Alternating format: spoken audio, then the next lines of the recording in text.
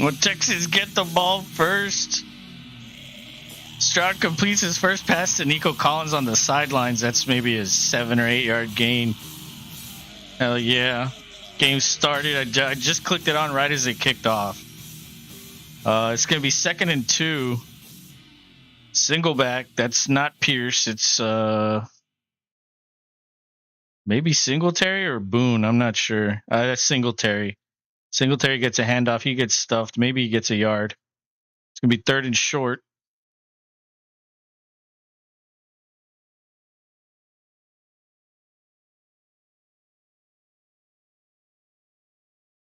Let's see if these stats are available on this fucking site. So 3rd down, 3rd and 1.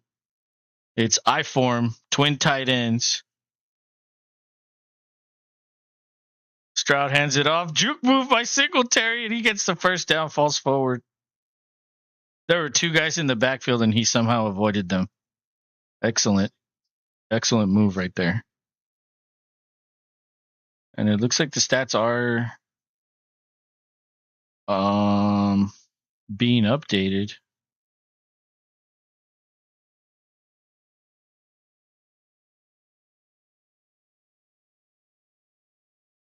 So let's go ahead and do that.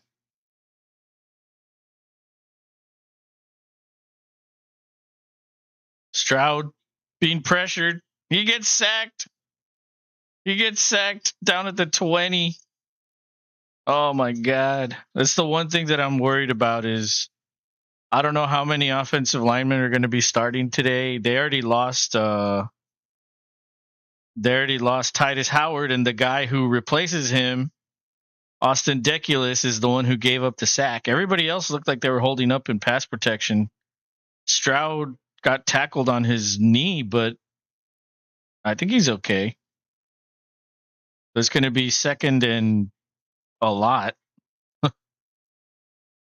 It's shotgun. Stroud gets pressured again, pirouettes away from a sack. He's running, gets about 4 yards, evades that pressure. Wow. If he can move like that all year, that might be good. That might be good.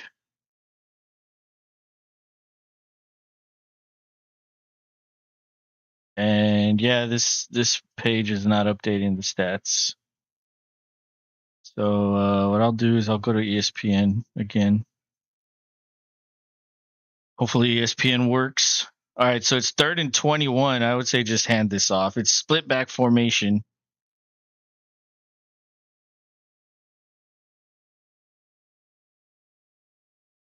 Stroud throws deep and he gets picked off. I don't know why you're even attempting that. Just hand it off. Wow, so stupid. That's just a bad play call. Why are you making him throw on 3rd and 21? That makes no fucking sense. Just hand the ball off.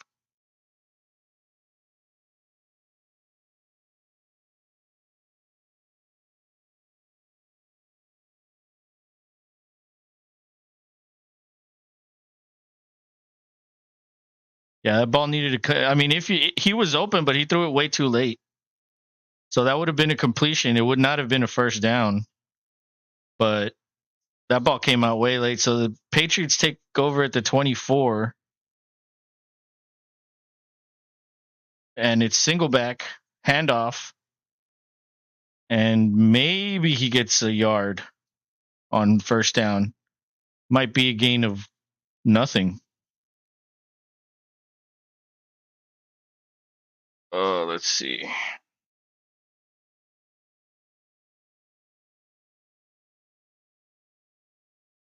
Okay. I guess this will have to do.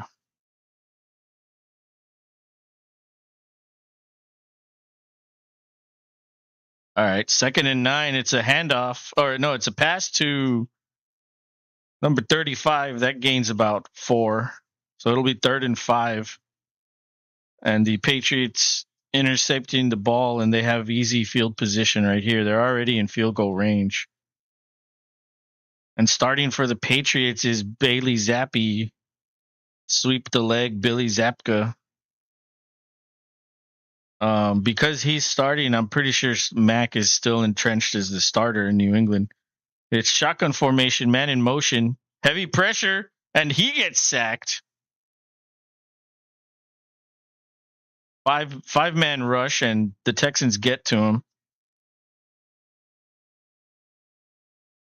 Yeah, he couldn't even look downfield. That was heavy pressure right there. I mean, the defensive line practically got there, but that fifth man just solidified that sack. It was that's going to be a good sign for things to come because these are the starters for the defensive line. I saw their names. They're going to start. That was, I mean, incredible pressure right there. So it's a 44-yard field goal attempt. That splits the uprights.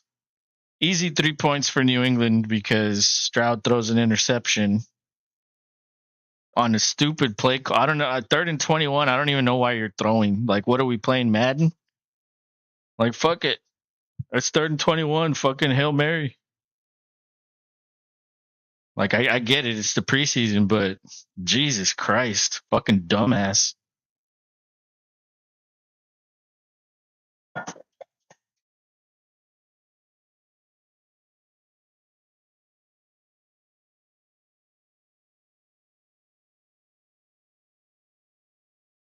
But he's a first-time play caller. He's never called plays before, so he'll probably learn from his terrible mistake right there.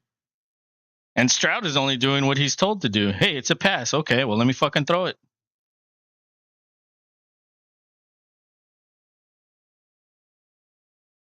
It was a terrible pass, by the way. Let's see, who got the sack? Denzel Perryman. He's going to be the starting middle linebacker.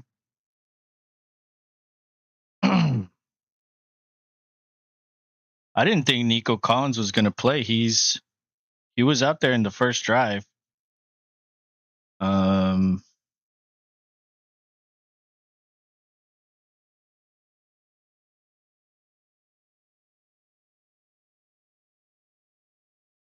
Man, preseason's going to be rough without Titus Howard. Well, I mean, whenever Stroud is in there, I don't give a shit about Mills. But that's one thing I was worried about tonight is if they're going to put the starting line in, they're not going to have Titus Howard, without him, I mean, that's your right tackle that is suddenly being manned by a guy that's never played. And Titus Howard was actually pretty good. He was actually pretty decent.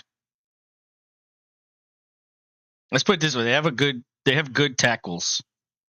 They have a good right guard, and their left guard and center. They just drafted a center, so he's a rookie. I think it's unfair to,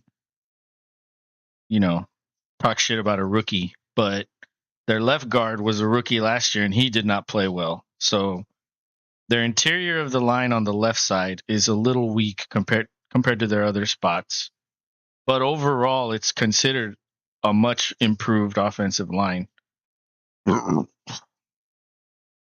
slowly been getting better over the years. Even under Watson, they never had a great offensive line. They're okay.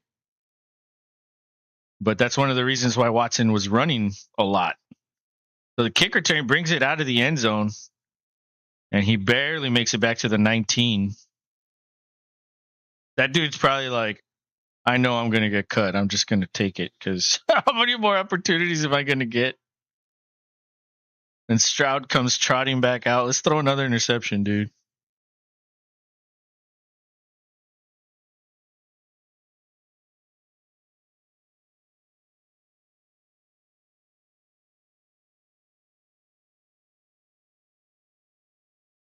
Oh, all right. I formation. I wonder if this is going to be a run.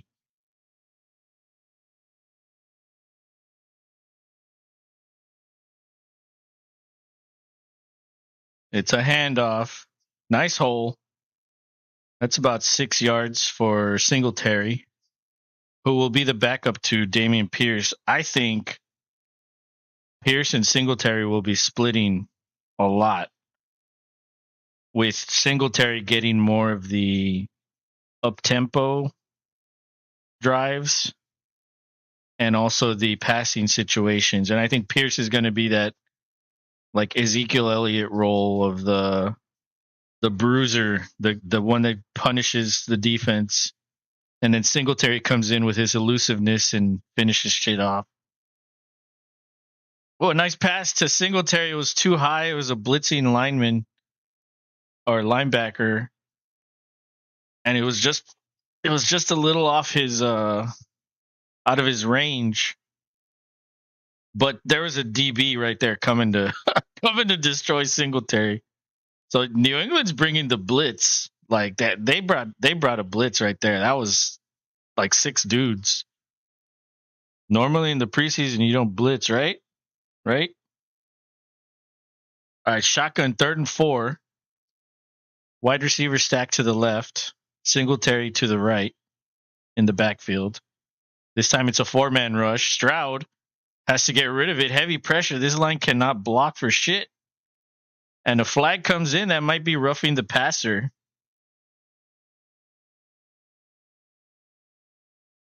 What, you want beer?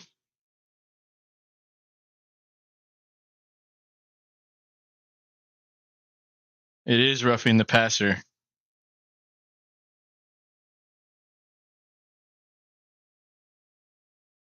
Why? Oh, I think because he grabbed him below the knee. I think that's the only thing I saw. He didn't slam him. He didn't do anything. But he did grab him below the knee, so that is a part of it. Single back formation now. 2 tight ends in there. It's another handoff, but the Texans or the Patriots defense is crowding the line and they're daring Stroud to throw. The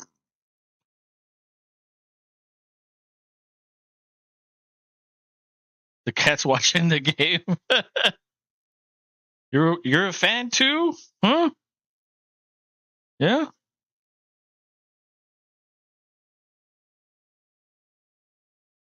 Stop it. Okay, 2nd and 8. That was a 2-yard gain. Single back again. This time it's play action. Stroud almost stumbles. Stroud gets rid of it. Nice completion to 82. I'm not sure who that is. That used to be Jordan Akins, but he's not on the team anymore. That's Steven Sims. So that's a 5-yard gain. So it'll be 3rd and 3. Nice. When Stroud almost stumbled. See, that could have been a pass interference or a roughing the passer also. That dude hit Stroud well after he threw the ball. But they threw it on the one before, which doesn't make any sense. But anyway, 3rd and 4. Stroud's running. Oh, and he's brought down 2 yards shy of the first down. Stop it.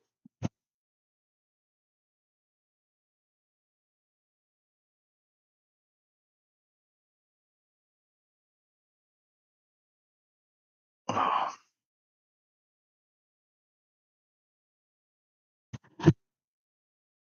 Stop it.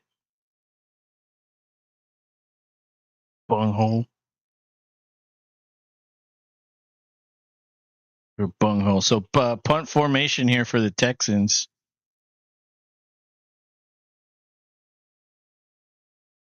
And he signals fair catch at the 13-yard line. Good punt. Pretty good punt. Let's see how the Texans defense does their 2nd time around.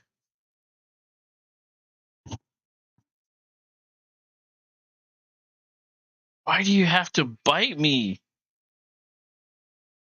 All you do.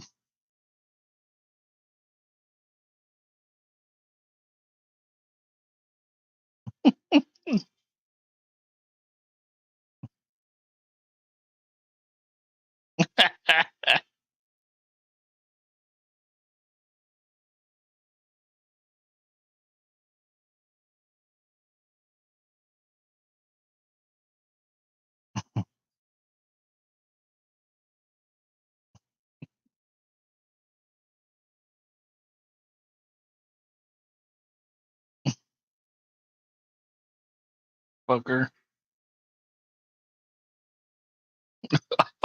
You fucker. Go over there. Go. All you want to do is bite me.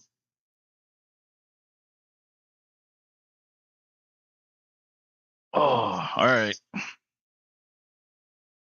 So Stroud 2 for 4 with an interception and a sack. The heavy pressure from the defense. The offensive line can't do anything. It's like there's always a dude in the backfield. Stroud's been hanging in there. The interception was just a bad throw. It was a late throw, I should say.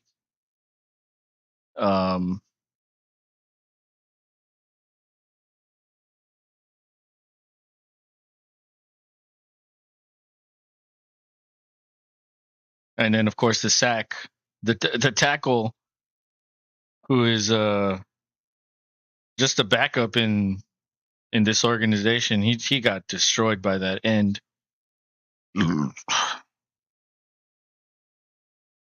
But yeah, that guy probably has no business starting. It's just Titus Howard will be out for 4 weeks because he broke something in his. I think he broke his thumb or something. I can't remember. He broke a bone in his hand, which sucks. So now, like, you're not gonna get like true protection for Stroud. You're gonna have like some scrub in there who clearly can't block. So that Texans get heavy pressure on Zapke or Zappy, whatever his name is. He checks it down, and that'll be a 3-yard gain. It'll be 2nd and 7.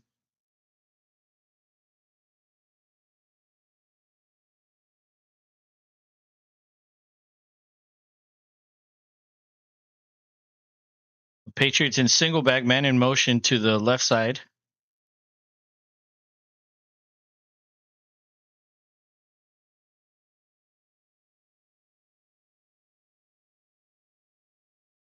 Oh, tackle for loss.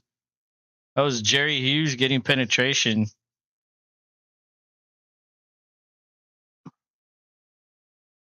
that's a loss of 2. Oh, no, that was Jonathan Grenard. My bad.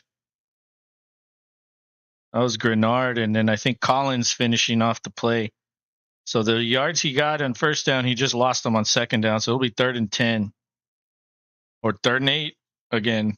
I don't even know what yardage it is. Shotgun, slot receiver to the right, tight end in line on the left side. Oh my God, what a pass by Zappy to Thornton. Wide open down the sideline. Petrie had a chance to hit him, and I don't think he wanted to. He didn't want to get flagged.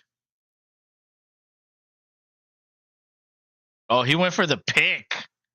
Oh my God. He went for the pick instead of the knockout.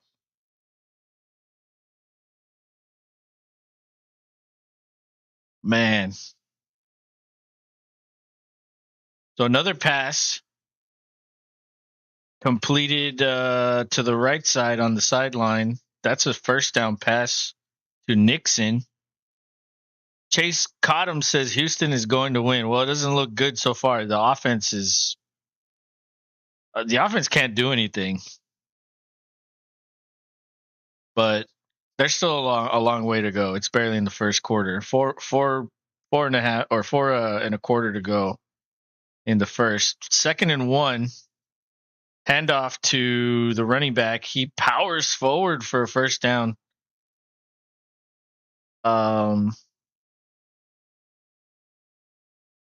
Yeah, they're signaling the first down, and I think they're beyond midfield now. Yeah, they're beyond midfield. But you know what, Chase? It's not really about wins and losses in the preseason. It's just about, I mean, the win is nice for sure. You want to win. But it's more about the guys like getting better and being cohesive as a unit. And showing that they know what they're doing and that they can execute. And the defense played well in the first drive in the red zone. They didn't allow the touchdown. They only allowed a field goal. And on that play, they get to Zappy and they make him roll out, and he threw the ball away.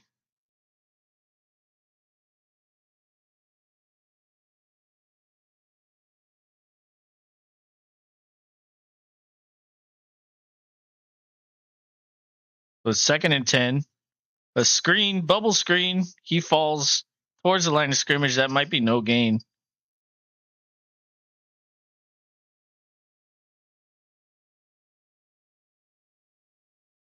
And that was Nixon again.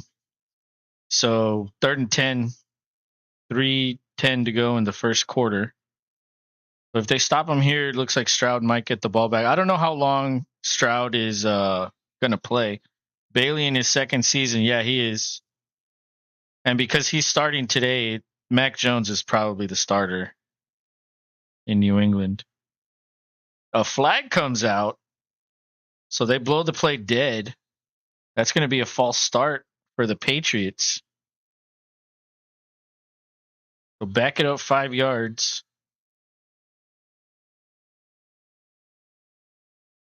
It's going to make it a little harder, 3rd and 15.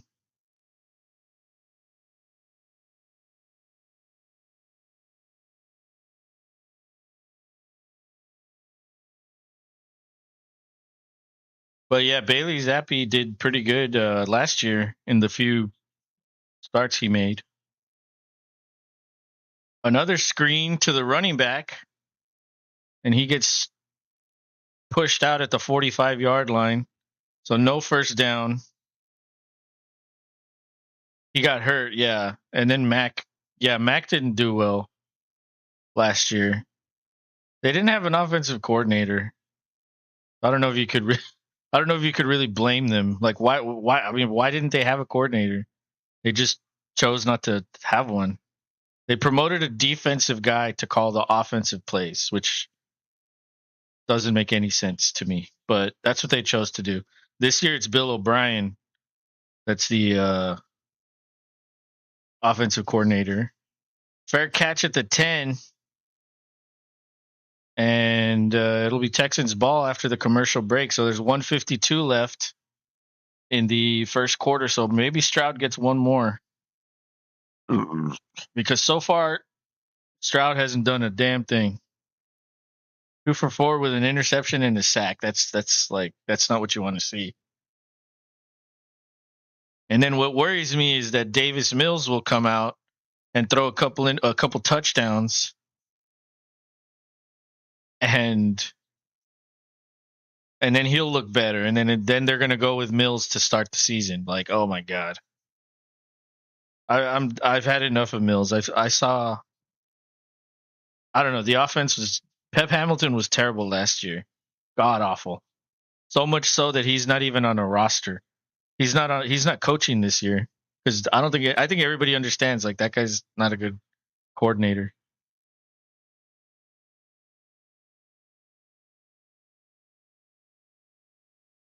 But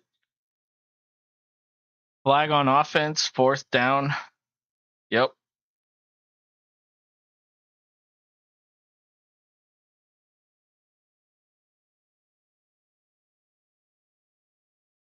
Oh, what?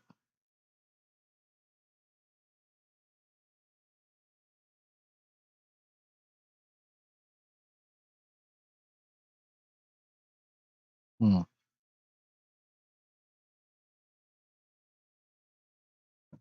There's let me see this.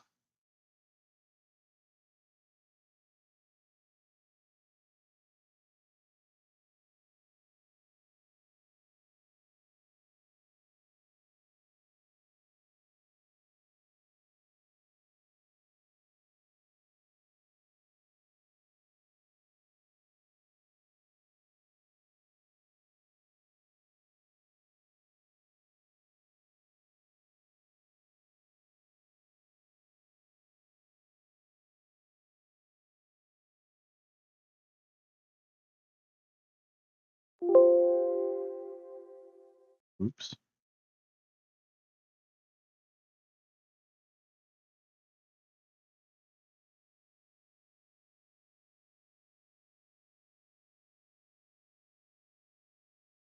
All right.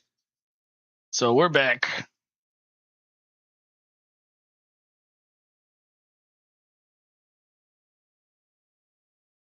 And let's see. Is it still Stroud? No, it's not. It's Mills. They're like, yeah, that's it. We don't want him to get hurt because they came after Stroud that entire time. That was not good. First down for Mills is a run. Minimal gain, if anything.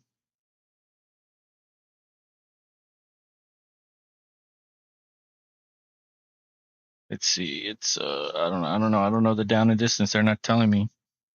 Okay, 2nd and 5. So it was a 5-yard gain on first down. Single back, twin tight ends to the right. Everybody's in the box practically.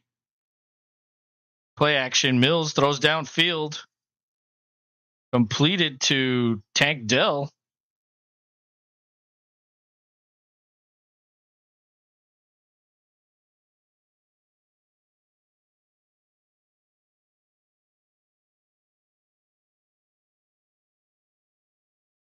Oh, he dropped it. What kind of a fucking shitty pass was that? God damn. That's the problem with Mills is like there's a guy open and then he throws the ball in the dirt. So a single or a shotgun. Mechie's in there. Mills is running. Oh, he finds the tight end open. That was nice. He was looking to his left and throws back to his right. That's Mason Shrek. First down for Mills. So already Mills looks better. But they're also not blitzing Mills. That was just a 4-man rush.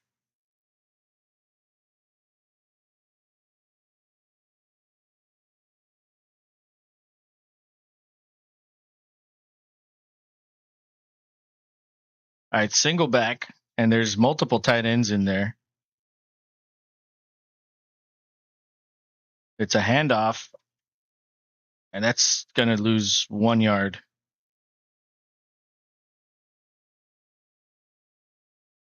So -1. That's going to take us to the end of the first quarter.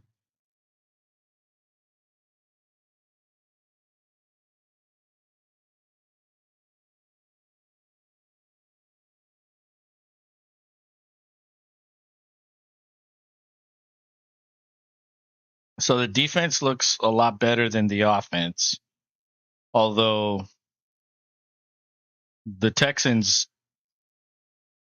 Stroud threw that interception and the Patriots had it in very, very, very good territories, which made it an automatic field goal. So without that, I don't think the Patriots have shown that they could have scored and moved the ball. I mean, they were moving the ball on their second drive.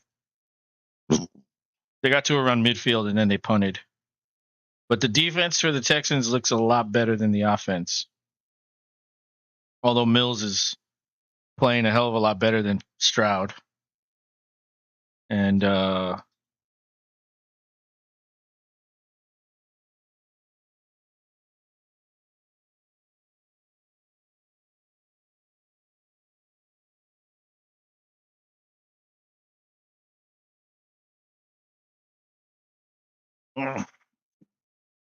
it's a commercial.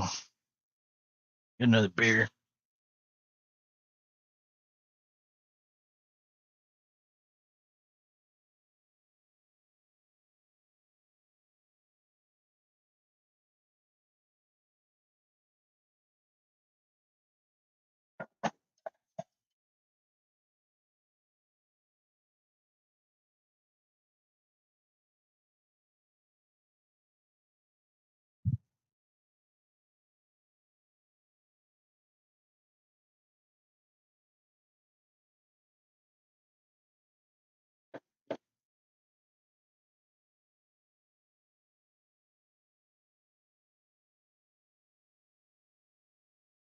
Oh, okay, I'm back. Bailey Zappi, 6 for 7, 53 yards. Stroud, 2 for 4, 13. Mills, 1 for 2, 10. Both teams have a sack. New England can't run the ball, although they are passing it. And the Texans seem to be running the ball okay.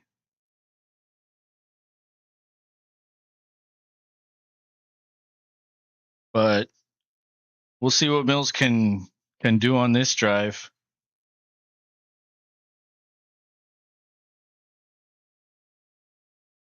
But honestly, there isn't really much of anything going on each side. It's only 40 some yards for the Patriots and 20 some for the Texans. Mills, pressure, that's going to be a hold. Mills throws it, completed pass, but it doesn't matter. It's going to be an offensive hold.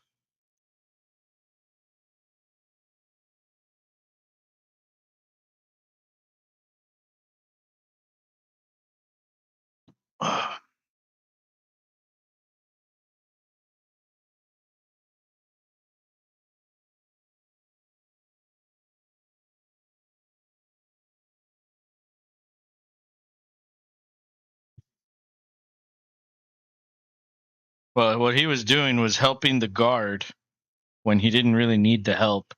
And then a guy came, and then he was like, and he was too late to block him. So that was the reason for the hold right there. Shotgun again for Mills. This is a spread formation. 4-man rush. Mills throwing deep down the sideline for Dell, and that's incomplete. Oh, my God. He was open.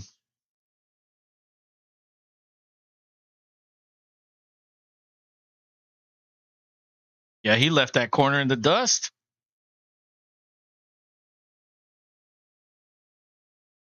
That corner could not keep up with him. It was just, he overthrew the fast guy. How? Oh, my God, Mills. All right, shotgun again. This time it's just a handoff. I guess the coordinator learned from his interception in the first quarter. But that was a decent run, maybe 8 yards.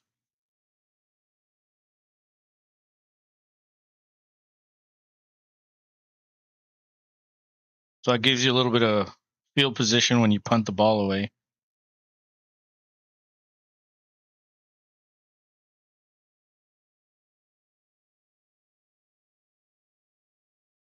Oh.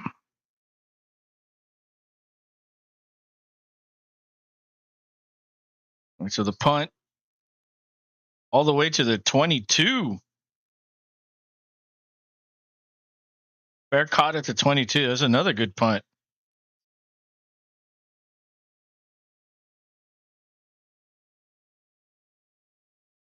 Well, another bad drive for the Texans. There, at least there's opportunities now. Mills is just throwing balls in the dirt and overthrowing guys. What else is new?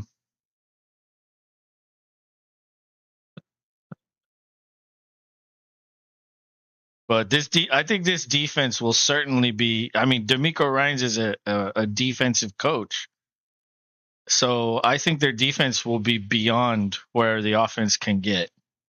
Of course, Stroud is a rookie. Even if he gets comfortable at some point this year, I think it's a little much to say that he's going to be in the rookie of the year conversation. I doubt it. They're probably going to run the ball a lot. But I think because D'Amico Ryans is a defensive coach, I think this defense will be miles ahead of the offense. And I think you've seen some of that already.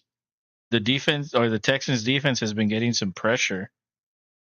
And although Bailey Zappi has completed some nice passes, 6 for 7, 53 yards, they haven't been able to run the ball. They only have 1 rushing yard.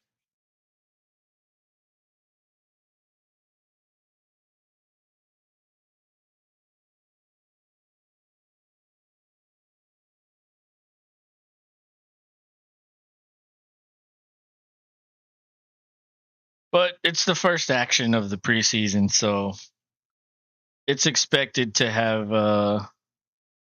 to knock the rust off. Even though you've been practicing all training camp, all off season, you're practically going up against your own team the whole time. So you're only going up against one type of defense, which is the defense you run.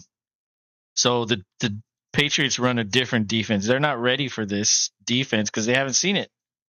Plus, in the preseason, you don't really show anything, or you try not to show anything, and you really you make it vanilla, and then in the regular season, you start to slowly open up the playbook. And of course, you always try to save some of your best plays for when you really need it. So you're not going to show anything exotic in the preseason. But shotgun formation, there's a 2 yard gain for the Patriots on a handoff out of shotgun.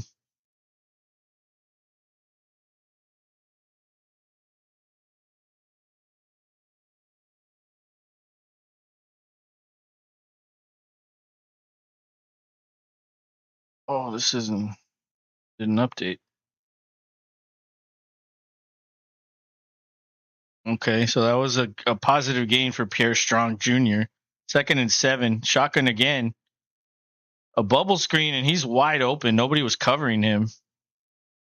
And there's a flag on Stewart, I think I don't know what he did. He tackled him out of bounds, and the flag came in, so I'm not sure. Maybe face mask?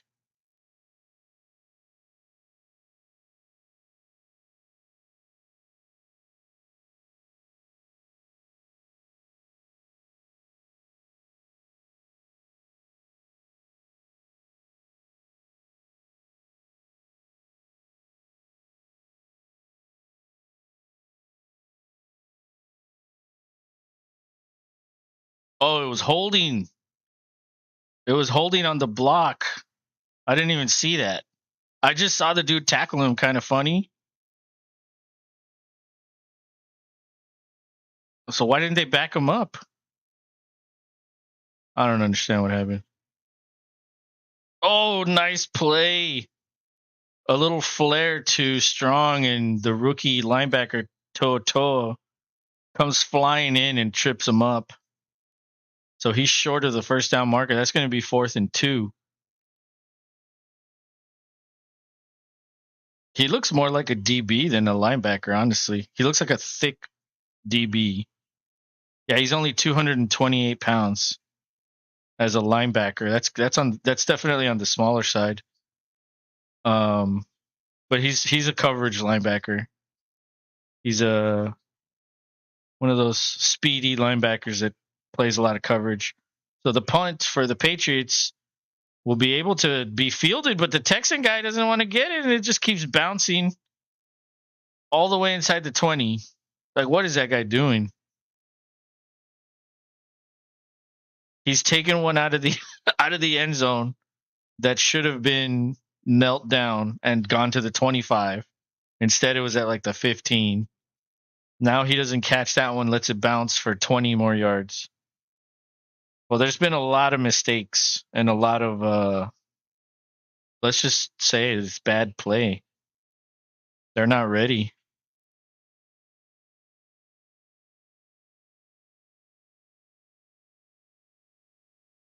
But you know what? I mean, how many teams are ready in their first game, first preseason game? Maybe the Chiefs will be ready. Maybe the Bills, you know, Cowboys, the Eagles. The I don't know about the Bengals because Joe Burrow is injured, so they're going to have to be working with their backup. They might struggle in the preseason, but all the bottom teams will surely have to knock off the rust and have to work at it. Texans are squarely in that mix. What? No, don't do it. I know what you want to do. You want to jump.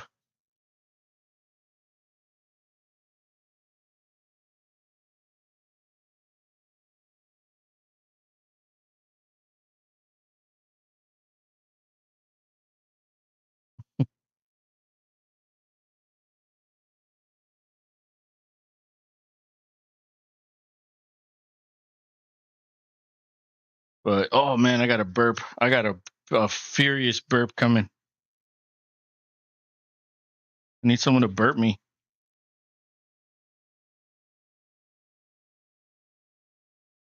Maybe if I drink more, I'll burp. I'll burp it out. Oh, that's not it. There's more in there.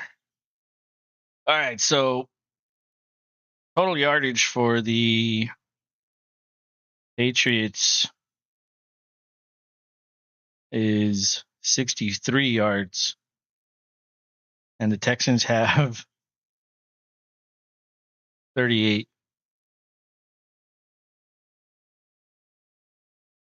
Texans are running the ball okay.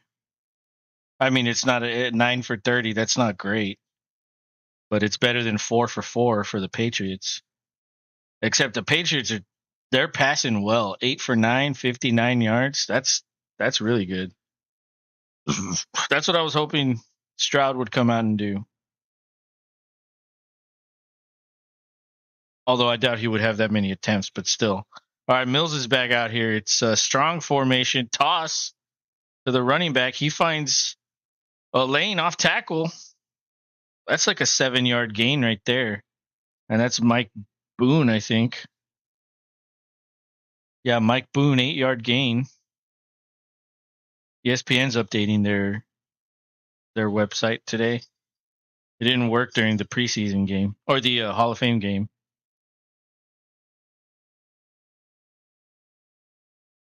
So 2nd and 3.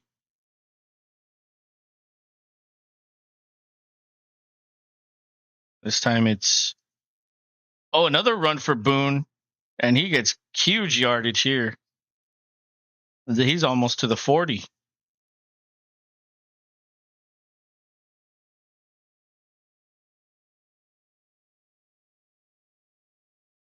Good blocking there. A hole opened up. He found it and he powered through. And now he has 20 yards. So 1st and 10 at the 38. It's single back formation, 2 tight ends in there. It's a toss to the right. Another decent hole, but that one closed quickly. But he did get some yardage there, maybe 3 yards on that run. Mike Boone's looking pretty good. I don't know if you guys remember. Last year he was like a fantasy. If you play fantasy, he was a waiver wire pickup, and he did pretty good last year. So if anything happens to these running backs for the Texans, they've got a capable guy, a capable number 3 guy to fill in and carry the load. Single back again. Play action here. A free runner for Mills. That pass is complete to Steven Sims. He caught it. I think he had possession and then he fumbled. Luckily, he fumbled out of bounds. That was a good throw by Mills. Yeah, and he had possession. He fumbled out of bounds. So that's going to be a first down. The ball stays with the Texans.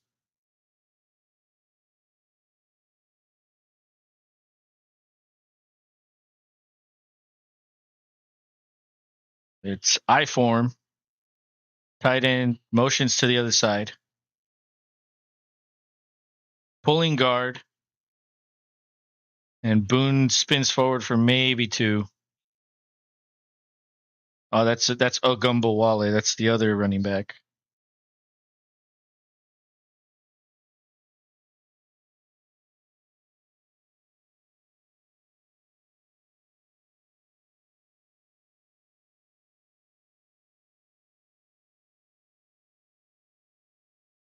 I wonder who's calling the plays for the offense. Oh, it's the coordinator, Slowick. Slowick starting slow today. That name applies. A toss to the left. He fumbles. Oh my God.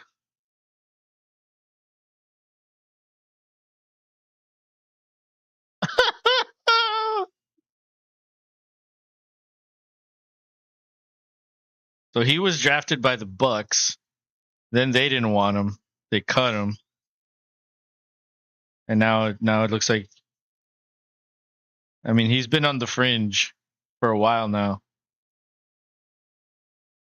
Can't do that. Can't fumble. Or he didn't even catch the ball. That's the issue. Is he didn't catch it. He didn't catch the toss.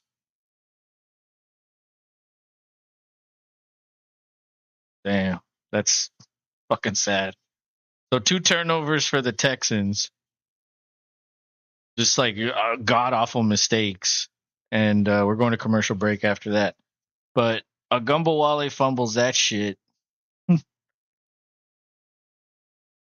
So that's 2 fumbles on this drive for the Texans. Oof.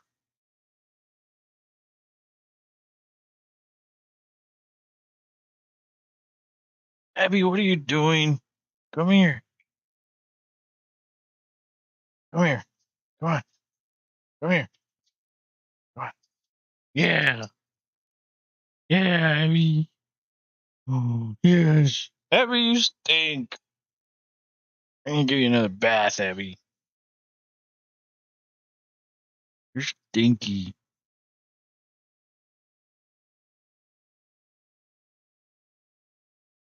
You stink like a poop. It's not that bad. I just took her outside before the game started, so she smells like the grass, the outside. You smell like a dog, Abby. You smell like a poo-poo. Yes.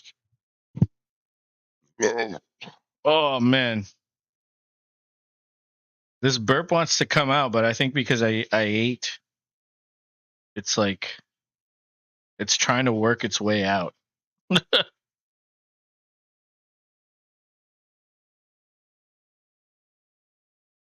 Abby.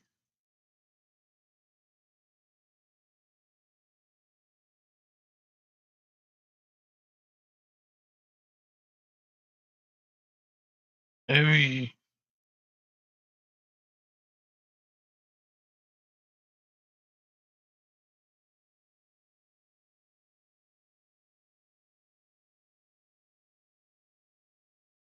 Terry Bradshaw.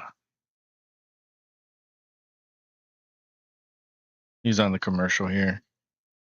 So the game's on NFL Network, but because I live in Houston, it's blacked out. I'm watching it on the local channel with the local announcers. So we get all these local commercials. And we're back. Game is back on first down, quick pass, 4-yard gain. Is that still Zappy? Yeah, it's still Zappy. 9 for 10, 63 yards. This guy. It was a nice tackle. Only a 4-yard gain. Single back for Zappy. They hand it off, and that's a stuff right there. Oh, my God. He's going to lose like 4 yards. Wow. Kurt Heinrich, the undrafted rookie from last year, he gets that penetration. Man. He just went, hugged that guy and threw him down. That was awesome. Bro, you see a 330-pound dude coming at you in the backfield, like, you're fucked. All right, shotgun, slot receiver to the left, 4-man rush. They get to him. Zappy's running for his life. He throws it away. That was 3rd and 8. Wow. That was a 4-man rush, and they got to him quickly. Pretty good. Pretty good. There was a stunt. That's when the linemen like crisscross. And good good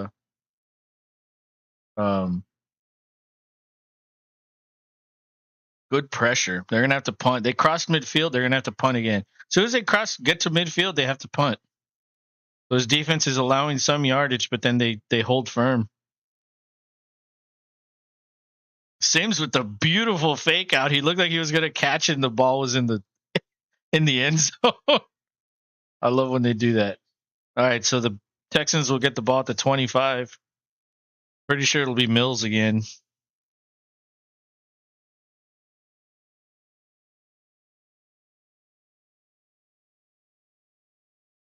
Let's see. Tackle for loss. 3 tackles for loss for the Texans.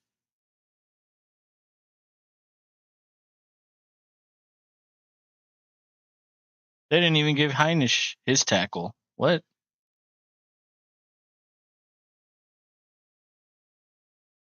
Maybe they stopped updating it.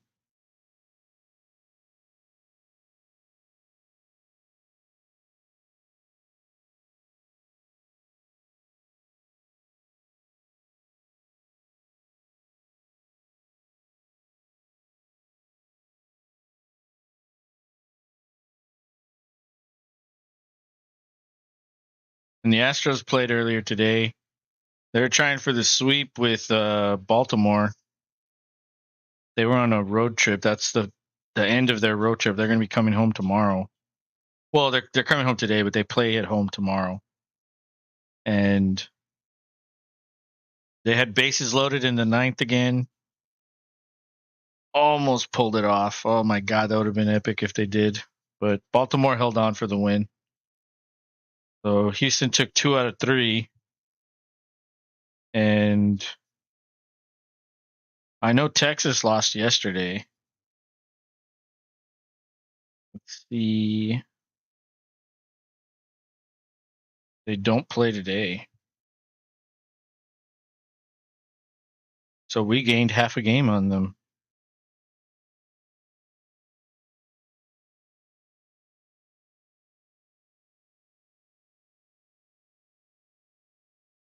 Or sorry, we lost half a game on them because we lost today.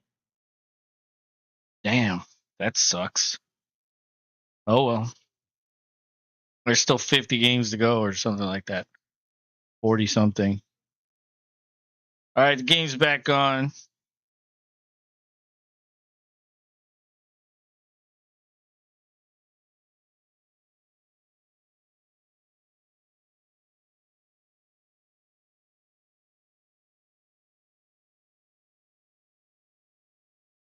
Mills is still there.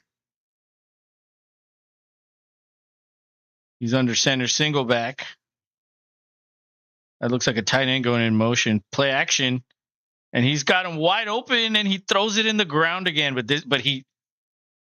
the receiver got up and he was going like this, like fucking throw it higher, bitch.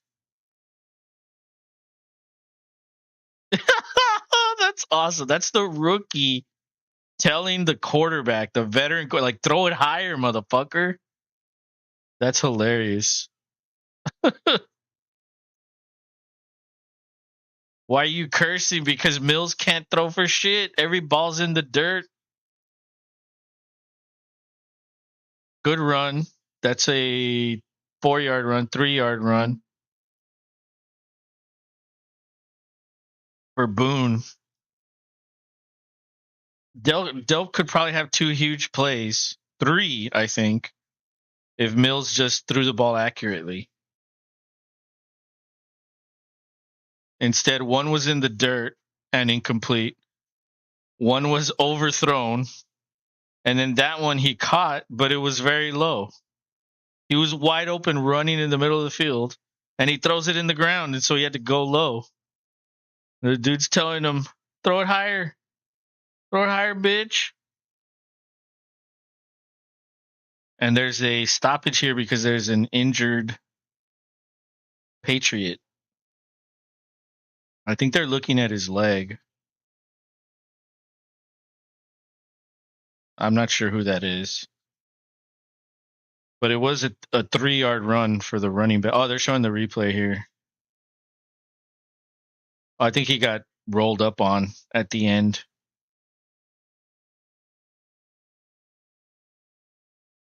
Yeah, that sucks. Imagine because Davis Mills needs to get cut. That's the best comment I've heard in a while. I'd like for him to I'm hoping we could get something for him. Like, give us a fifth. Somebody give us a fifth. But I doubt it. You're probably right. We'll probably have to cut his ass.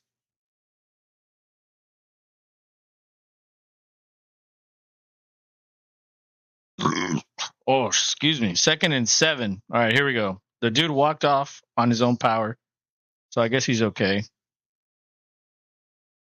Split back formation, and it's a very tight formation. The receivers are close to the lineman. Mills with a nice throw. Finally, it wasn't in the ground. Boone catches that one. Yeah, the running back needs to stop fumbling. I know. Yeah, he couldn't catch that toss. But he's like the 4th string guy, so he probably wouldn't have even made the team. That's going to be 3rd and 1. He was short of the first down marker. I like Boone though. I remember him last year. He was a good running back. I formation, 3rd and 1. Play action. Oh my God! Perfect throw by Mills, and Beck dropped it. Oh my God! Oh my God! Mills actually threw a good ball, and he just dropped it.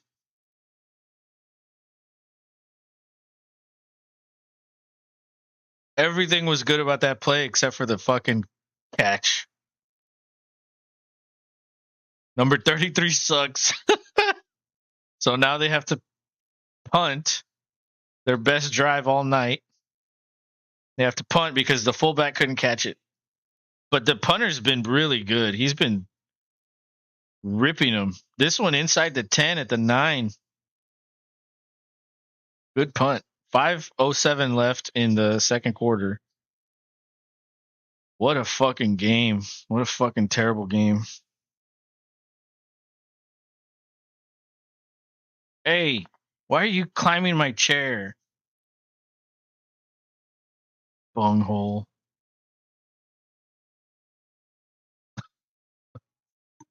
He's sniffing me. Stop it. Stop it. All right, that was quick. We're back. Patriots hand the ball off. That's a gain of 1 yard.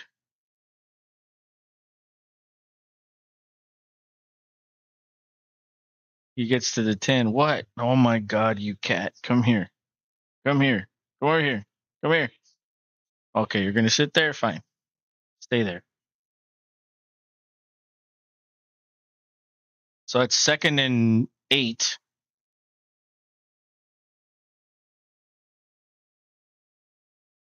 Ooh, that's a nice pass on a little out route to the left side.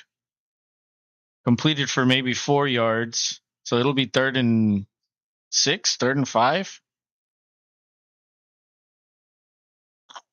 Oh, excuse me.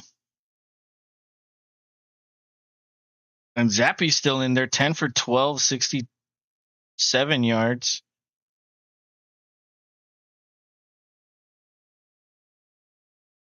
Shotgun, 2 slot receivers on the right. There's a blitz coming, and they got him. They got him. Heinisch is having a game. Oh my God, Cat, you can't be here. You're too hot. You're too warm. Stop, let go. Oh, come here. You're too warm to be on my neck.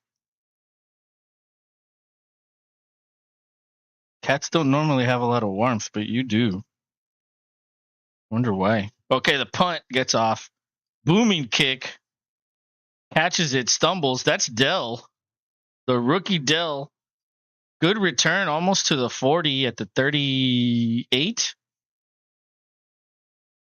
Nice. I like Dell. Hey, I like Dell. Dell looks like he's gonna be good. He's small. Maybe he needs to add a little bit of weight, but he definitely looks good.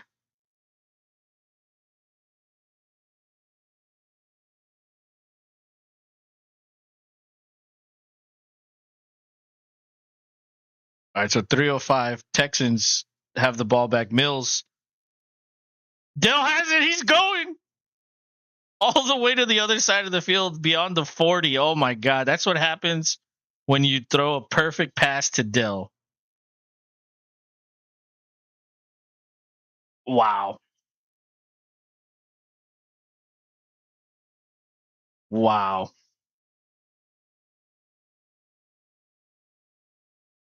Wow. Okay. With that one, Mills is up to 68 yards passing. Single back formation. Wide receiver stack very close to the offensive line group. Handoff. He almost stumbles, but he gets to the outside. That's a gain of 7. That's Agumbawale, the one who fumbled.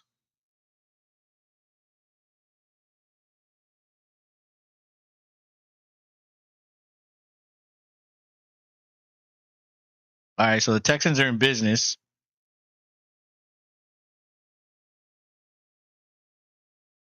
And that's the 2-minute warning.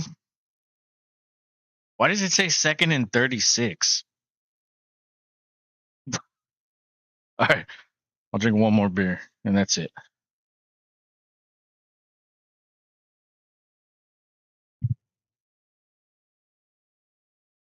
Well, maybe 2.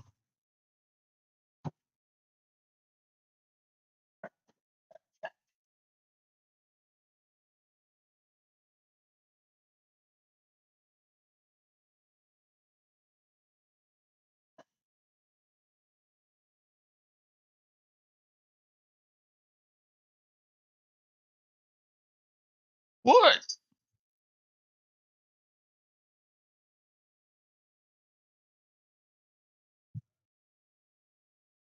Abby. All right, I'm back. Chase says 3rd down, 1st down. He's tracking all the downs. Who's your favorite player, Chase, of all time for the Texans?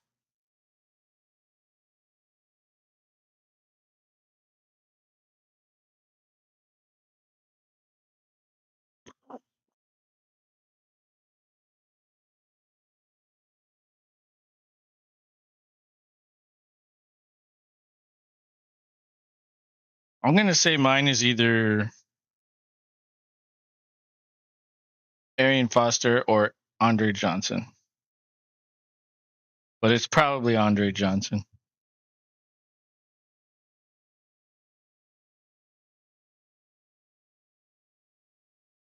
Tank Dell, that's a good one.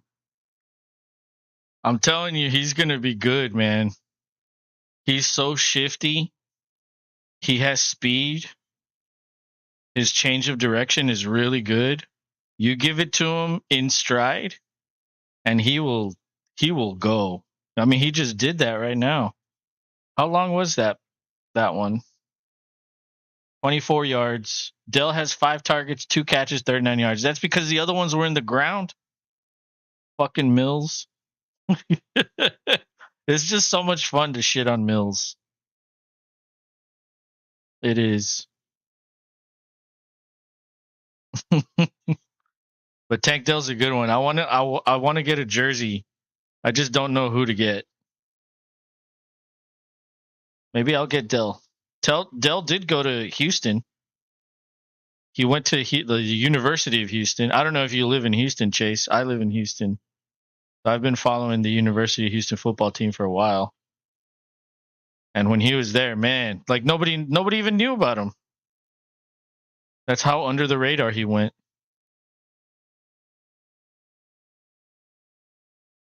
Chase says, "Yep, he's fast like Tyreek Hill." Yeah, I wouldn't say he's exactly that type of speed, but he's close. Mills with the screen to Sims. Sims, stumbled, but he got the first down. That could have been a lot better. Oh no, that's Mechie. You know what? Mechie with his first professional catch. He missed all of last year with cancer. I'm just glad for the guy that he beat the cancer and he's healthy enough to come out and play football because almost everybody, I'd say there's very few people at this point that don't have a friend or a family member that has had cancer before, and it's fucking terrible. And sometimes you get lucky with a treatable form. Sometimes it isn't as good, but luckily for him, he had a very treatable form. And also lucky for him, he got drafted by Houston, who has MD Anderson here, the best cancer center in the world. My dad went here. I live in Houston, so my dad would come to Houston every time he had appointments and shit. He'd go to MD Anderson. It's the best place. Mills finds Dell again over the middle.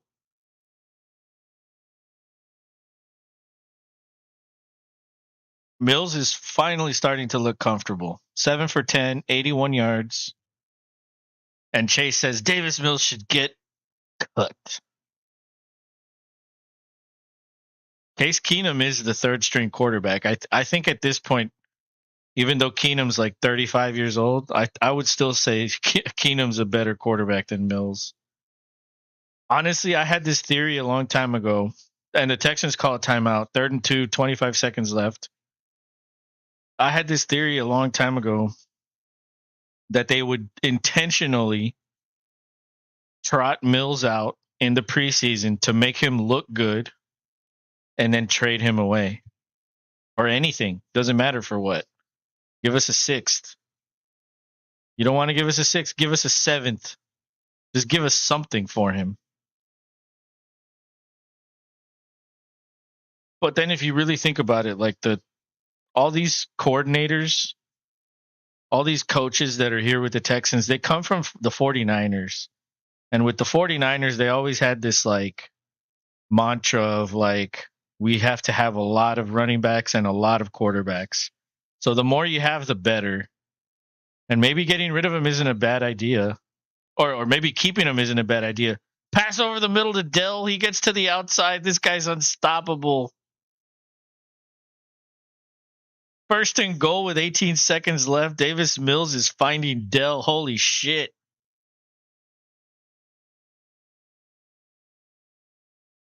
Maybe I'm going to get a Dell jersey.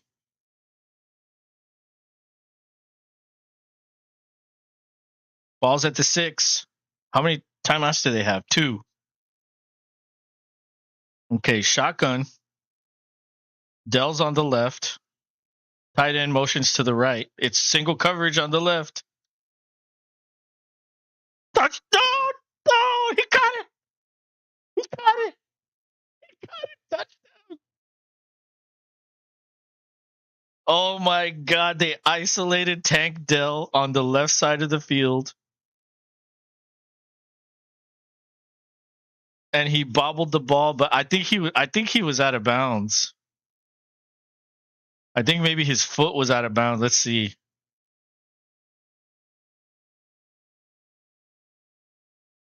Oh my God, that's so close. That is so close.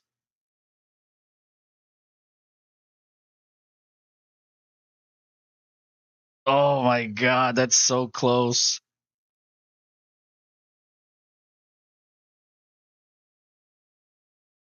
I think. Oh my God, just give it to him. Just give it to him. D'Amico smiling, lifting up his hands. Confirmed. I said give it to him. They gave it to him. Chase, your favorite player just caught the touchdown. Chase. Finally, the Texans do something. It only took them an entire 30 minutes, but they did it. Extra point is good. 7-3 ball game with 12 seconds left before halftime. Let's go.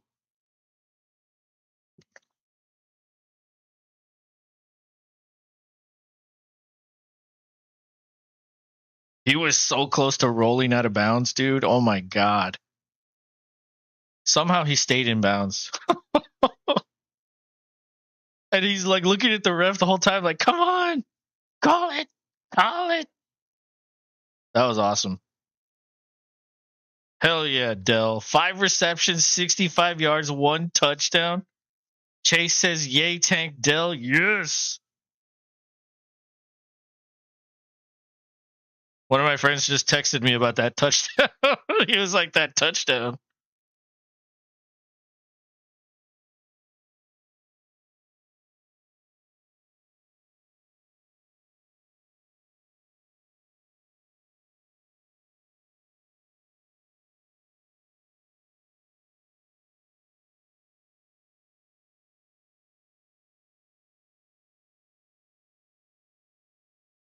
Fuck yeah. That was awesome. He's taking it out of the end zone. Gets to the 27.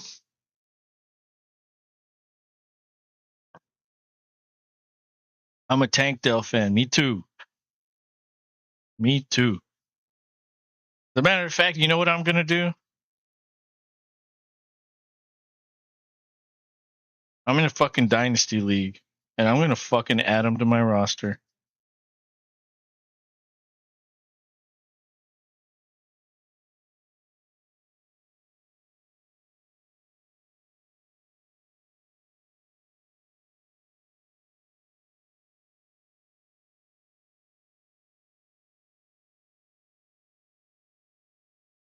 All right, so 6 seconds left after the kickoff. They just call a handoff, minimal gain.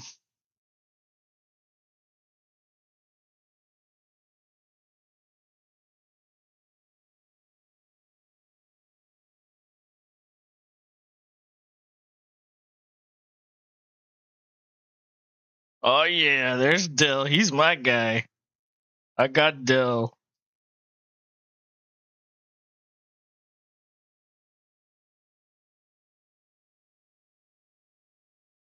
I did it for you, Chase. I added him onto my team for you.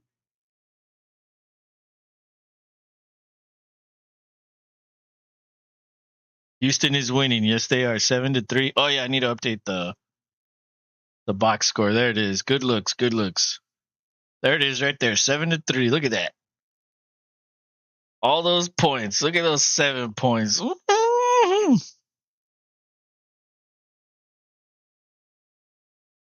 They're interviewing D'Amico Ryans on the local broadcast.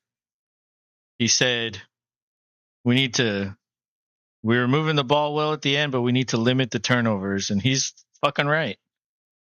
Can't just fucking fumble a toss and then throw that pick. I don't even blame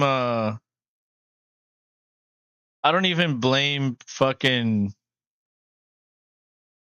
CJ Stroud for that interception. It's 3rd and 21 on his first possession. Why are you even throwing the ball? Just hand it off. That's the coordinator's fault. That guy's an idiot. But hold on. Hey, I got a phone call. I'm going to take it real quick. It's halftime anyway, so I'll be back in like 2 minutes.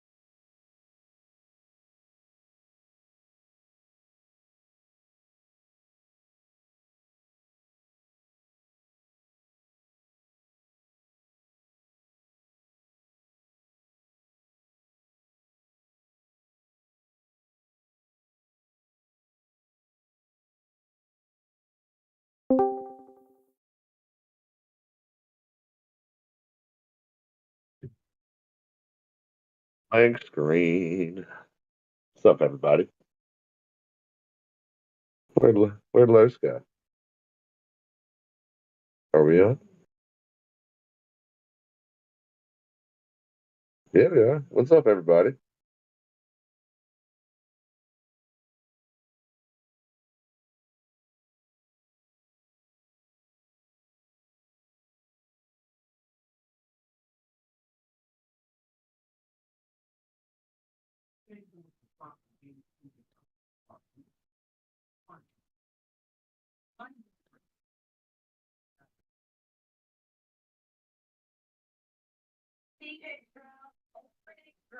here in the preseason and Texans by England like in safety right there. Second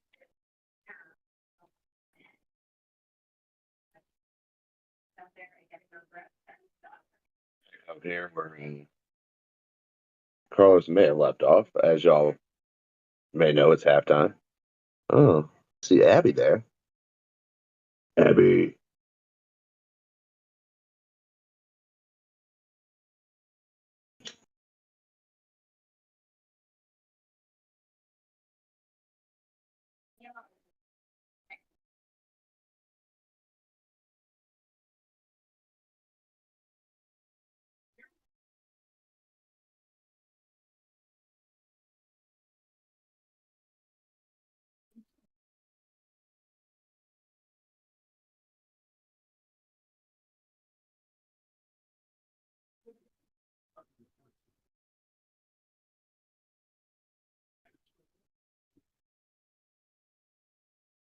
Right here, welcome to the preseason. Let's get this focus on the What's up, Jay Scott? You know where Carlos went?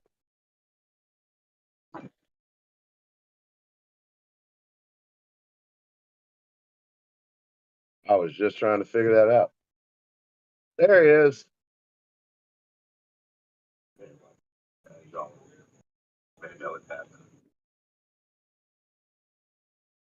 Hey, it was halftime, It is indeed and halftime. my dad called me. So Oh, is he good?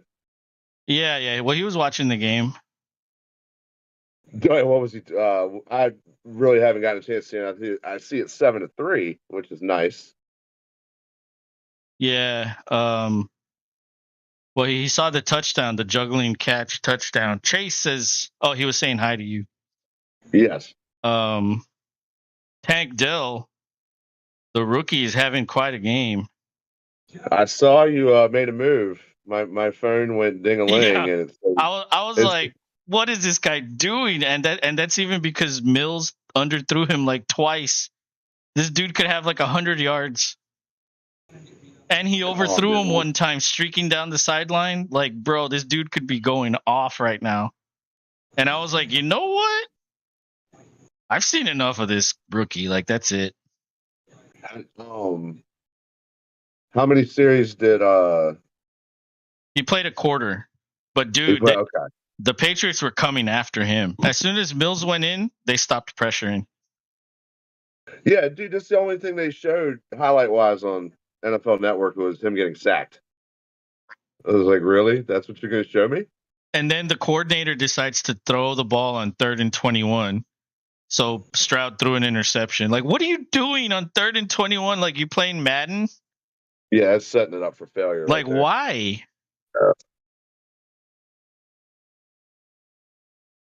But the Texans defense, like, dude, other than like, if it weren't for that interception, New England wouldn't have points. They can't run the ball on this defense, and they're passing well, but like Zappy is what he has very good percentage, but it's all short throws. He's 10 for 12, 67 yards, and he's been sacked twice. But they have 5 rushes for 2 yards. The Patriots. And Bigfoot's in here. He says, "How is Cam playing? Did he wear his own or his I Love Belichick onesie and pink heels?" You know that's what he's wearing. There's no even need to ask. Absolutely. That's his favorite ensemble.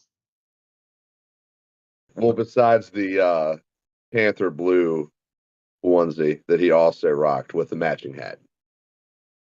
I love But how he he's has so much hair that comes this way that he has to put a hole in his hat to put it on.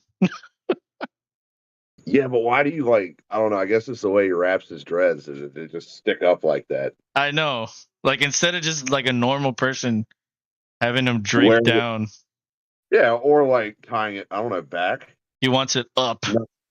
Not looking like a fucking alien from the some 80s cartoon show. Like when he gets in the car, does he have to put the hair through the sunroof?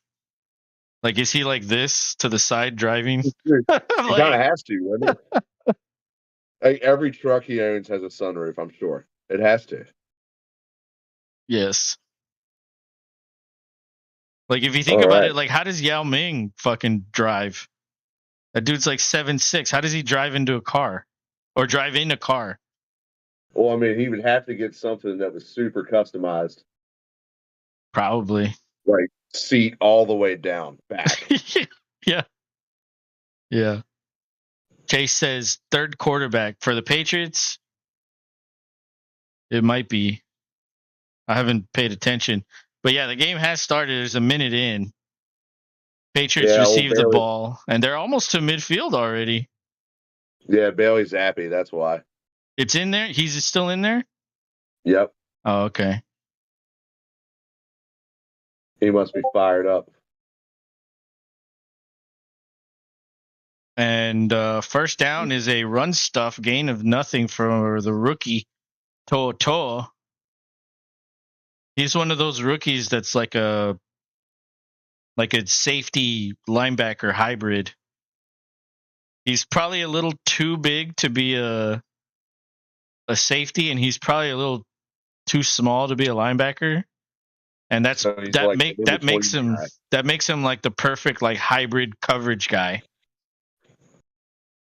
Because he has like sideline speed, so he's one of those dudes. Well, and it sounds like you really can't just stick a tight end on him and call it a mismatch. Like it has to be an actual like lengthy. It's like I don't know, not Kelsey, but what's a good example of a lengthy tight end? Like I mean, Kelsey's a good one. Gronk, Gonzalez. Gonzalez a little better. Kelsey doesn't quite have the wingspan as Gonzalez. That's a good example right But there. he's still tall as fuck. I think he's 6'5". Yeah, I talk about that guy short. That is tall as fuck. But yeah, with Kelsey, you don't really see him making those crazy acrobatic catches because they're all right there. They're all perfectly thrown. Sure. Yeah. Mahomes is like, here, just chill, bro. Yeah. I'll put it where you want it. Where do you want it? Yeah. Right here? All right. You want it now or later? Or both?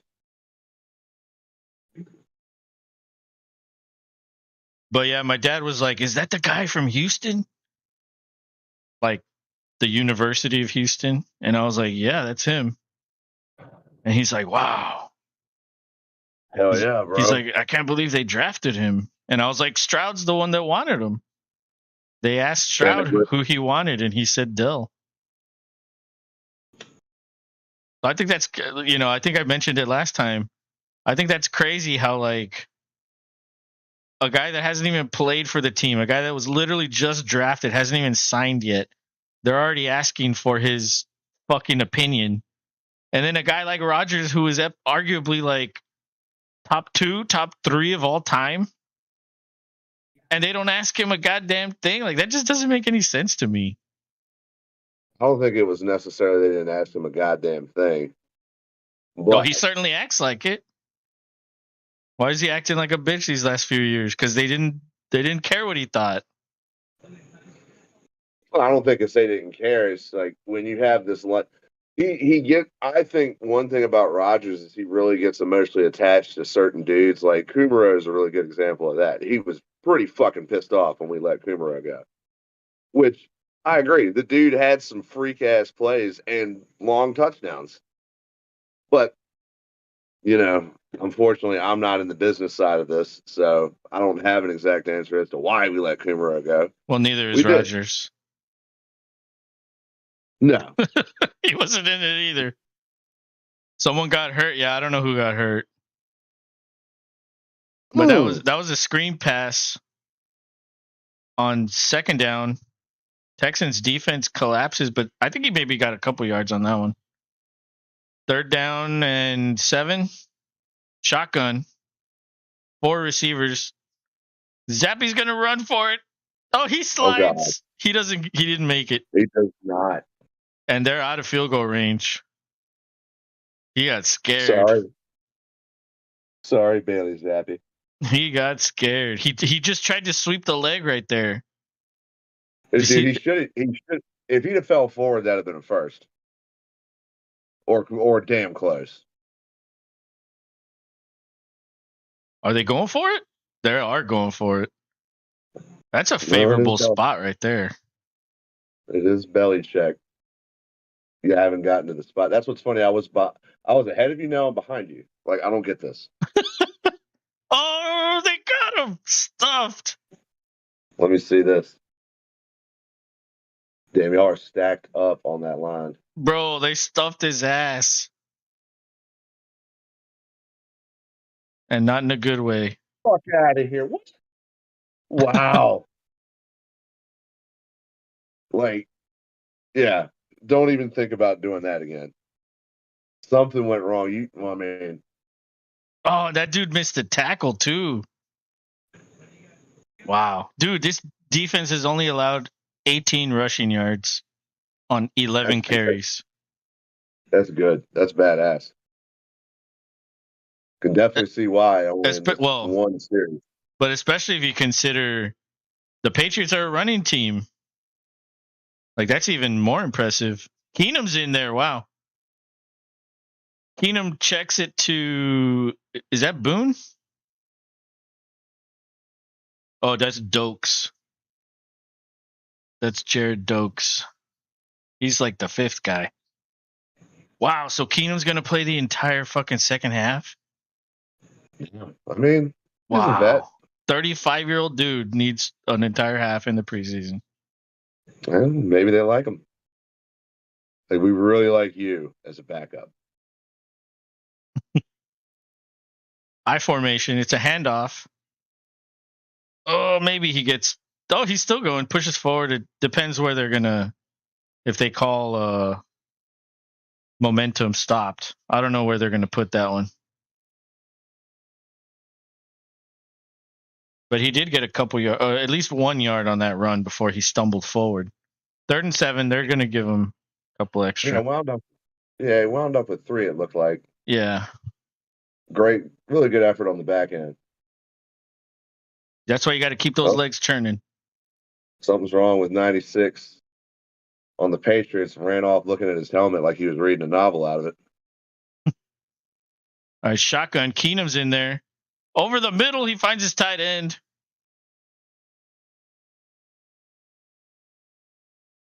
That's Wayne. I have no idea who Wayne is. I think he might be a rookie, undrafted rookie. Hell of a good throw. Yeah, well, hey, it's Keenum, bro. Yeah, Keenum will probably dissect the shit out of them. Keenum going to get up against fucking third stringers? Like, dude, come on. No, it's going to get disgusting by the 4th quarter, too. I hope so. They're real garbage in there. Toss, but a flag comes out. Is that offsides? See. Or was the receiver covering the tight end?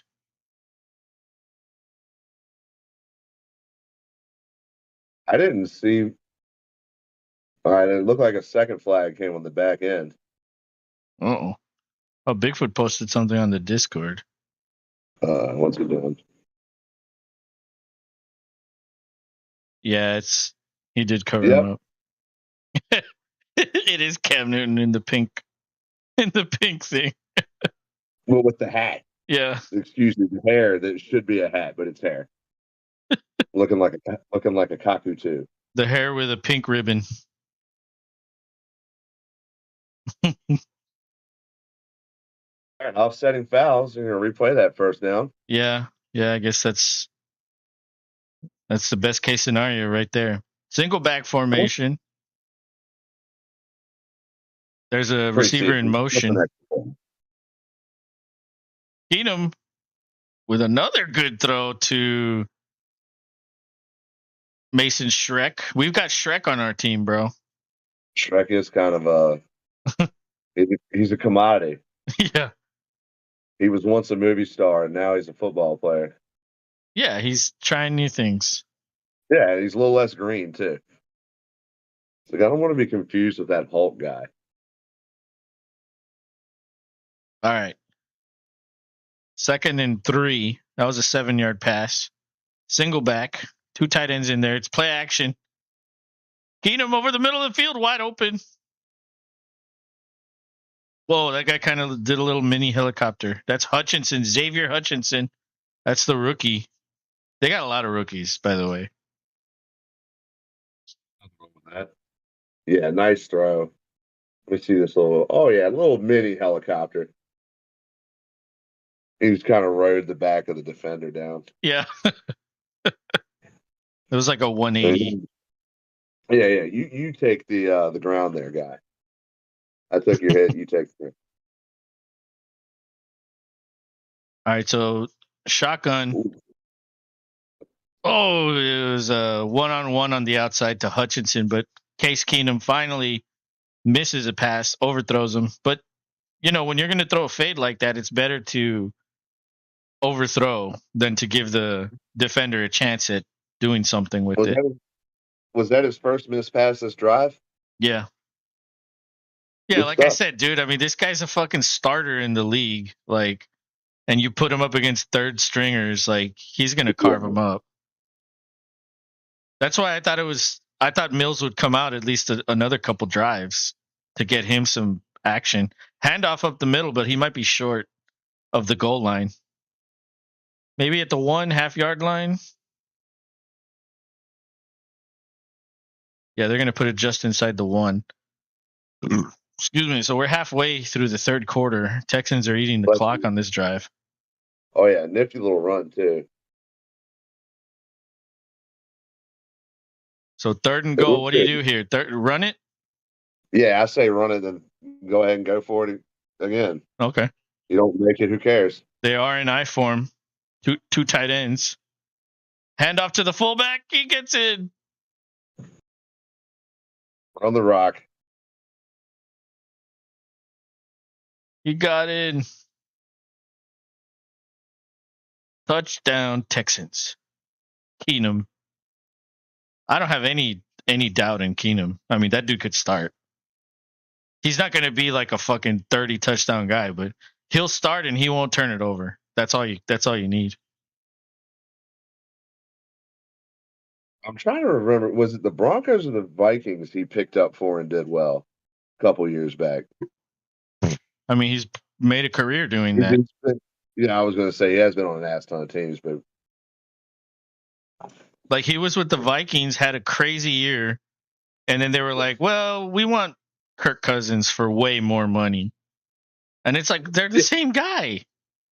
We don't, but he doesn't win primetime games. That's what they want. Oh, he missed the extra point. Well, does the 1 point come back to bite you? I don't think so. Who knows? Unless Bailey Zappi comes out and lights it on fire. Yeah, that was a little bit right. It could happen. Look at these kids waving at the camera. My dad told me I had to do this. Hi, world. There's the New England kids were not enthusiastic.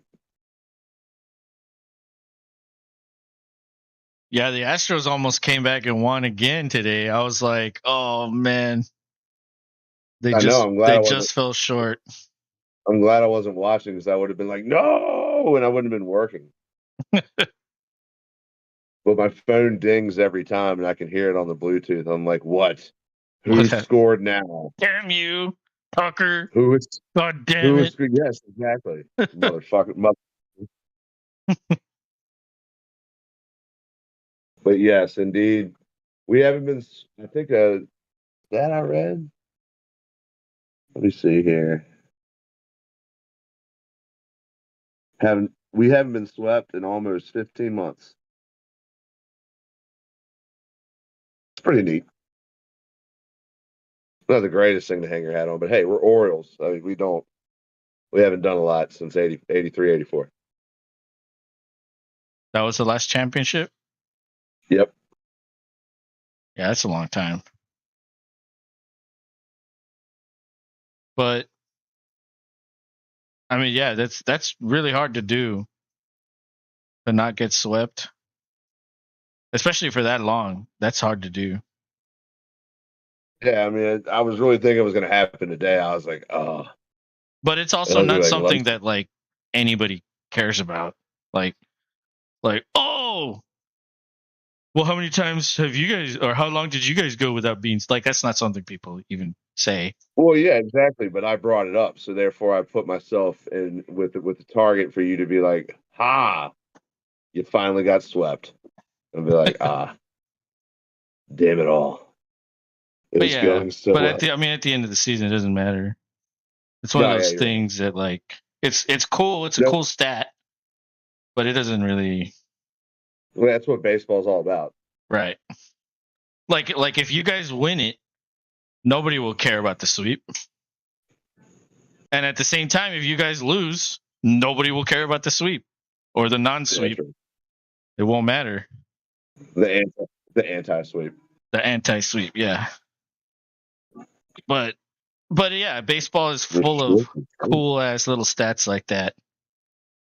And you know, remember Framber got the no hitter? So he's the first lefty to have a no hitter for Houston. Do you know who has the most no hitters in all of baseball?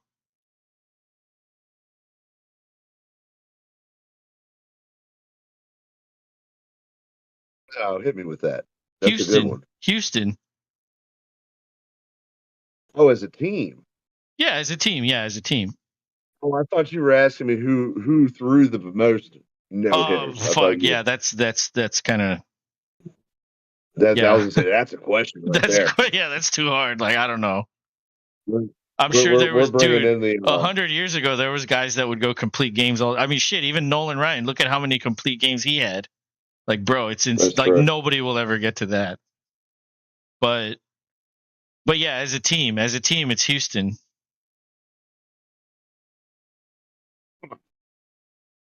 Yeah, I know in the '80s we had a bunch of good pitchers. Brady Anderson being one of them. Jim Palmer, who's commentator for us now, Oh, loves to nice bring up deflected pass. the olden days. That dude just dove for it. Let me see Wow. this. Yeah, because they're talking to the McCourties. Yeah, that was nice. Number 38. Yeah, number 38. That dude laid out. Yeah, he did. I'm watching the local broadcast because it's blacked out on NFL Network, so I don't have to deal with any Patriots crap. Yeah, I'm right now. They're talking to the McCourties. They have a thing called a Twincast. That's probably why we're not getting views tonight. They're all watching Twincast. Oh, another sack.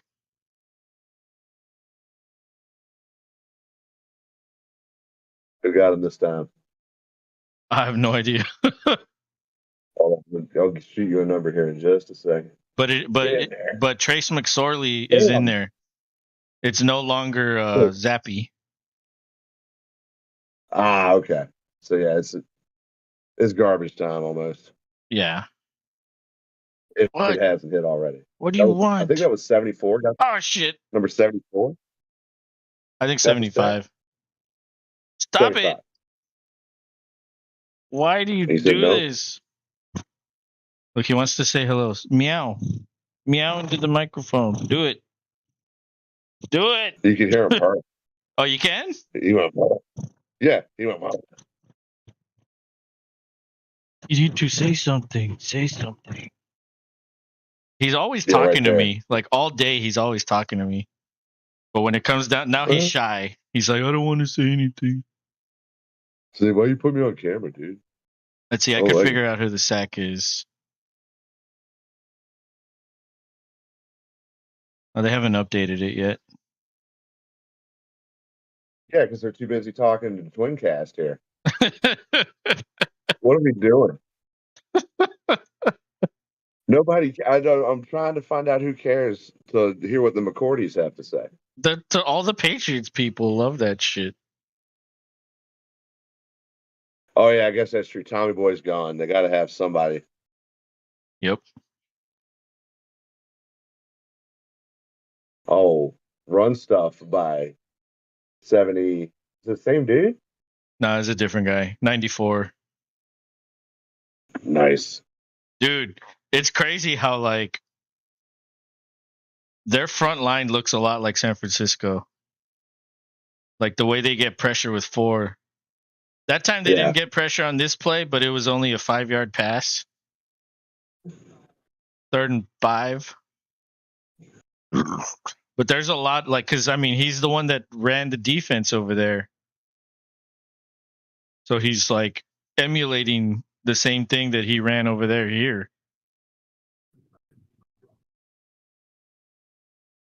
And so it's going to be 4 down linemen, and then I don't even know technically what it's called, but I'm sure they'll say it at some point. Oh, pressure again! He's escaping. McSorley's running. Oh,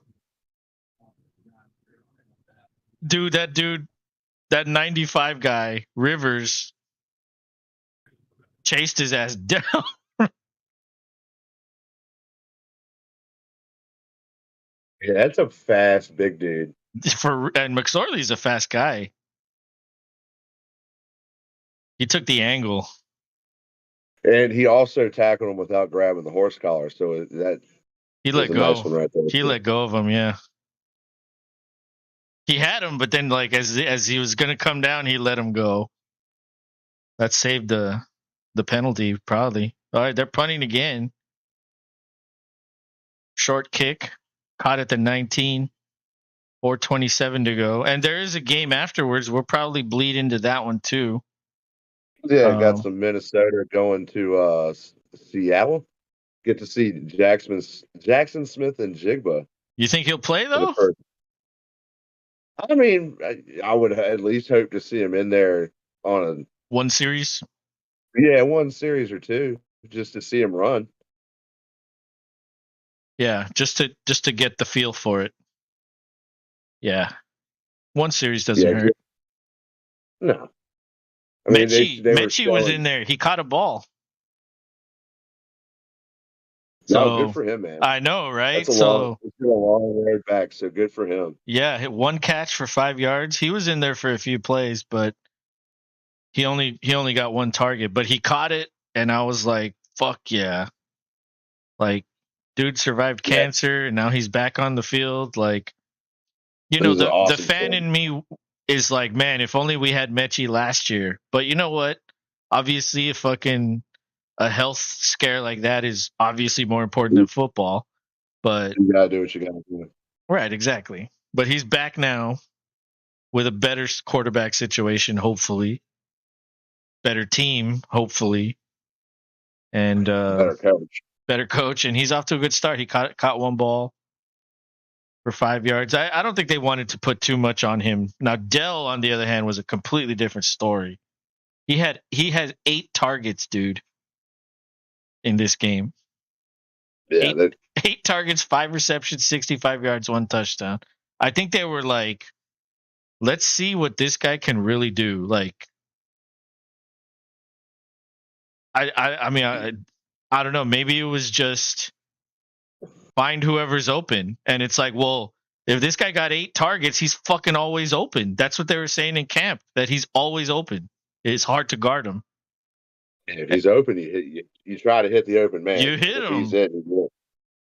So it's like, damn, maybe this guy might actually be the starting slot receiver.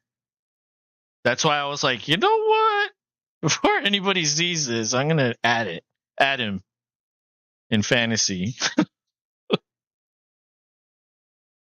Because you never know, man. Sometimes when you don't have a true number 1 receiver, that slot guy can be the number 1 receiver.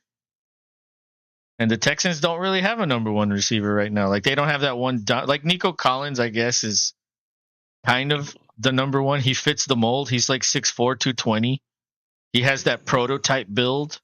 but he hasn't proven anything. So he's not like a number one like Justin Jefferson or Right. in that mold.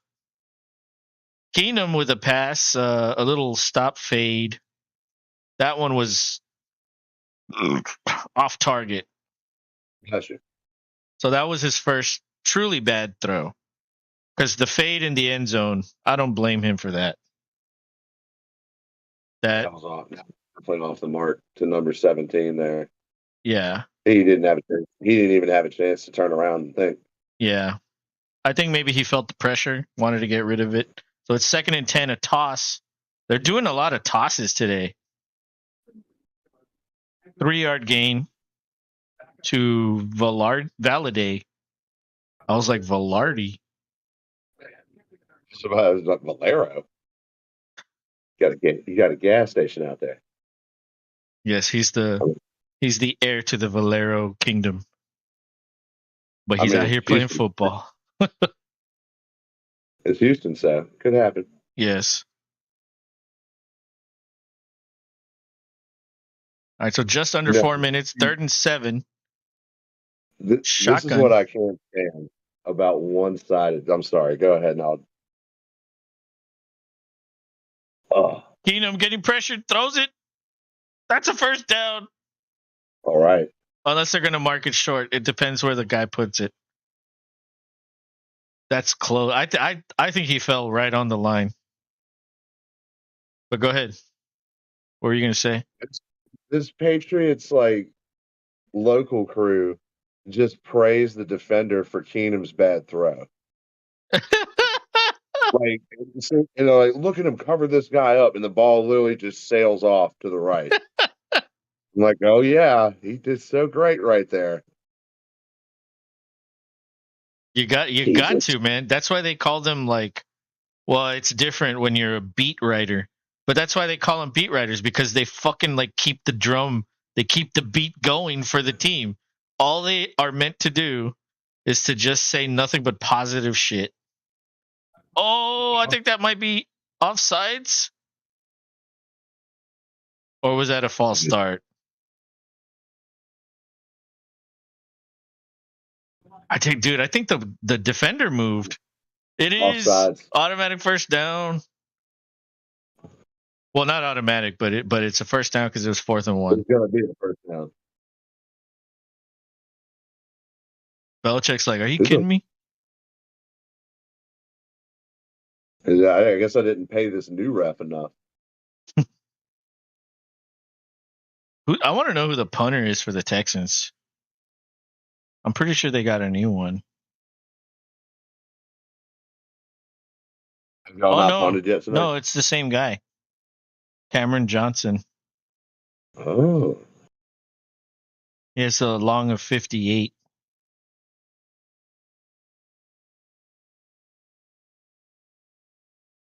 Okay, so fresh set of downs there. I think I missed a play. Shit. Dude, you know what I ate today? What did you get? Wendy's. Guess what I ordered?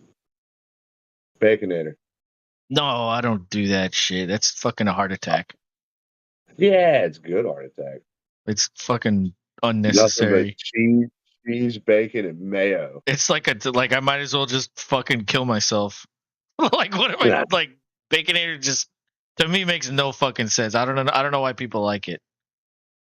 Delicious suicide, man. It's just a bunch of meat. Just sloppy meat.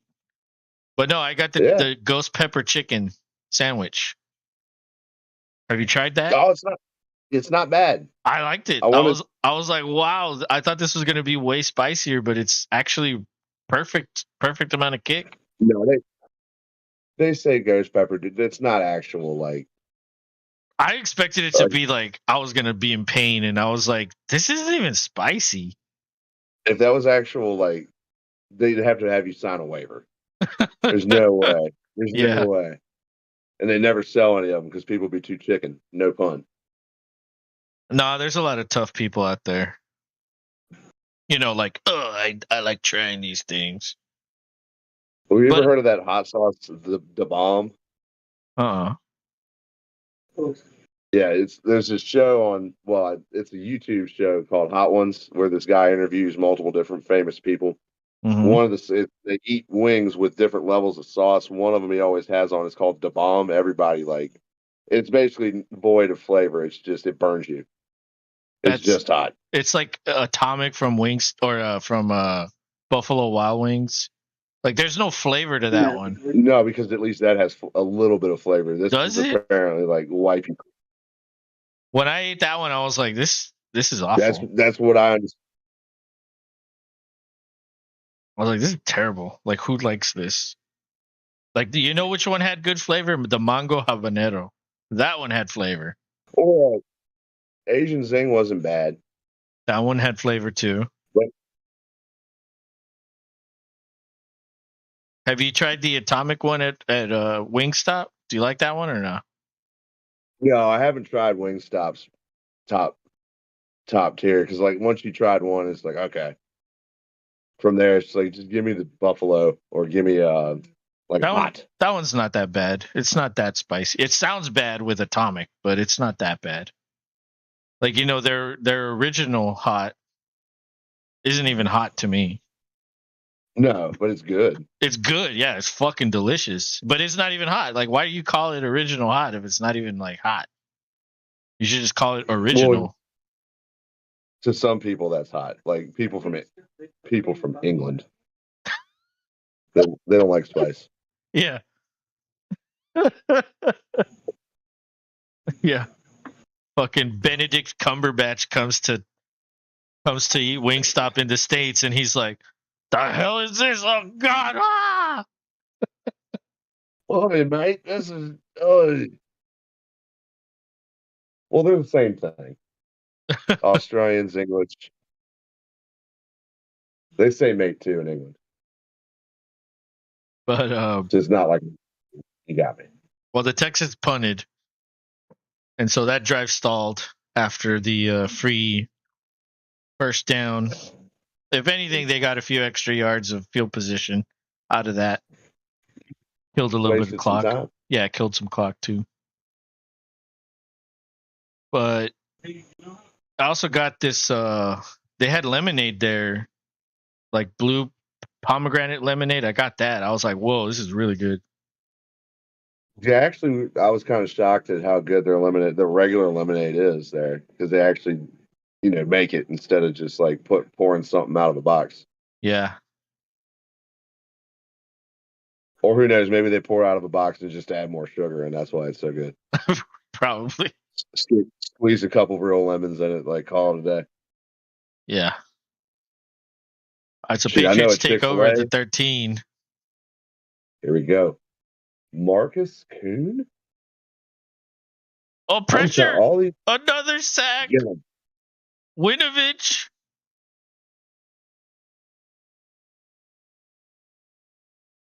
Oh my God. Poor guy.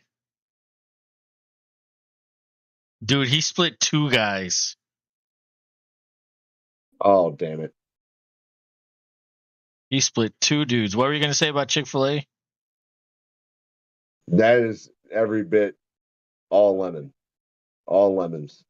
They make their employees do that by hand. Yeah. I know that by fact because I had to do it way back in early days. Oh, almost a safety. That was almost a safety, dude. That running back lunged out of there. Holy shit. He was like twirling. He was like spit. He looked like a fucking missile or some shit. James Taylor. That was hilarious. Well, that's the end of the third. Patriots are going backwards. Dude, I know it's just backups and shit, but this defense looks like hella improved. What's the red flag on the field for? Probably challenging the safety that he was down. I mean, it looked like no. He barely got out. No, it looked like it probably fell off of it was either somebody's mouthpiece or something like that, I guess. Oh, yeah, they didn't mention anything about a challenge here. But then again, this is the local thing. I would They say just showed the they just showed Belichick looking angry. bro. He's always angry. He's always like, you ask him a question, he just answers like an asshole. Like you should have known the answer already. Yeah. I feel like the only time you could ask him a question is when you're on a boat fishing with him. Then he'll like lower his defenses like a little. Yeah, but still, even then, he probably look at you like, "What you asking that for?" Unless Jimmy Johnson and Nick Saban are with him, then he'll be like completely open. Probably smoking a blunt and shit. He's like a Oh, you know different it. guy. Meanwhile, Wait, all their phones keep ringing because Urban Meyer wants to come hang out, and they're like, "This fucking dick." yeah, yeah, get out of here. Get out of here, Urban. Go hang out with Dabo, Sweeney. Dude, next year I'm going to be able to say I'm a man. I'm 40. Yep, me too. Oh man, I remember telling my friend that when that happened, I was like, dude, I can't wait till I get to 40 so I could like declare And declare just that. scream at somebody. Yeah, Come just in. scream at somebody. Yeah, I'm a man. I'm 40. You want to talk to someone? You talk to me. Easily one of the best sound bites from the last couple. Thank you, Dabo. Yeah. I what's the best of all time? Is it Playoffs that's a good or one. That's a good one because that one's so long. It has multiple ones in there.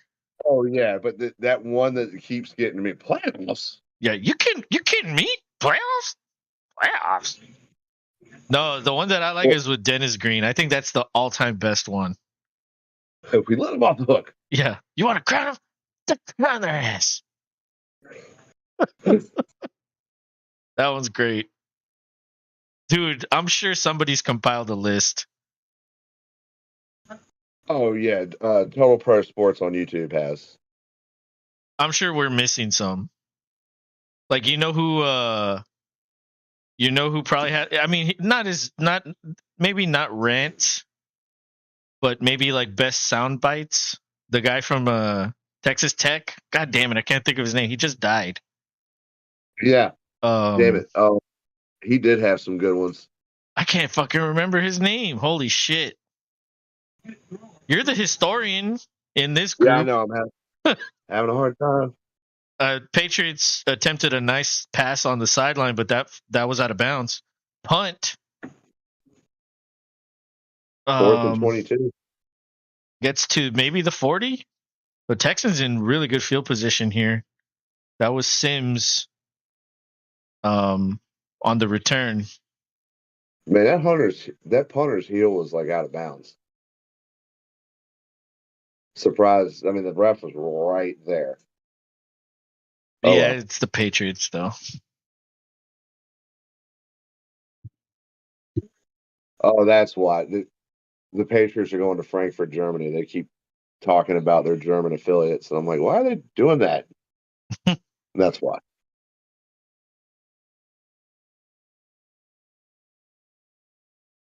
No, All the right. Patriots are not the most popular team in Germany. So Keenum takes over at the 40. Play action. Good protection. And he gives it to the running back who goes out into a little flare route. That's Jared Dokes. Nice broken eye formation.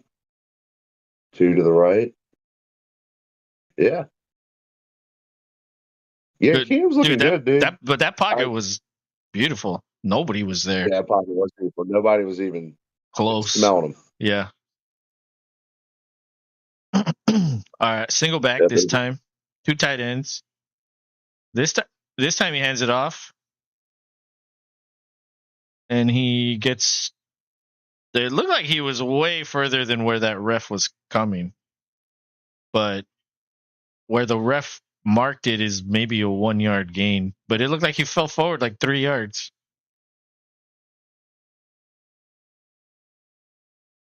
Either way, yeah, it's he third and definitely. four. No, he walked. He should have gotten another half yard on that. He walked you back. Oh well.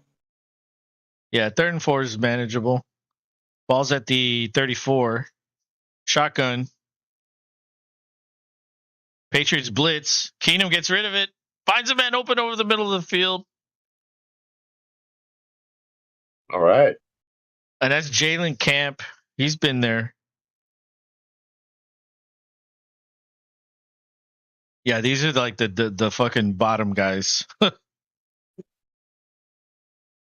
Keenum with the bottom guys, he's fucking Patrick Mahomes out there.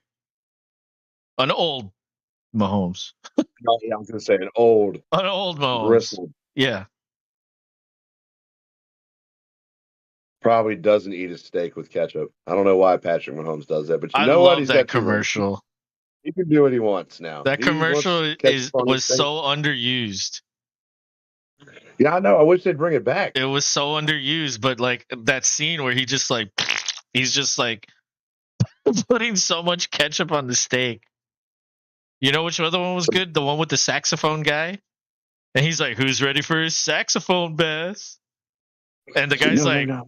he's like, "No," he's like, "Not now." It's like, who is that guy? He's a good Jazz sport bath. with his That's commercials. what it was. Jazz bath. Jazz bath. Yeah, there you go. Who's ready for his jazz bath? And that was Belichick's son, by the way. He's a part-time actor. Because that guy has a mullet. He has the mullet. He dyed his mullet for the commercial. Absolutely. Yeah. Well,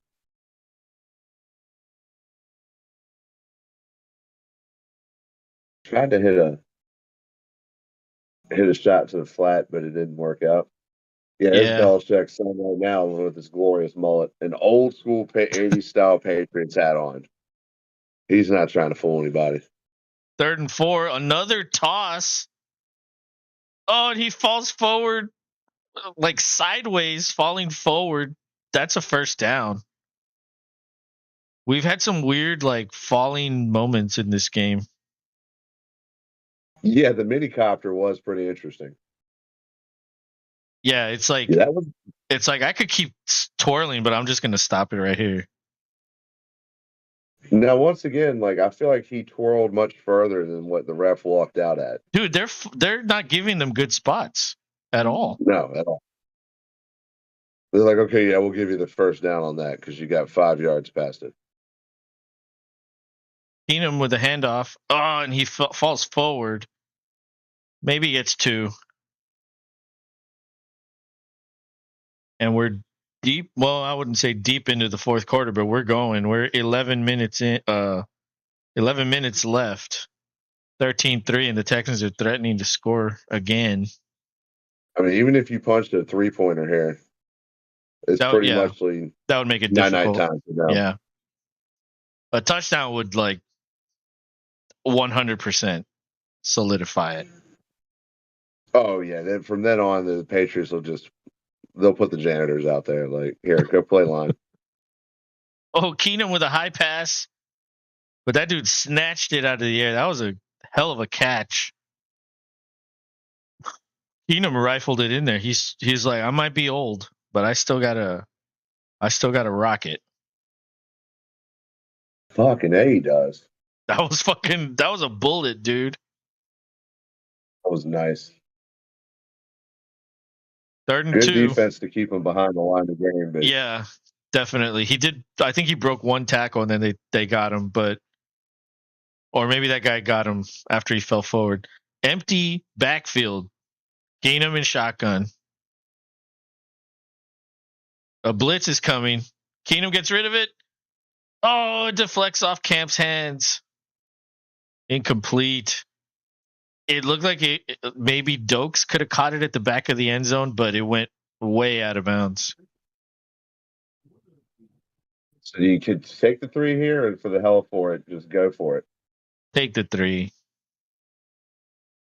Take the 3. Yeah, the kicker missed an extra point. You gotta, you know what I mean? Like, give him another kick to practice. Oh wait, it's Jake Bates. I don't know if he's the kicker. We have a Kaimi Fairbairn. Oh, no, wait, they're going for it. You fucking called it. Touchdown. He called it. Dude, it was a fucking. They moved the pocket. It was a bootleg. Yep, here it comes for me. Fucking Nice. out route touchdown. Oh my God. Bachman. Yes, sir. Number 14. Bachman. Great hand. Wow. You fucking called it. Dude, I'm telling you, Case Keenum making a strong point for y'all to just go ahead and let Dougie ride. I'm telling you, I remember my theory a long time ago. I said they're going to trot out Mills in the preseason, make him look good, trade him away for something. Give us a fifth. Yeah. Give us something. Yeah, while the something is still there to get. Because, like I said, Keenum's a fucking starter. He's starter level quality. He might be bottom starter, but he's still starter level quality. And let's look at Mills' stats. What did he do? Mills was 9 for 12, 99 yards, 1 touchdown. Keenum, as good as he's doing, he's 9 for 14, 79 yards, 1 touch. So Mills had a better fucking day than Keenum did, and we're here sitting Keenum more than Mills. Well, I also didn't get to watch. I didn't get to watch Davis either. So those 3 incompletions Mills had were all balls that were underthrown or overthrown to Tank Dell. Dell would have like 100 yards. Mm-mm. Yep. So if you think about it, Mills could have been 12 for 12. Maybe even 2 touchdowns.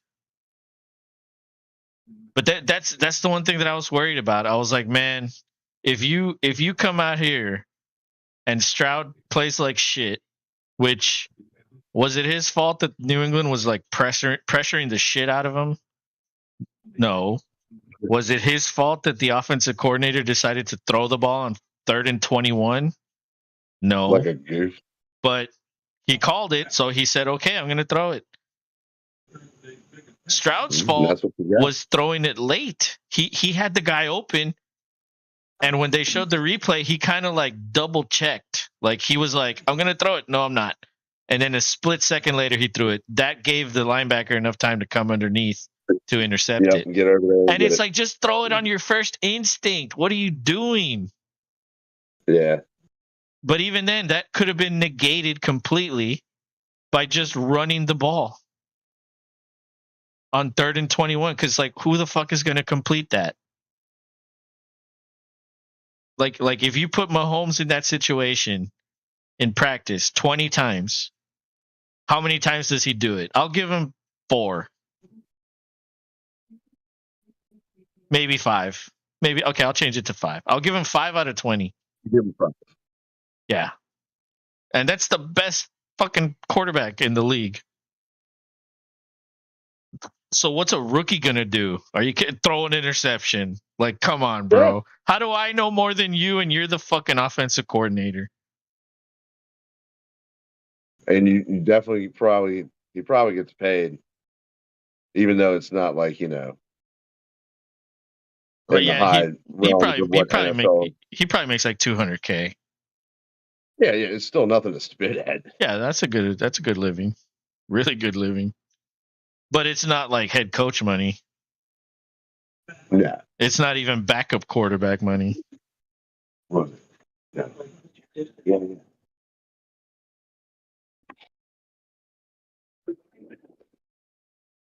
But then Mills had 3rd and 20 on one of his drives, and guess what he did? He handed it off. It's like, oh, did you learn from that mistake? Why didn't you let Mills rip it? Who was the last Patriots running back with back-to-back 1,000+ yard seasons? Oh, trivia. Okay, I will ask for one hint. And my only hint is, or how far back are we going? Are we talking 30 years? '90s or in 2000s. It's God damn it. Damn, if it's that far back, I would say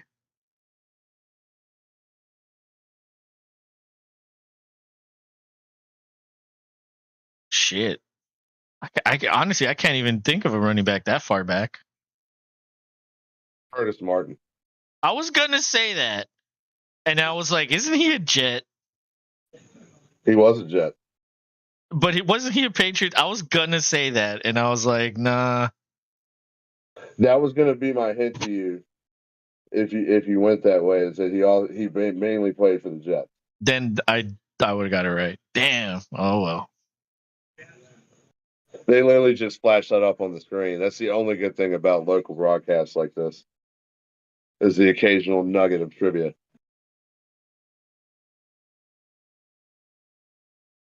Well, Patriots It's are moving the crazy ball. They're at the 39. Single back. That's bench. Or nice throw underneath, but the Texans defenders were there. They swallowed him up. No chance for any yards after catch. You know what's crazy is that I'm seeing a lot of these Texans players with Oakley visors, and on Madden they have that shit on there. They're red. They're called Oakley Prism. Yeah, it gives you a polarized view of the field. Yeah, and I put that on all my receivers and tight ends. It's like high definition for your eyeballs. Yeah, that's fucking cool. They zoomed in on a couple of the Texans. I was like, oh shit, that's Oakley Prism. That's fucking badass. Yeah, Patriots are moving, dude. Yeah, they are. Washington, number 17, just caught the ball for them on a slant. Yeah. Oh, Belichick's quarterback keeper. Cunningham. Or is that his name? Yeah, Malik Cunningham. Damn. Malik Cunningham's on that team? Excuse me. Hey, heads up for you Verizon customers. Apparently they have a deal where you can just go ahead and get the ticket through YouTube on them. For free? A new sign up. Well, yeah, if you do new sign up, but I know for a fact that you can get, like, you could be like, hey, I'm gonna leave, and that's the type of thing that they'll throw at you. I've seen my wife do it for years now. Cunningham's like, running again. That might be a hold. That might be a hold. Cunningham got the first down, but there is a flag in the backfield. Might be a hold, dude. Yeah, and I just got I just switched to T-Mobile, and damn, if I knew that like a month ago or whenever it was I bought it. That's why, dude. They don't release news like that until right now. Yeah, it was like, you bastard. I should have just waited. Damn it. I do get Netflix for free, but I have that's cool. I have to pay for the 4K upgrade. But the base package is free, so I don't pay as much. I mean, we already have YouTube available through our Verizon cable widget on the TV.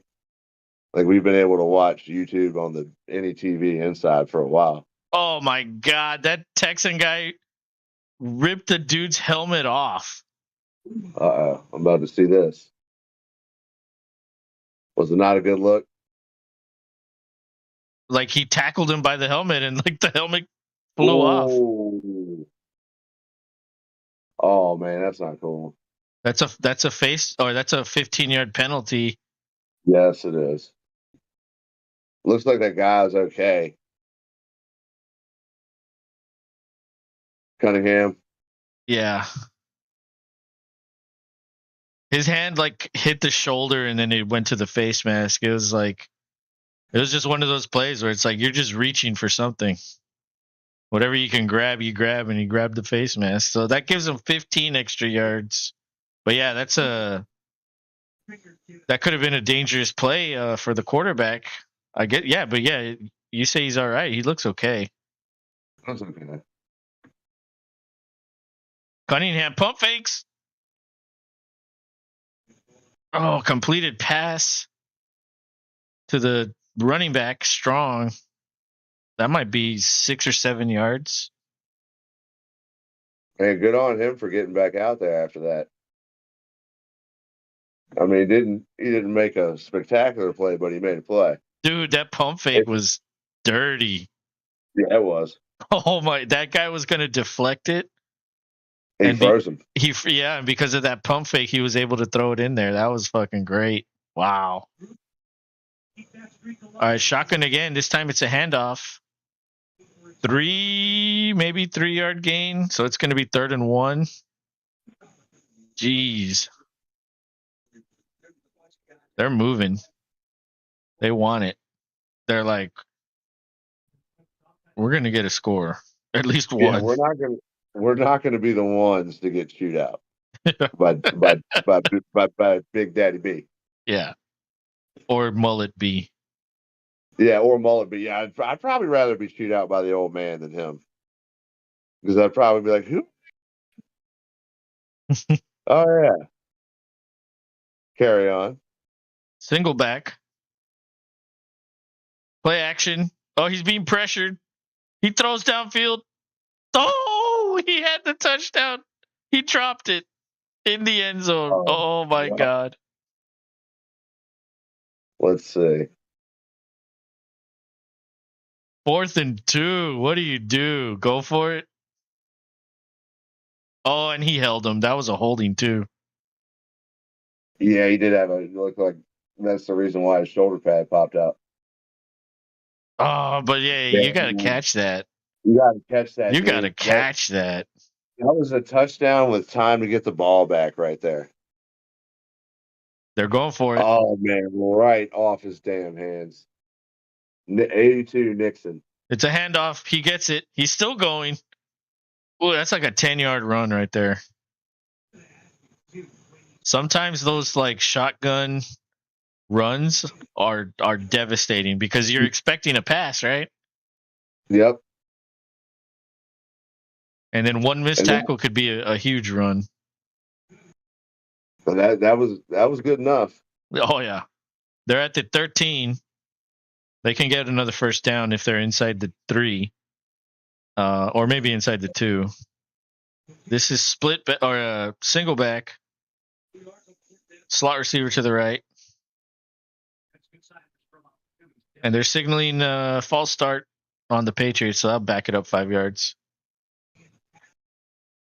Wow.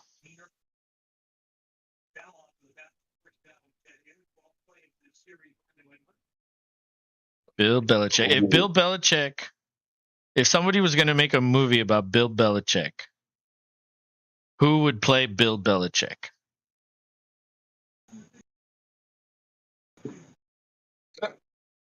Oh, Michael Douglas? He's too old. The guy's like 90. Fair enough. Well, Belichick looks old. He's only like 70-something. All right, fine. He doesn't look that old. Fine. Give him Clooney. Give him Clooney. Clooney could be Belichick. Clooney could be anybody if he wanted. Wow, Clooney. I can't even imagine Clooney as Belichick. Imagine Clooney just being a dick all the time. Awesome. You would love him as an actor from then on out. You'd be like, wow, he really leaned into that. He'd have to get a belly too. A little belly. Maybe you know who I think this guy's dead. I think Philip Seymour Hoffman would be a great Belichick. Okay.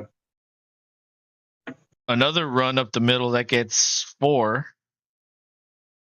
And this should be the 2-minute warning. I know, running out of time quick on this one, but thank goodness it's preseason and there's another game stacked right on top of this. Mm-hmm. I'll just have to leave this game stream and go to that one. Yes, me too. Oh no, there's a Texan injured. Uh-oh, that's what you don't want to see, damn it all. 2 minutes to go. No fucking injuries. Davis is the injured guy. And because of that, they stopped the clock at 2:06. So now we're gonna have multiple commercials. Yes. One set and then do set. Oh, that's nice. The Patriots have a male cheerleader. He was looking spirited.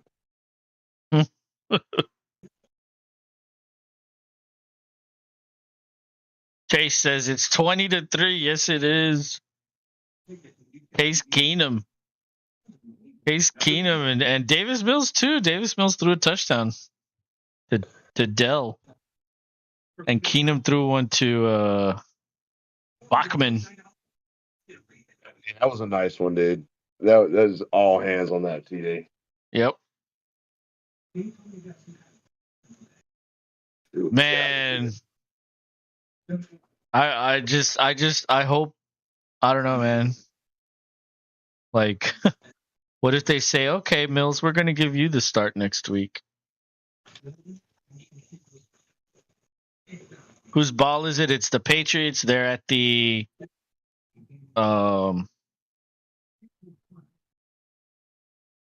they're inside the red zone for sure.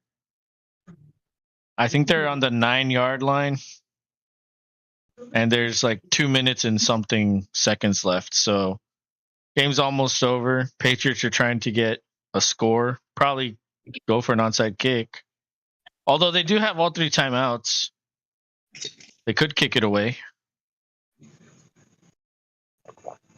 Did they score touchdowns? The Texans did. They got 2 touchdowns. Mills threw a touchdown to Dell and Keenum threw one to Bachman.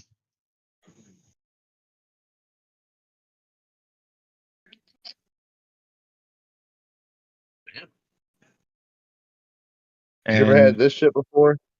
Is he sparkling Clementine? Is that alcoholic? No, it's not. Then no. It's just flavored juice with sparkling. No. I don't really like that sparkling stuff. Well, it's just pretty good. It's no liquid death, but it'll get it by. So they wind the clock down to 2 minutes. I guess it was just a temporary injury timeout. So now we're technically at the 2-minute warning. And it's raining. Like, do these networks like contact a guy and they're like, hey, at like 2:10, just fall down and be injured. That way we can get extra timeouts and extra commercials. More advertising. All right. Yep, there it is.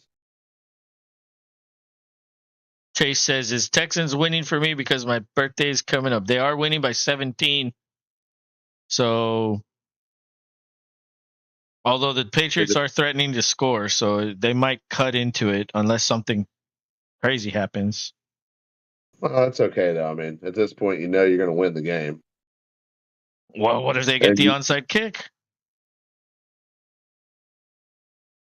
I mean, you're like, well, I didn't consider that.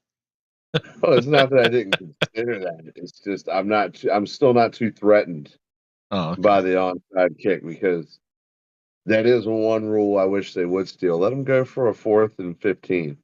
You get it, you keep going. You don't, they get the ball. That didn't go through, right? The XFL did it, and it was actually pretty sweet. Like, I'm talking about the NFL. They discussed that in the. I don't think they let that one through this. They discussed that in the meetings. So yeah, I guess they didn't. They didn't do that. I mean, I'm all for like the onside kicks are fun and all, but at this point, it's gotten really hard. It's such a small percentage, yeah. Yeah, it's almost like Unless you got that kicker from Atlanta, Koo is his name, I think. Young For Ho. whatever reason, yeah, dude, that guy can put the fucking football right. Like he was like, I'll put it right there, and he literally kicks it like right there. You just got to get your ass there. Because I want to say they were who the fuck were they playing a couple seasons ago? He got two. He got one against I think the Giants, and another game he got another onside kick. It was like unheard of. That's crazy. That's crazy. But who cares? Like, because what fantasy implication does that have? Onside kicks. Like you have a kicker to score field goals. What if the Yeah, that onside should be kick? like, how many points What if should the it be? what if the onside kick is successful? I think that should count as fucking 6. 6? Yeah, So dude. it's worth 2 30-yard field goals. Yeah, because you're never gonna get it unless that 1 out of 10 chance, and then you're like through the roof. 6 is a lot. I don't know about Yeah, that. because you might have been losing by fucking 4, and it's the end of the game. Oh my Bang! god. No, he scored a touchdown. He scrambled up the middle and evaded everyone. Oh my god. Oh my god. Bro, nobody could tackle his ass. Fucking McSorley. Bro, that dude did not want to throw at all. He was like, I'm fucking running for this shit. Yeah. There it is. That didn't need anything. How many Oh timeouts? my All god. 3 timeouts. Yeah, Shit, they all have all 3. I That's might what have I'm spoke too saying. soon. Like, you could kick it off and use all your timeouts, or you Yep, could go that's for the one. onside kick and then still use your timeouts. That's why you might as well go for it. Go for the onside kick. Now, do you do kick the extra point here? There's no point in going for 2. But the Just get your Patriots point. just called a timeout. Uh-oh. And Bill O'Brien's on the field talking to the player. I think they're going for 2. What do you think he's saying? What's It's your like, best? don't stare at my Door? chin. It's not nice to stare, guys. Respect me. You'll be hypnotized by its bunghole qualities. Hey, Coach Belichick says you guys have to like me, so Oh, he did not get in. He's short. So it's 20-9, 154. that puts a damper on things. Yep. Yeah, I guess now they have to onside kick it. Yep.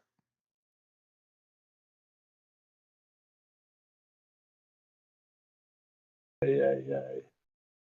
Ay, ay, ay. That number 94 threw the no wag up after that. The Dikimbi? Yeah. No, no, He's like, no. no. He did it really quick. He's like, no. You're lagging big time. I couldn't even see it. Oh no, I wonder why.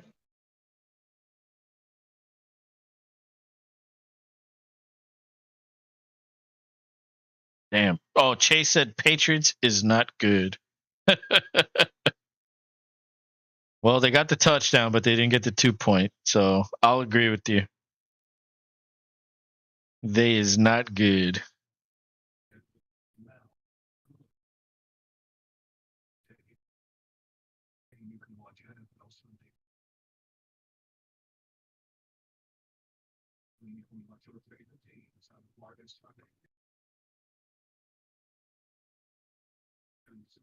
So what are they going to do? Kick it deep or go for the onside kick?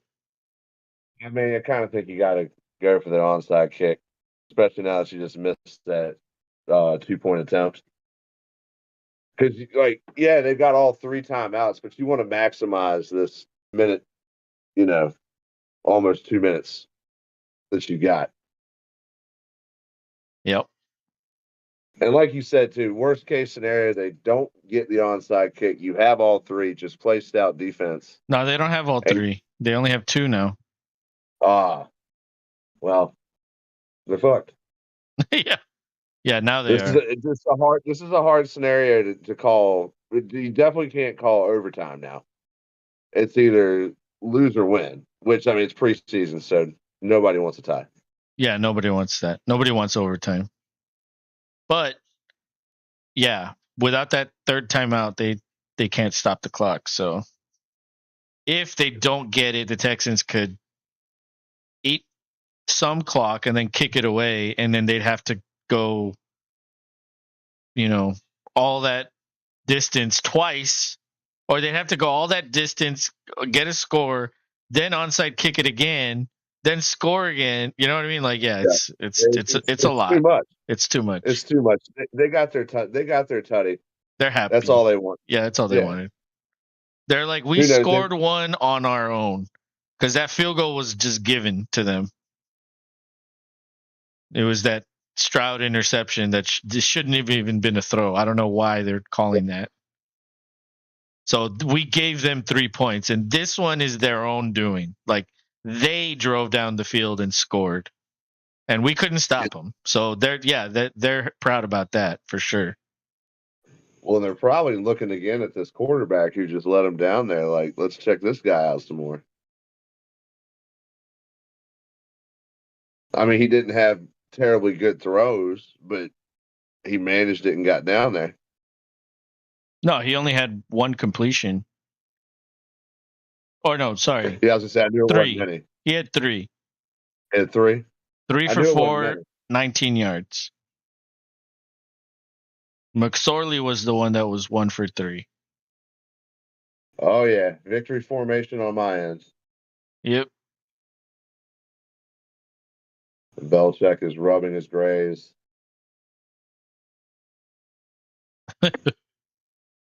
Thinking about.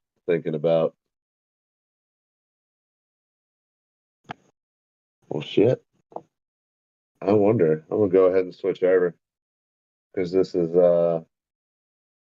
Yeah, the other one's supposed to start at 9, so it's a little early. So I don't know. Does that one start early? Because this one's done? Probably not.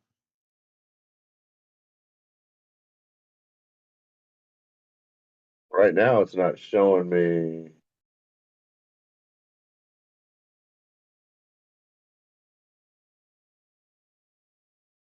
Seeing another game yet.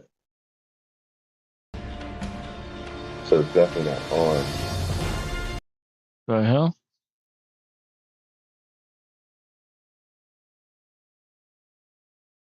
There it is. Well, this game's over. Yeah, it's going to be a little bit of a. I'm just going to back out. Yep. And wait. In fact, I'm going to do this. Just restart this bad boy while we're waiting.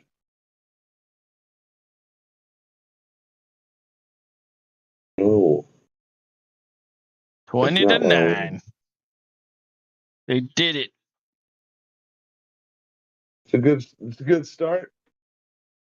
You know, Yeah, I mean, you're, the only thing that you're could have been better is Stroud not throwing that interception. But like I said, that's the dumbass coordinator's fault. Like, why are you doing that? But, whatever. yeah, it must have had a hard on for thinking that Yeah. it's going to go my way. It has to, right? It's because you always script what's going to happen. And when it doesn't go your way, you force it. It's literally Madden. It's Madden. That's what he probably plays Madden at home. Davis gets the snap. Motherfucker. These goddamn videos are like starting to play automatically for some reason. Well, yeah, I see that.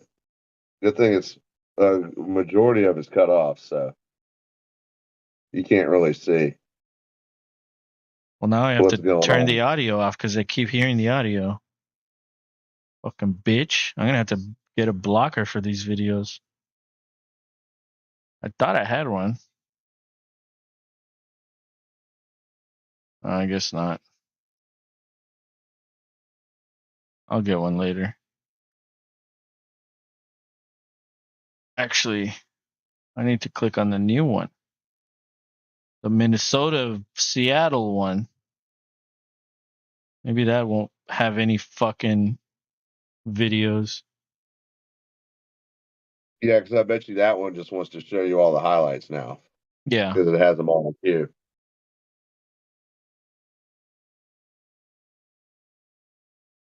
All right, here we go. I'll just leave it there. And then that's good. But hey, I'm gonna take a piss real quick. You take over for Absolutely. a couple Normally, minutes. normally I'd be saying, "Hey, welcome to the after party," but hell no, we got 2 games tonight, folks. What's up? What's up? Thanks for hanging out with us here on the Los and Rob show. Hope you enjoyed that first game. We know Los did. Texans took a 20-9 victory in the first preseason game of the year. And now we're waiting for Minnesota Seattle to get a kickoff, which is in 8 minutes, 9:52 Eastern Standard Time. Scheduled to, or at least for the broadcast to kick off, is scheduled at 10 p.m. So, waiting on that. Other than that, hopefully anybody and everybody's had a great fucking night, day. Hopefully you're not working right now and or doing inventory at your plumbing job, Bigfoot. And by plumbing job, I mean plumbing warehouse supply emporium or whatever it is. Anything that you got going on over there in the Big D. Yeah, is it still hot down there? How's the temperature? It's still cooling down a little bit up here, but it does get hot a bit during the day. Just a bit. Just enough for me to cry a little bit to make Bigfoot boil inside because he's thinking about his shoes melting to the asphalt. But yeah, how's the weather around or anybody, hopefully it's good. End of summer.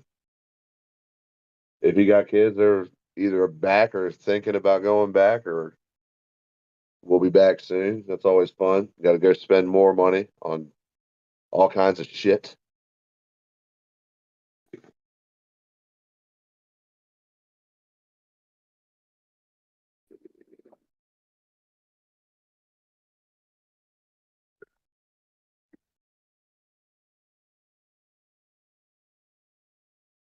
Ain't much of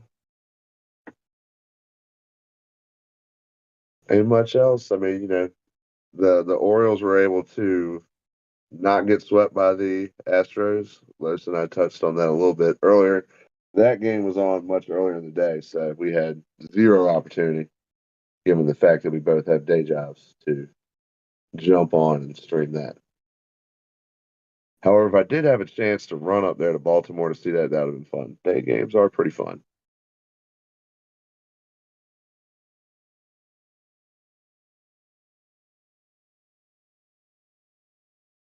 Right. We're about 5 minutes away Oh, from the yo. kicking off. 5 minutes away. They just interviewed Denzel Perryman on the local broadcast here. Oh, yeah, what do you have to say? He's the starting middle linebacker. They're just asking him, like, what'd you see out there? He had a sack today. Oh, yeah. They're like, what'd you see? Like, you sat after the first quarter, like you were watching.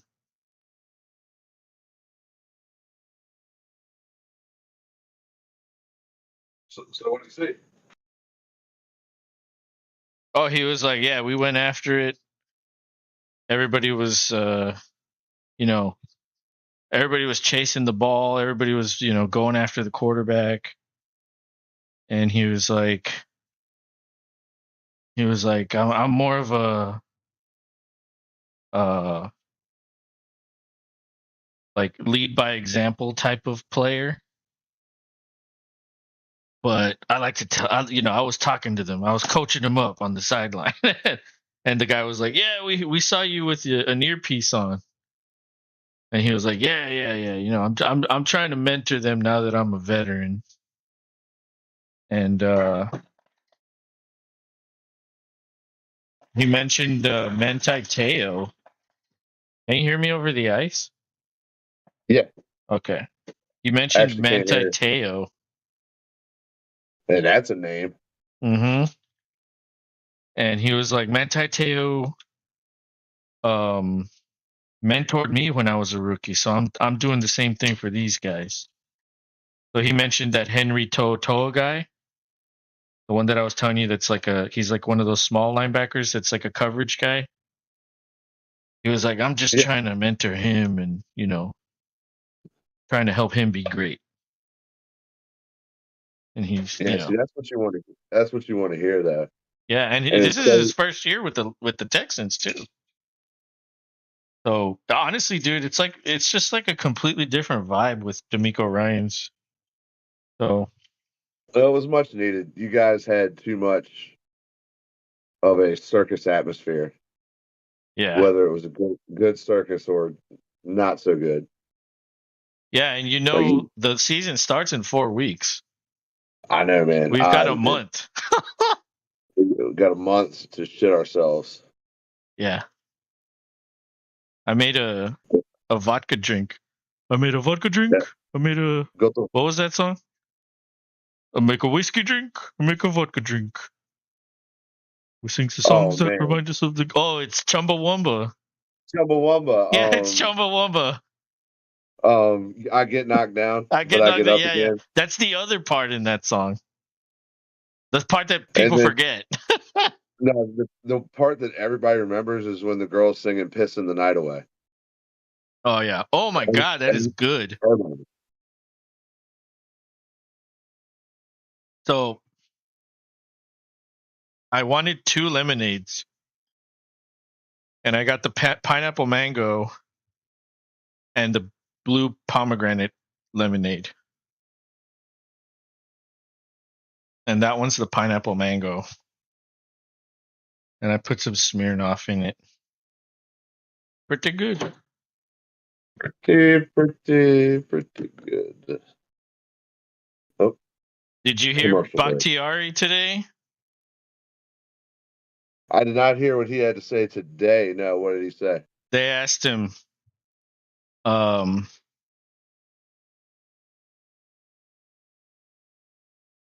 NFL Network, NFL NFL Network Network. asked him. I'm telling my remote to change it. They asked him, "What do you think about Jordan Love? Like, where is he? Like, what can he be in his career?" And he was like, "He's a first ballot Hall of Famer," but he was saying it sarcastically. And And that's Bach. and they're like, "Really?" And he's like, "Yeah, first ballot Hall of Famer. Like, what more do you want?" And then he's like, "Nah, man, he's fine." Like he just seemed so agitated and like I don't Because know. It was like grumpy the way he was answering those questions, and I was like, "Damn, maybe he's mad. Rogers didn't take him with him well, because aren't they butt buddies too? The two of them are they really are good friends, also, right?" they are, but Bach made it known that he didn't let him know he wasn't part of it because he said something on the Pat McAfee show about a certain group of people in my life would hear from me, and he's like, Bach said, he's like, well, damn, he didn't call me, and he even gave him shit Exactly, last, and he exactly my even gave him, point. My theory is correct. yeah. He's angry he didn't go with him, and he's stuck there. But honestly, dude, the dude never plays, so like, doesn't really matter. Oh, He would just be with the we'll see. Jets, not playing. We'll see how it shakes out. I mean, he's had a pretty good training camp, and we'll see how how much, if any, he plays tomorrow, Nah, which probably won't be much. he won't play. Yeah, maybe like a snap, just to be like, I'm out here. I mean, why? Just so he gets hurt? Yeah, true. True. I wouldn't play him unless you're that scared about Love's protection. You know what I mean? Like if you're that worried Which about the backup protecting Love, then you have to start Bakhtiari. But I don't know. I think um I think for the most part your offensive line has always been fine. Even when that guy missed all that time, you yeah, still we like did. you still had It guys that was. came in and it was fine. Oh, absolutely. We did it. We got a lot of young talent around the O line and the center when he's healthy. He's a beast of a man as well. So I don't know what just happened. Like it was showing the national anthem to Seattle, and it's just like, no, you don't get to see this. Black that out. Yeah, and now it's like the anchors at the studio. Oh, at least you got that. I'm just blacked out. Pete Carroll chewing that fucking gum like Mike Ditka.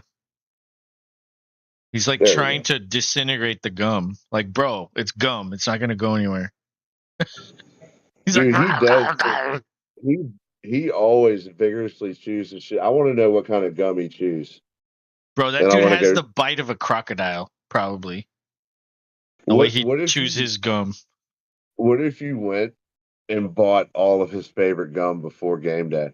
Oh my god. Just just to fuck with, like, the fans found out and they went and did it. He'd still chew whatever.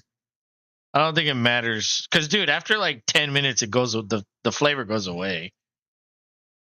Unless you're like popping new gum every Shit, 10, 15 minutes. shit, less than that, the more like 10 seconds. Most the You only got that gum flavor you that. got that COVID fucking flavor thing, huh? Well, no, I feel like anything that's not spearmint, cool mint, or regular mint flavored, the gum never like, and none of the flavors ever last Oh yeah, well ever. yeah. Like, Yeah. It just goes away. And then you're now just if it's chewing like, on this fucking like thing. And it's and like, oh, okay. I've always wondered why there's a cult of people that like go hard for Altoids. Like they have to have Altoids. Well, I mean, those are like the most powerful mints. They are, but I feel like Lifesaver did, like the old school round Lifesavers do just as good. And it's a I don't bigger. remember those. Oh yeah, the little individual wrap like white Lifesavers that were just mint. Mm, Bunch of my teachers always had them, and we could always like get a couple mm. in class. Back in the dizzle, I remember the fruit ones. I the like fruit ones were those. badass. Yeah, those were that's the one I liked. The red ones.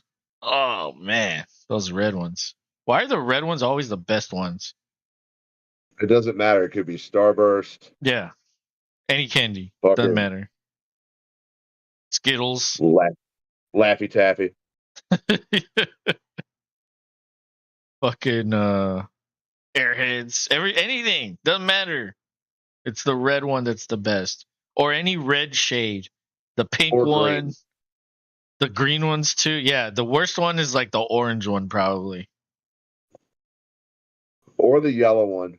Sometimes, yeah. Yeah, so sometimes that gets the razz, but I don't know. With the Lifesavers, the yellow one's pretty good. Yeah, I like Skittles. I like the yellow ones with Skittles. Yeah, true. All of the Skittles, I don't even like. It all goes in at one time. You know what I like I don't. doing with Skittles? I like getting two at a time and randomly picking two. Like I don't even look at the ones. Like I don't even look at them. I just get two, and whatever two I get, that's the combination I have in my mouth. So sometimes it's like red and green, red and yellow. Red and yellow is very good, by the way. Huh. Red and green is good. The purple one with Skittles is probably the worst one. They're showing Jackson Smith and Jigba right now. I know my shit froze. I'm trying to get it to come back now. Abby, what are you doing behind me? Come here. Come on. Come on, jump. Jump. Jump. Come on. Jump. Good girl. You're good girl. You can jump high, Abby. Yes, you can. Yeah, I know. When I first came in, you weren't there, and I was like, "Oh, he's walking Abby." Wait a minute, Abby's right there. So I Yeah. was like, Abby, Abby, and Abby, then like where is he?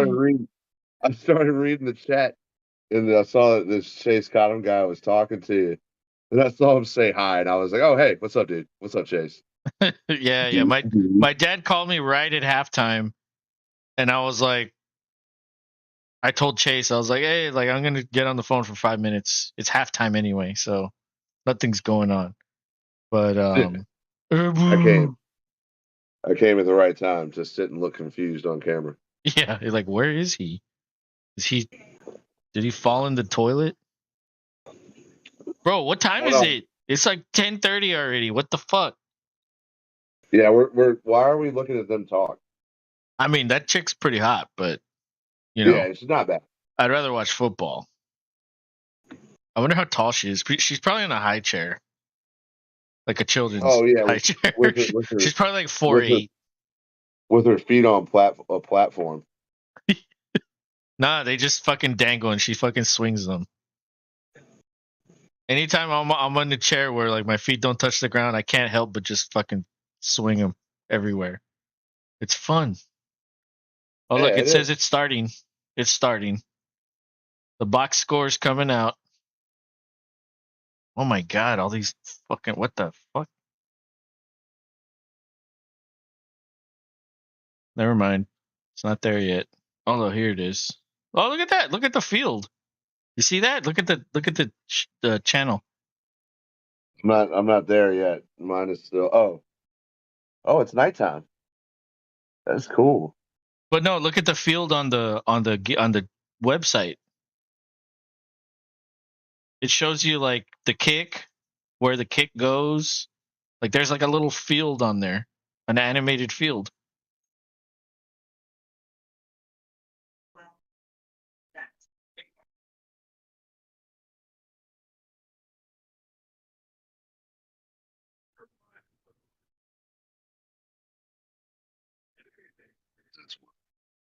I like how the game kicked off and like there's these fuckers are still talking. Yeah. It's like shut up, you old Hold on. fucking man. Like come on, They're talking about you the. hot woman. Like let's go.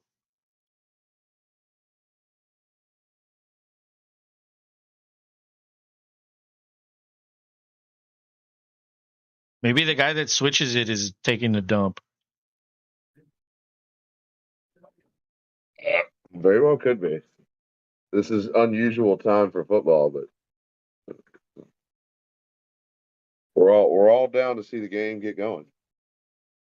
Here we go. Yeah, it is.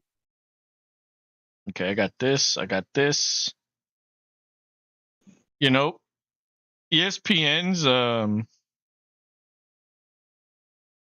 box score is pretty good. I think I like it better.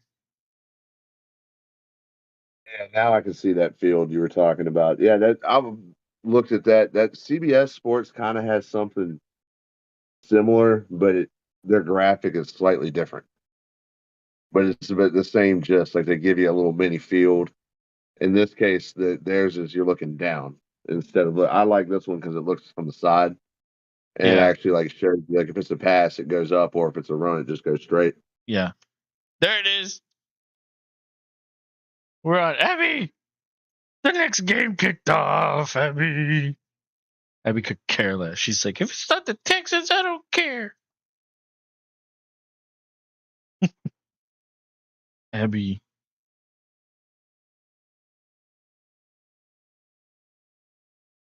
Mm.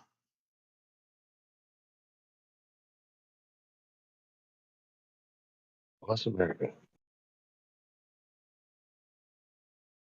All right, here we go. They're on the field. Man, those fucking uniforms, those purple fucking uniforms look extra purple today.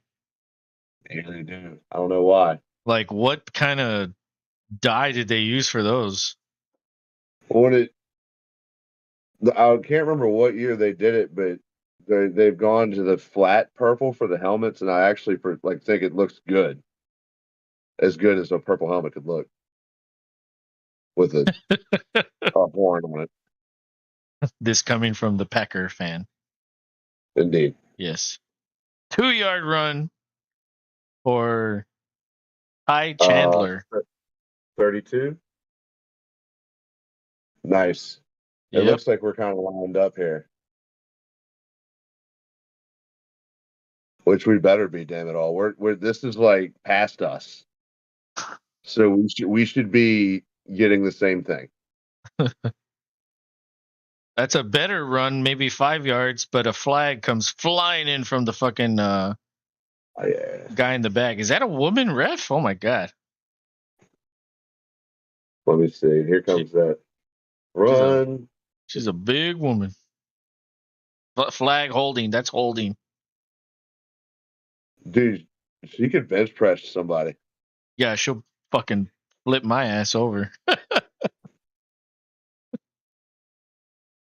Right, Abby? Abby, what are you doing walking around? What is there to look for? Go over there. All the things. She's like, I'm exploring like the cat. The cat's over there playing with something. I don't even know what he has. 2nd and 15 after that holding penalty. Backs him up to the 7. It's a pass. Oh, nice defensive play by the DB. Knocks that. That's a PBU. Pass breakup. If I'm slightly behind, let me see. Oh, yeah. Solid D. What do you think about this division? Seattle, San Francisco, Arizona, Rams. Who do you think's the winner there? Everybody's favoring San Francisco hard, but I mean, what if the Rams come out of hibernation? Is the question here. What if Stafford and Kupp can come back and be a semblance of what they were? The issue with that is Stafford and Kupp both need to be healthy, and Kupp already has a hamstring injury. Yeah. So Stafford might be healthy, but what do they have other than Kupp? Like, it's easy with Kupp because you could just throw it to him 200 times. And then, okay, let's throw it like 5 times to someone else. But with Kupp, I mean, dude, the dude barely had, he almost had 2,000 yards last year. Or not last year, 2 years ago. He was hurt last year. He was on his way to doing it again when he got hurt. That's insane. I don't think the Rams have enough as they did their Super Bowl year. Because don't forget, dude, they traded away a lot of draft picks to fucking build that team to win the Super Bowl. They were all in that one year. Now they're fucking like, well, we got the Super Bowl, but now we're fucking in this fucking mess of a situation where we're like, what do we do? So I don't think the Rams will. I don't think they'll compete as far as the Super Bowl. Could they shock someone and go to the playoffs? Maybe as a wild card. I don't think they'll win the division. I think this is Seattle's division. San Francisco lost both coordinators. The Texans hired both coordinators. The Texans hired like 2 or 3 of their fucking players. Texans literally took all of San Francisco. Yeah. So I think San Francisco is not going to be as good as what they can be. First play for Seattle. That's a pass to guess who? Jackson Smith and Jigba. There it is. But it's a minimal catch. 1 for 2. Get his confidence going, let a little bit of contact happen. Yeah. And he was kind of pulled down. He was, yeah. I mean, I thought it was by the helmet, but I guess not. No, I was assuming the hand caught the shoulder pad or around the back of the shoulder pad because the way he pulled him down looked not so kosher. Right. But he was fine. Either way, he caught the ball and held onto the ball.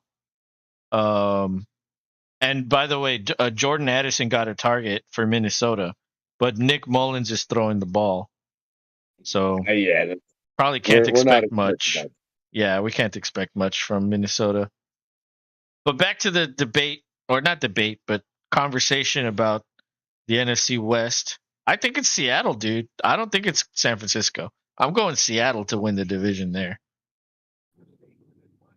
If Gino can be anywhere near what he did last year, and there's no Yeah, reason if to he, say that he won't. Like, why? if he repeats, then hell yeah, it is their division. Right. But why would he suddenly be worse? Everything's the same. Everything is the You same. could Now, argue, rule that but you could arguably say they added to the team. So they nothing did. got worse. Everything is the same or got better, assuming the people they brought in can help them.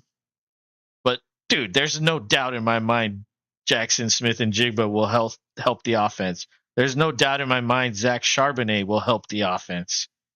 They even Oh, added like a DB to the defense. He'll help. He was one of the top rated DBs. He'll help.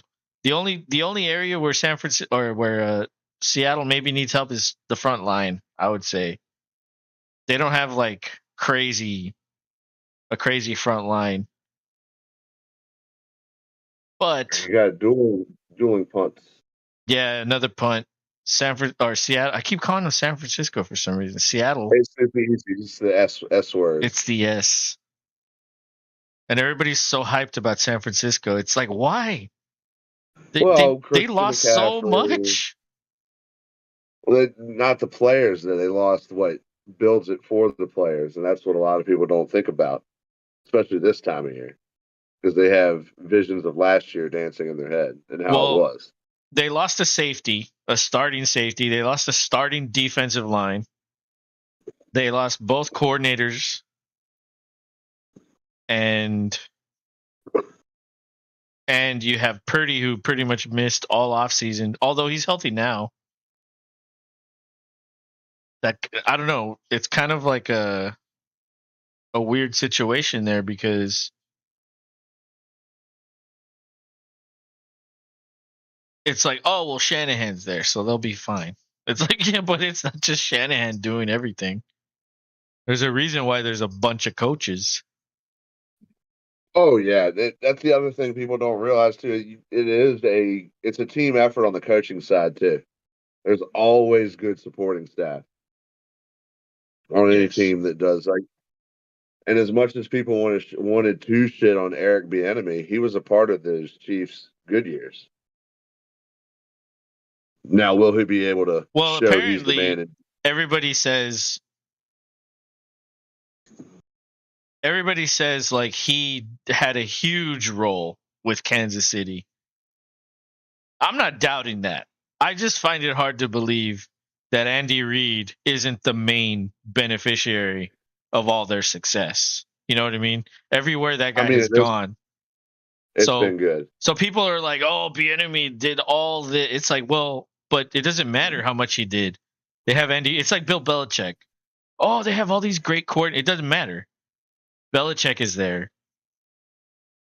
That's the guy that makes the shit work.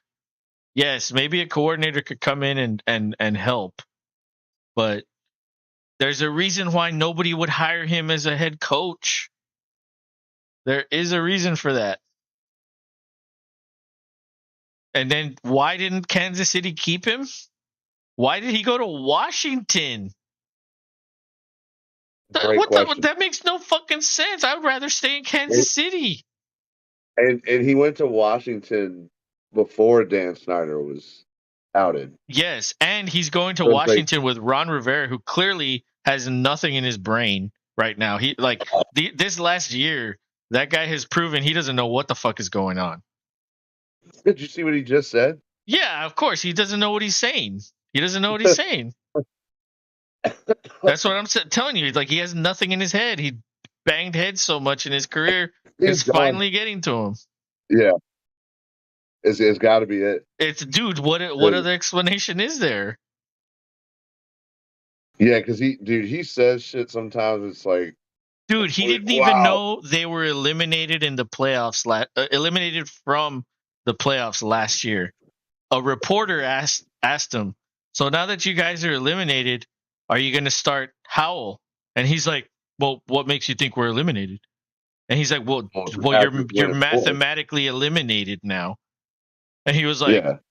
and like, dude, the guy doesn't even know what's going on. Bigfoot says, sorry, boys, had to finish watching Fast and Furious 4 ... again. You're like me with zombie movies. Jeez, dude. I watch zombie movies like every week. I go to bed and dream about zombies. Like, how many times have I texted you, Rob, in the morning, and I'm like, bro, we were in a Don't think zombie. about We were in zombies. a zombie dream. If we give it an out of 10 ratio, it probably happens a good 6 to 7, depending on occasions. Because we typically don't contact each other in the morning unless it has something to do with him having a dream about zombies, or if something broke and one of us saw it, and it's like, oh my god, and you can't wait. Yeah, you know what I'm gonna do? I'm gonna fucking create characters for all of us on that zombie game I play. And I'm trying to think of who I should put on there. Obviously, I'm gonna put you. I'm gonna put me. Should I put Tommy? Yeah, Tommy. Who else? Papa? Should I put Papa in there? Yeah, What about Peter. Manny? I gotta put Manny. Yeah, you gotta have Manny and Peter. Bigfoot But then, says like, Ron Rivera is more confused than Mitch McConnell during the press conference. That is like the truest thing you've ever fucking said. That is like the best comparison. McConnell, dude, will like just stop talking and just stare at you. he does. He's a Like, turtle. and they make fun of Biden for like not knowing what he's saying. At least he talks. But Yeah, sometimes it's confusing what he says. at least he talks. He doesn't just shut down. Like, look, oh, we're going over there. Oh. See, God forbid, I really hope he's just being a goofball and not having a stroke up there. That's what I hope. Well, they know It's something's like, wrong with them. exactly. So, Because like, they like, give him, okay, like they grab him, take him away, and then somebody else yeah, continues. Like, they know. yeah. Let give somebody else a chance for his seat. Like, it just Yeah, kills me that. that's it. The guy's done. Let him go. But for whatever reason, he gets to keep it and just, you know, We don't get an explanation. It's just here it is. yeah. It's just random videos that we see online like that. But that's a fucking great comment right there. Mitch McConnell looks like the alien from Meatballs 3. Remember that alien in that movie? He looks exactly the same. Put it in the Discord. I know you've proven to me that you can, Bigfoot. Let me see what you got. So Minnesota's moving the ball. Nick Mullins isn't really doing much. One completion for 10 yards, but Ty Chandler, the running back, 5 for 27. If anything, this proves they could have a good running game. Alexander Madison in redraft? I wonder where he's going. Let me check his ADP. Alexander Madison.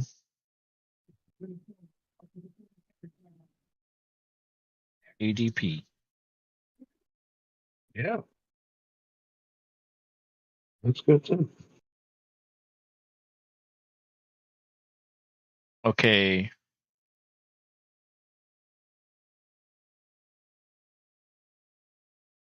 Dan, this doesn't have PPR values. What the fuck? What's Okay. better, you want on Yahoo? Fantasy Pros. He's number 23 in running backs in half PPR. On Sleeper, he's number 22 on PPR. See, this doesn't say if it's full PPR or half. On NFL, he's 29. On ESPN, he's 22. So he's like in the 20s. Oh, Vikings going for it on fourth That's low, and get it. bro. That's pretty low. Did Did he put something in there? Mitch had a cameo in Star Wars. Nah, dude. He looks like Meathead. Look, I'll find it. That's kind of close. Or Like, what is his name Meathead? No, it's not Meathead. What is his name?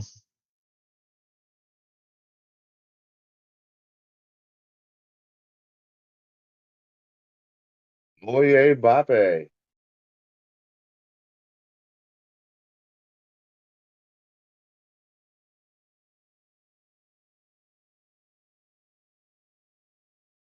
Yeah, dude, that was such a shitty movie. Like nobody remembers it.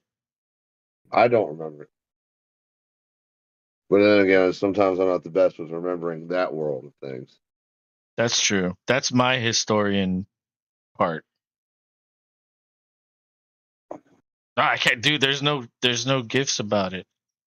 Fuck. Okay, I'll just have to get a picture. Ooh.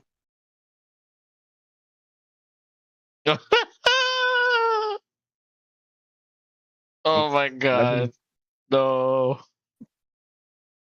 I kind of feel bad for this. We'll figure the pass or call on the Seahawks. That's going to give the Vikings a first down.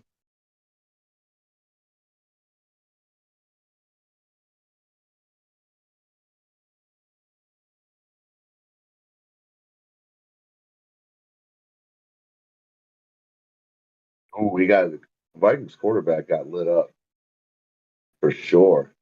That call is justified, I guess. He did hit up high, but they also want to get the game going. So they're like, "Here, Vikings, get your drive going." First and 10. I don't know who that guy, number 12 for the Vikings quarterback, takes it There. out. I put it in the Discord. I found it. You found it? Yeah. Oh,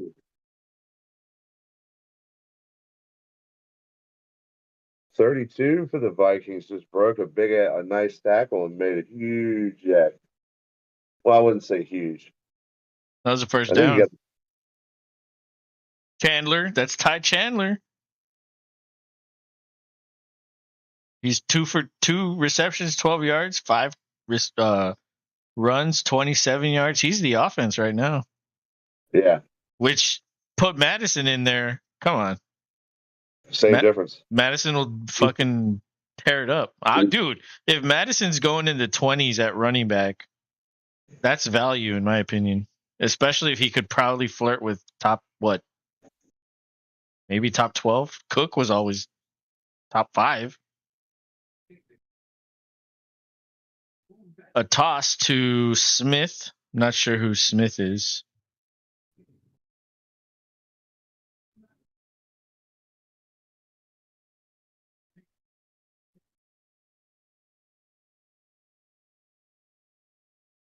Yeah, it's inside the 10. I guess that's going to make it second and definitely manageable. Yeah, 2nd and 5. 6:20 to go.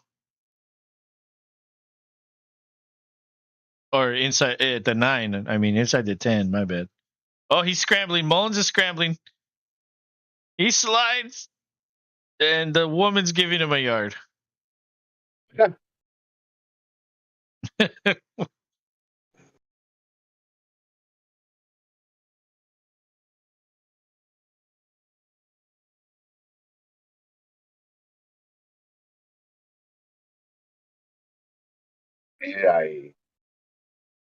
I'd have maybe given him a yard and a half at least. That was at the 10, I think. He started his slide at the 10.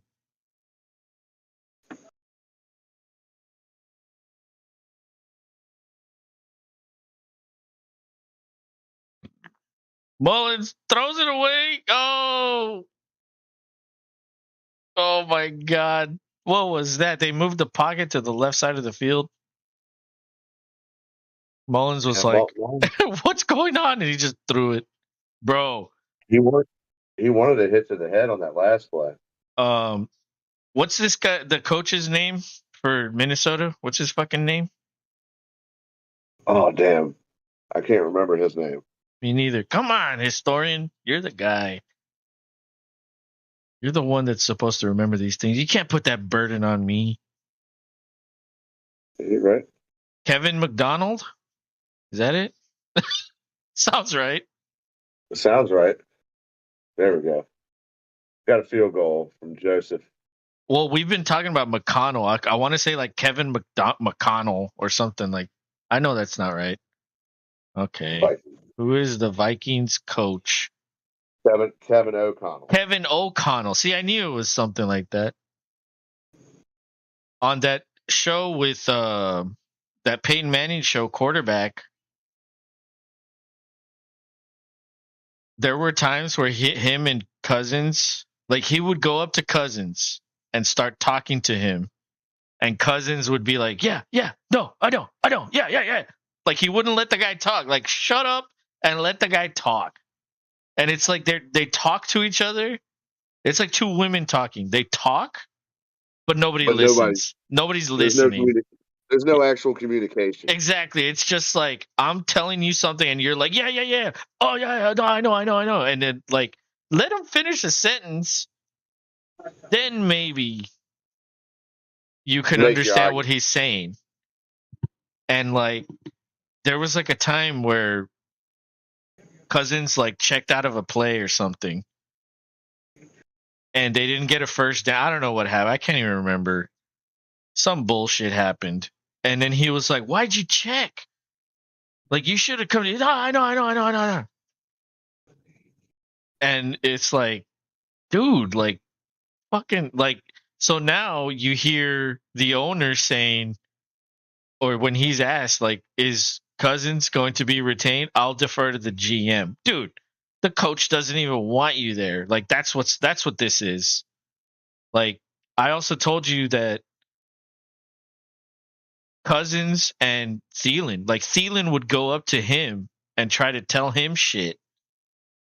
And he would just be like, "No, I got you. Like, he wouldn't even let him, like, tell him what he saw. He's like, "No, I saw that. Yeah. And Thielen would just be like, "Okay." And he would just, like, walk away.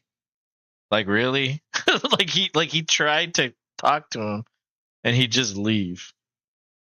And it's just like, man, like, Kirk Cousins has been held up to a high standard, and he's been paid. Well, that's why they held him to that, because he has been paid. Yeah, absolutely. But you know, but has he earned that contract? Did Daniel Jones earn his? I mean, I think he has a little more time to prove. Curdy Boy has been around. Daniel Jones is making $40 million for 6. Dude, Davis Mills had better stats than Daniel Jones. The only difference is he was on a playoff team.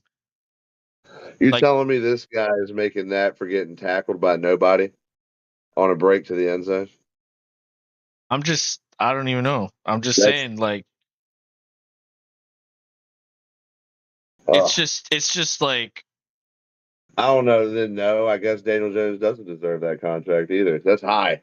Of course, that's fucking common sense. What has he done to deserve $40 million a year?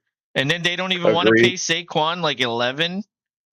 I know. It's like, no, we need him more than you. It's like, dude, Saquon makes the offense go. Daniel is the guy that they're fucking like they have to put up with. And he's making 40. That's just the going rate for a fucking quarterback, though. True. And the running back is continuing to be devalued again and again. Like this year alone has been a very good picture of that. I mean, you're going to have guys who have played for teams for years going to be in different uniforms. Yep. Well, you said his name earlier, Dalvin Cook. And that kind of came out of nowhere. It's like, oh, we're going to get rid of him just to save money. It's like, wow. Like, who do you need to Yeah, sign so badly? Like, what are you trying to do to, like, why do you need to? I don't know. It just, and dude, I've been saying it for a long time, for years now. It's like this running back market just kind of like, it's so unfair to these running backs, but it's also like you can find a rookie almost in any round of the draft that as long as he fits what you're trying to do schematically, yeah, maybe he might not be the fucking Pro Bowler or All Pro or 1,000-yard rusher, but maybe he can get you 800 yards. And why are you going to pay a guy 14 million to get 1,100 when a rookie in the 6th round could get you 800? It just doesn't make sense. It's the right. one position in the league that you can just constantly swap out because it's the easiest translation in the league. As long as you have vision, as long as you fit the scheme. Like, okay, think about it this way. Imagine Derrick Henry playing with like the Rams of the fucking Kurt Warner Rams. Would that work? Okay. No, of course not. Because they would throw the ball the time. So why do you need a Right. power back to run the right? So you need to find the running back that fits what you do. And nowadays, there are so many running backs and wide receivers that come out into the league. There's no reason. Well, now you're doing more wide receivers on the field. So now wide receivers are getting a bump in pay. And who's taking the fucking cut is the running backs. You don't have multiple running backs on the field. You have one. The fullback has already more or less been completely disintegrated from the league.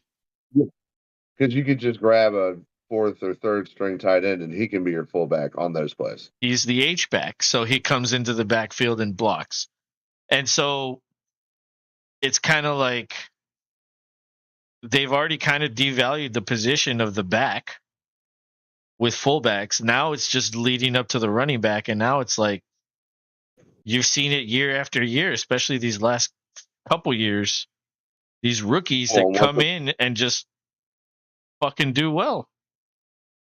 Yeah, I mean, once upon a time, this league was based on running the football before the pass. I mean, Yeah, that was like 30 years ago, though, where it was like, we need to run the ball and establish the time of possession and play action. That, dude, who does that anymore? well, even before that, like with the way they did the Lombardi sweep. I mean, we did that play nonstop just because it worked. And It's then, ridiculous. and then on Madden, people get mad because you're running the same play over and over. It's like in the NFL, if you can't stop a play, you fucking keep running it. So why do you do get it. mad in Madden? There's leagues in Madden, like franchise leagues, where like you have rules where it's like you can only call this each play a certain amount of times, or there's a cooldown, on the play. So it'll be like you can only call a play every 3 plays, or you only have 7 times you can run the play. Why? That's Like, that's just the way they do it on Madden. Like everybody has a different thing. Bigfoot says WWE matchup in Discord. Daniel Jones versus an empty field. That's hilarious. Yeah, he got tackled by the turf monster. And then Turbo Duran says CJ Stroud is a bust. Yeah, it certainly looks that way. On 3rd and 21, they decided to throw the ball, and he threw a pick. Like, why are you even throwing it? Just run it. Like you like they put him in that situation to fail. Like, why? Just run the ball on 3rd and 21. Like, even Mahomes can't fucking convert that a lot. Bigfoot says, "Look at Discord. You're welcome." I did look at it. we did. It's glorious. Thank you. The chair or the table. Yeah. Yeah, I would honestly say my favorite is The McConnell lookalike. I mean, You can't say that's not McConnell. That is literally McConnell. The Vikings Pepe one's pretty good too. Up there at the top above the table. Duran says Bigfoot, cool picture. But why is your name Bigfoot? I understand Bigfoot is real, but you a fan? Oh God. I don't even remember how this story got. Oh, didn't he go to see the aliens or something? He went to like the congressional hearing or something. Well, no, it wasn't only that, but like he ran into some Sasquatch bitch at the bar, and for whatever reason, he became Bigfoot because she was Sasquatch. Oh yeah, that's right. I but want to say didn't he go to like Roswell or something? Or was that Nick? Or not Nick? No, James. Bigfoot did that. He took his family on a family vacation there. Yeah. Okay. They went and yelled at the people from History Channel. Because there's this chick at the logo bar who keeps coming after us. That's hilarious. I remember that. Roswell was a different trip. We know. I don't know. Dude, I'll fucking forget what happened tonight, tomorrow. Like, that's why Rob's the historian of the group. I got you, Bigfoot. I remember that. He's the one that remembers things. I don't remember shit unless it's like a zombie movie. Or a dream. No, like that's it. No, not just you remember more shit than that. Well, maybe that's all I want to remember. Well, okay, fair. I was say you remember. You're pretty good at remembering shows and series. Okay, yeah, no, you're right. Yeah, movie trivia and shit like that. TV shows. But I was just saying, I'm pretty good with sports too, but not as. I don't remember the details like you do. You're like, remember in the Super Bowl when this guy did? I'm like, what? Like, no, I was drunk. How did you remember that? Man. You just remember that stuff for some reason. See, what was sad is I was working at Burger King the Super Bowl when Janet Jackson's titty came out, and my coworker brought the tiniest little TV you'd ever seen that we were watching the game on in the back where you smoked, and we couldn't we knew something happened, but you couldn't tell what because the fucking screen's so small,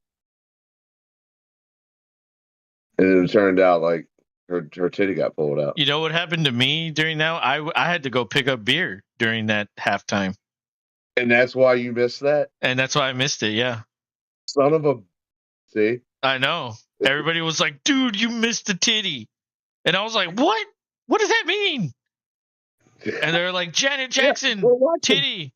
And I was like, not that great. Okay. But Turbo Duran says, dude, stay off the drugs. It's bad.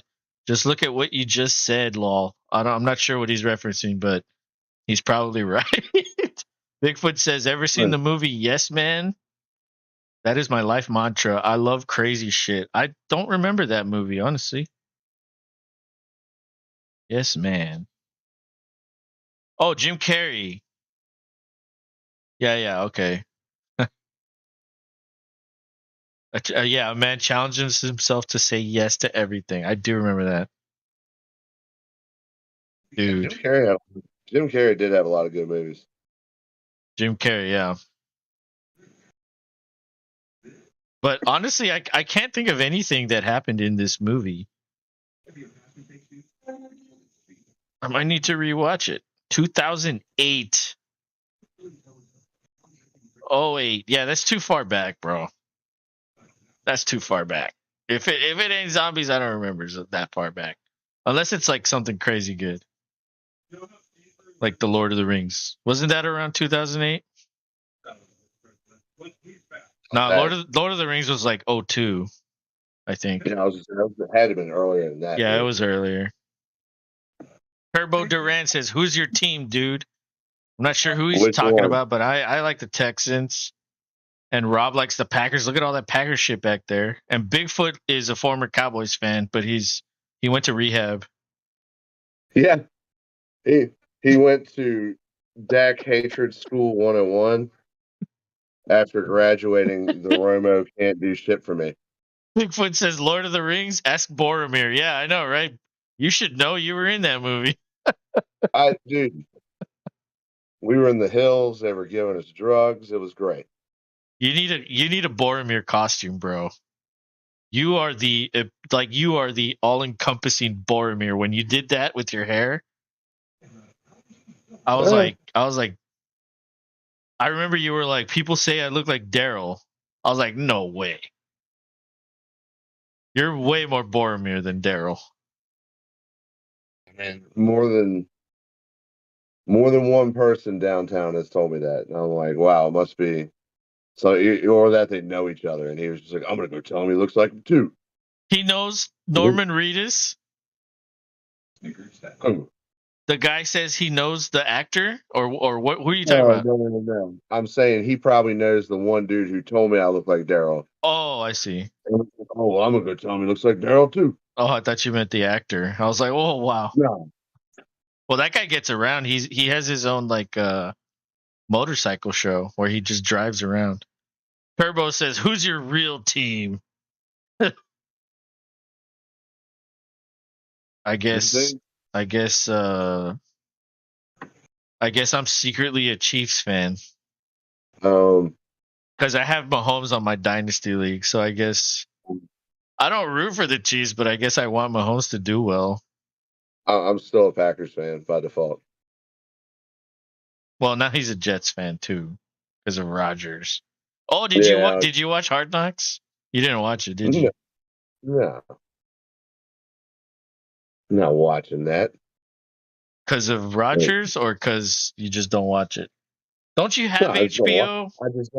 I do. I just don't watch it. I don't know why. Imagine I guess having a channel and then never watching it. You're like my dad. No, that's what the wife watches. Well, you still have it, and you still don't watch it. But it was fucking great. And you know what? I wanted to tell you something that happened in the show. There was two things that I thought were really funny. Okay, the first go thing ahead. is the quarterbacks do this game where they put like a pylon, like the end zone pylon. They'll put it out there somewhere because they can't throw a lot. They can only throw so much, or they'll throw their arms out. So they put a pylon and they'll fucking like chuck a ball, and it's a game. You try to hit the pylon, but it's only like 15, 20 yards away. It's not that far. So you get a point if it bounces and hits the pylon, and you get 2 points if it's a direct hit, and you get 0 if you don't hit it. And they just keep taking turns, and they keep doing like round after round. The difference, or the cool thing is, they can do basketball rules. Remember that movie Basketball with Trey Parker and Matt Stone, where you can psych each other out? Yeah. So they're like, yeah, Rodgers came out and he's like, yeah, but it's basketball rules. We can say anything we want to try to mess the other guy up. And so Hackett participates in it too. And Hackett was like, and he throws it, and Rodgers is like, Sean Payton. And he was like, damn it. And he missed it. And then fucking like they were just doing a bunch of stupid shit. But he fucking said Sean Payton during Hackett's throw. And Hackett fucked it up, and it was hilarious. That was really funny. And the second thing, which I think you'll really like, Hackett, guess what, is a huge Austin Powers fan. Oh, imagine that. And I was like, what the fuck is with these Green Bay fucking weirdos that fucking like Austin Powers? Hold on. What happens if they like it before they come here, and we harbor these weirdos while they're here? And that's why I was like, was he around during McCarthy? Like, what the fuck is this? No, absolutely not. Okay. No, not at all. Then I was like, does Rob have a Austin Powers costume? Like, that's probably the only costume Rob has. Is that blue one where he's like, yeah, Yeah, baby. Yeah, No, baby. definitely Well, not. anyway, he really likes Goldmember. That's his favorite, and that's how Rogers and Hackett. But dude, this whole segment was kind of gay. How they were like just like talking about like how they liked each other, and he's like, yeah, he likes Goldmember, and I just thought that was really cool, and like we just bonded, and I was like, what the fuck is going on right now? Like, what the Yeah, hell? are they low key admitting to something? Dude, and I joke around all the time. Is like Rogers has butt buddies with all these guys. What if that's the case? Not that there's anything wrong with it. I'm just saying, like, what if Bigfoot posted another thing in there? How many zombies would Rob Zombie rob if Rob Zombie could rob zombies? I've never seen that before, and I kind of like it because I am a Rob Zombie fan. Rob Zombie is pretty cool live. I will say that. Let me ask you this: if you could only watch Rob Zombie movies, or listen to White Zombie, or listen to Rob Zombie, which one would you pick? Oh man, I probably would watch his movies. His movies? Yeah, Okay. because you kind of get like it.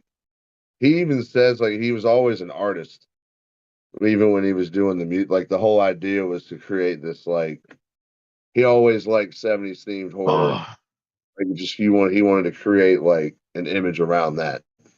And he just ran with it.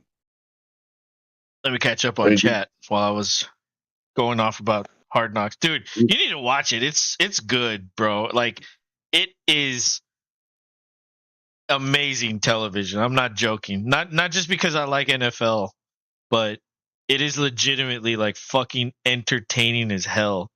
You just need to watch one. Just watch one. Just start it. You can even watch past ones. Like it doesn't have to be the Jets one if you don't want to watch Rodgers and cry all fucking episode. Bigfoot says, it's one. seriously, fucking straight up Boromir. I'm telling you, you look like Boromir. No joke. And then he says, Los, calm down. He said Norman and Los was like Walking Dead.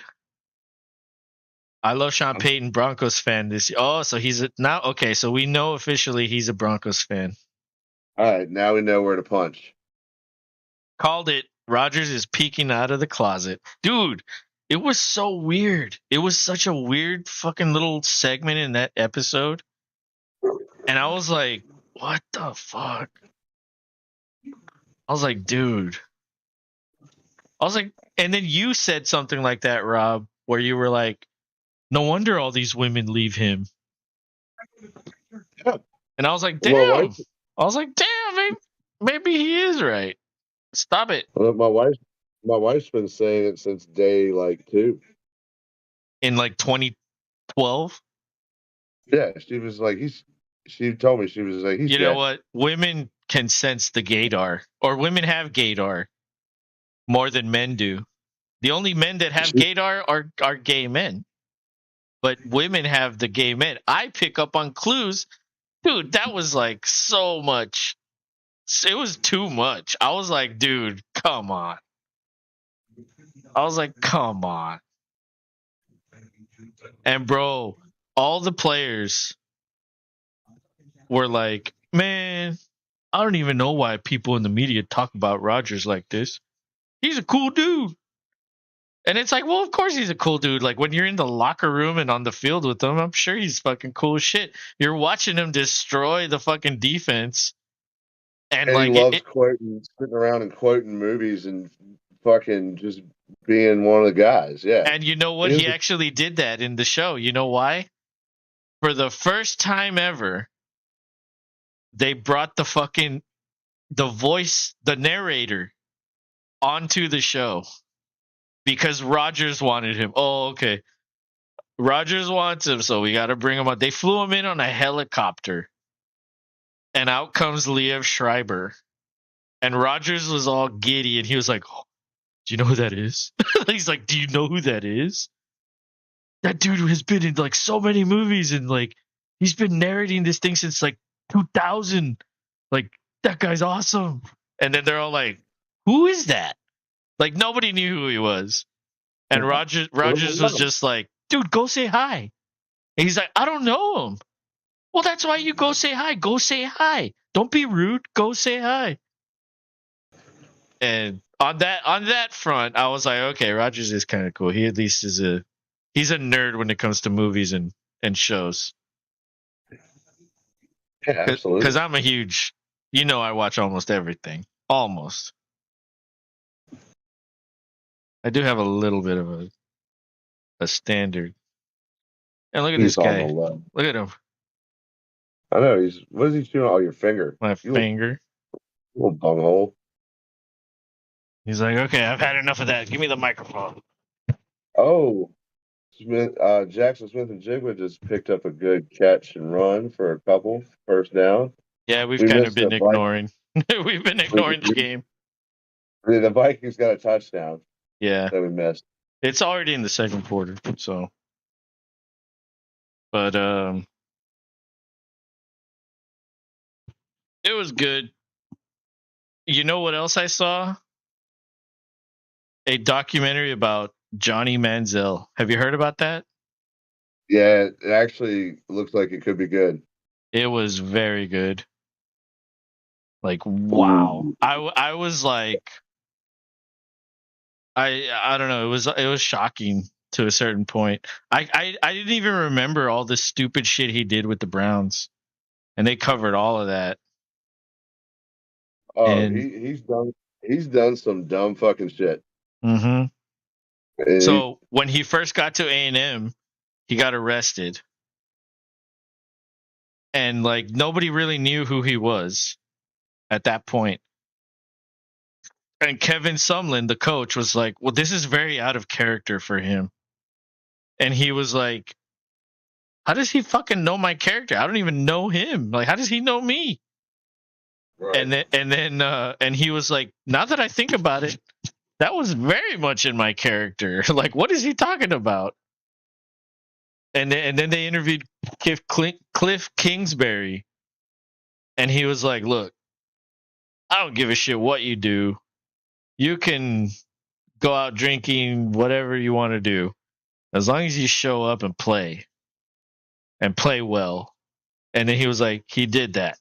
That's all I cared about. He's like, we gave him rules. We tried to set limits. He didn't care. He didn't listen. He didn't do anything. Like, he didn't do anything we told him. All I cared about is if he fucking played well and we won. And he did that. So that's all that mattered. And I was like, shit. Well, no wonder Kyler Murray plays nothing but Call of Duty with Cliff Kingsbury. Yeah. It does kind of explain that into a little bit. Yeah, I think our lackadaisical coverage made this Turbo Durbin guy leave because for a while now he had ducked out, but I was like, oh, okay. Well, he asked, who's your real team? I don't know who he was asking. And then he asked, stay off the drugs. Yeah, he said something about stay off the drugs, and I'm like, all right. Don't like the drugs, but drugs like me, said Baker Mayfield. I mean Johnny Manziel. That's what I meant. I always think it's the same guy, right? Who knows? Baker might be on the drug of life. He's not that bad. Yeah, he's on the drug of life. Oh, well, yeah. He's the guy who goes out there in the morning to go get his paper, and he just waits for other people to come out. So he's like, "Hey, good morning. How was your sleep?" He's like trimming someone's hedges. He's like, "Hey, hey, neighbor, what are you doing?" Was good. Thanks for asking. You want to put some pants on before we talk?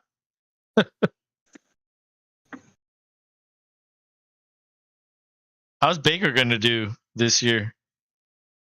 I mean, he has a chance turning around. Would you draft him in fantasy?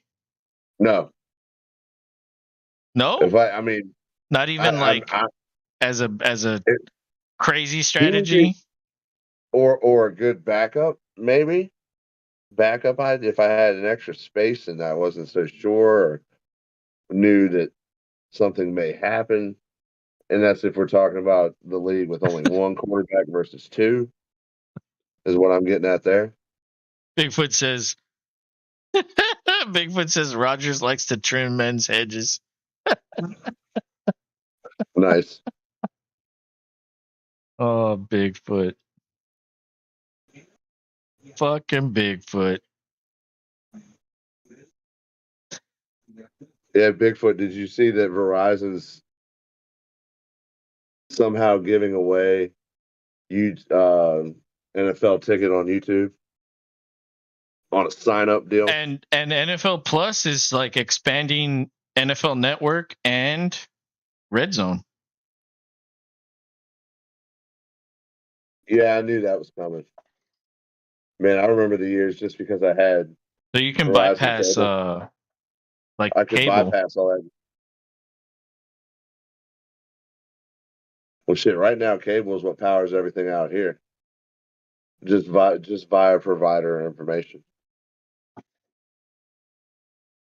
That way I don't have to like pay a fee to watch it out here, you know what I mean? Yeah. Hey, I'm gonna take a leak real quick. I'll be right back. Do it. We're still rolling. He's got his hands up. More men's asses trying to find balls to throw around. Oh, Bigfoot. All right, let's get into this game a little here, guys. I think the Vikings got the ball back. They do. They're on the 15-yard line. I believe we got the same quarterback, same setup in. Looks like what they're rolling with, which is nice.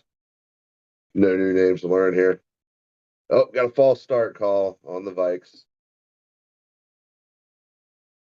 A 5-yarder, and it'll still be first down, but gonna have to work a little bit harder. It was 8 minutes and 27 seconds left here in a second quarter. This is indeed the second game from the first one we streamed earlier. We figured, why the hell not just stay on and see what's going on with this. All right.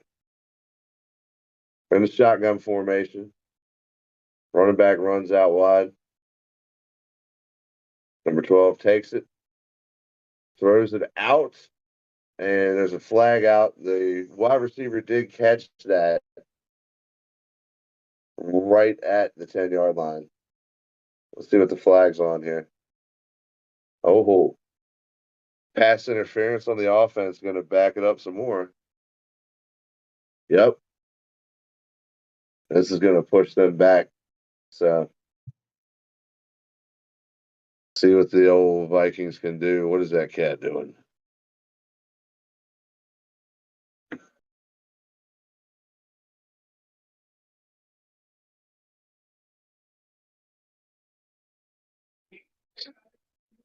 All right, we got a cat dance, and we got.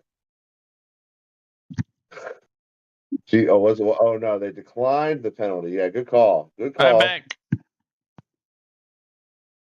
What's going on? Is it still 10-0? It's 10-0, but the Vikings have been pushed back via penalty Uh-oh. 3 times, but I think they've declined the third one. So they can finally get to second down forever. And number 12 tosses right out to, looks like maybe the fullback, number 34. Moose? Or is he a tight end? I don't even know. The numbers mean nothing anymore. Yeah. He's in shotgun now. These numbers mean nothing. Might as well just put like pictures.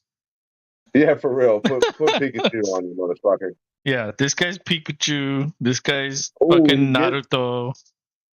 He gets whacked in the pocket. Does get the ball away, but it's going to bring up incomplete. That guy's a Power Ranger. That guy's a Ninja Turtle. Yeah. That guy's Jason. That guy's Freddy Krueger. This guy's Bigfoot says he's got his hands up more men's asses trying to find balls to throw around. Why do you shit on gingers? It's not their fault they don't have a soul. So he's not a ginger? No, he is. That's why he's defending it. I told you. He's just asking. He's just joking. Of course, you guys have souls. Maybe he is a ginger. I posted a ginger thing on Discord. He didn't respond to it. No, he just did. Oh, well, He just now, did. like way later.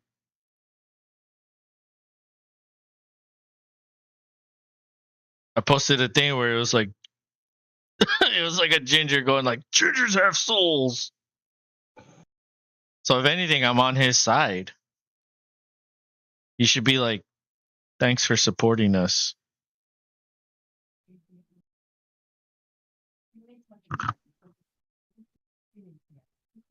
No, he's trying to counter. He's trying to deflect, but he just proved it right there. Caught you, Bigfoot. It's cool. We Uh-oh. always knew your Bigfoot fur was red, and that's fine, my friend. Oh my God, imagine a red Bigfoot. A red squatch. That's A what red he is. squatch.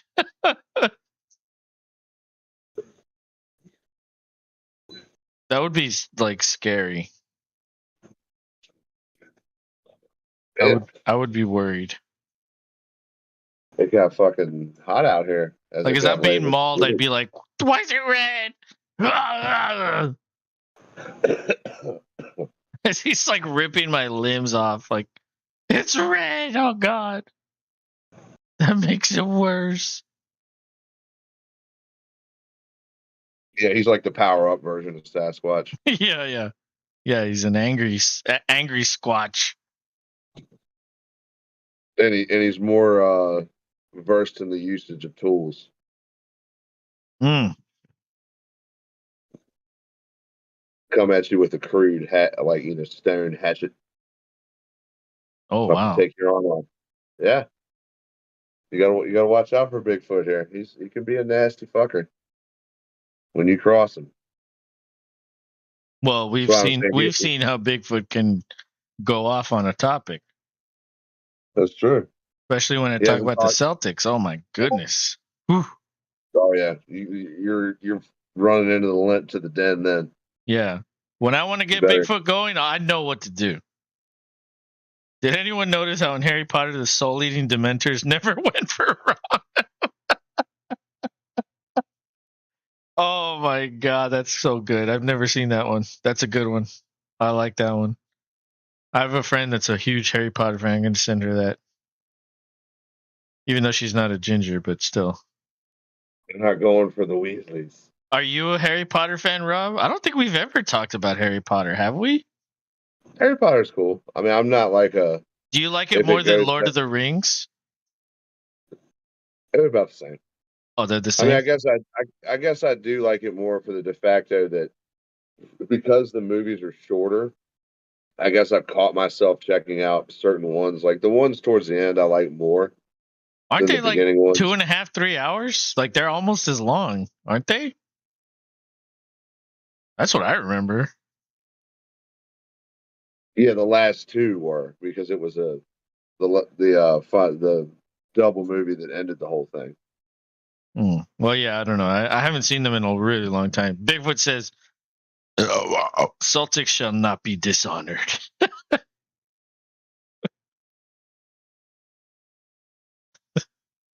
Hey, what do you think about Jaylen Brown getting the biggest fucking contract of all time? Oh my God. Overpay, Who? I think. Jaylen Brown. He got the biggest fucking deal. A dude with stats that like isn't anywhere near the top. Like anywhere near the top.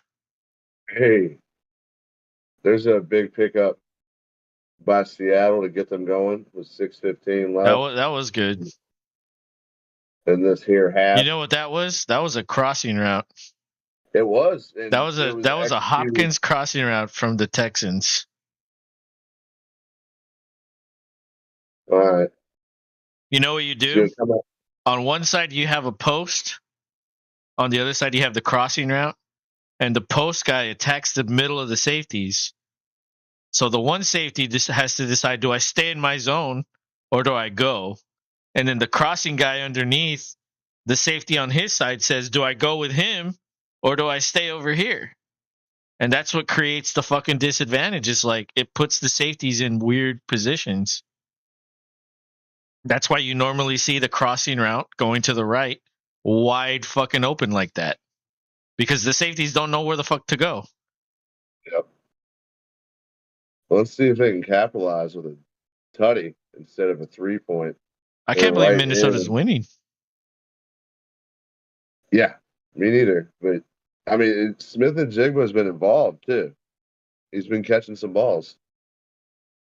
Yeah, he's 3 for 25.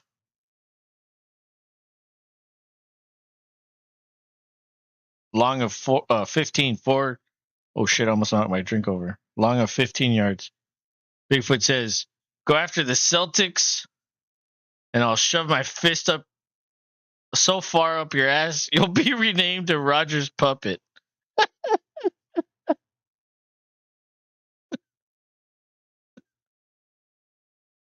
Oh. Would you give me a voice too? The more I think about it, yeah, Bigfoot's probably like this tiny little man. He's like a chihuahua. But man, There he's it a is. chihuahua man. There's a touchdown. A Oh, wow. flag on the play, but What's I the think it's flag, against the though? defense. I think it's against the defense, and it was. Did you know that the Lions wanted a lion on the sideline? Did you hear about that? I mean, what were they going to name him? I don't know. Who cares what the fucking name is? Why does that matter? Well, it does make it. You got to have a name. Okay, it's You named can't Bob. you can't just have a fucking lion. Yeah, exactly. You can't just have a fucking lion and name it Bob. You got to get a Okay, little creative. what would you want it to be named then? I mean, I'm a Packers fan. I'm the one. I'm the wrong one to ask. Well, then Oh, why are what you the? asking? I'm asking you. What would you name I your said lion? Bob. You said, "But don't name it Bob." Then you're gonna make Kevin mad. You're like, you Okay, can't have fine. two Bobs. I'd name it Larry. Larry the lion. See, I like it. Okay, but the Is Seahawks get a Seahawk. that's manageable? So what? So what? Like, how would the Texans do it? It would just like be me. Like, hey, I'm a Texan. Like, Yeah. you could just get anybody from Texas and put It them would have there. to be one section of the crowd that's dubbed the example of the mascot, and then you just when you're in there, you go crazy because Yeah, you're a Texan. What else could they do? cowboy would be the same thing. Like, as long as you look like a cowboy, you could be anything really. Well, in that case, they're just going to throw a hat on you when you go and sit there. Exactly. Jeans, button shirt, boots, cowboy hat, maybe a lasso hanging, maybe a revolver on the side. Polo tie. Oh yeah, yeah. Well, in that case, it would be Phillip Rivers. We almost described Phillip Rivers. Yeah, You're right. yeah, that's perfectly. All you had to say Phillip was Rivers. 17 kids. If you said 17 kids, it's like, all right, stop talking about Phillip Rivers. He could field his own fucking squad almost. His Thanksgivings must be epic.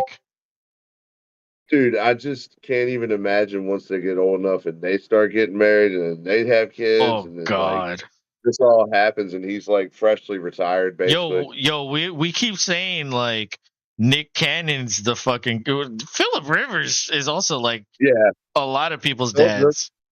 Phillip Rivers and Nick Cannon probably are populating most of the idiocracy that's going on. Is that Baker? That is Baker. Oh my God.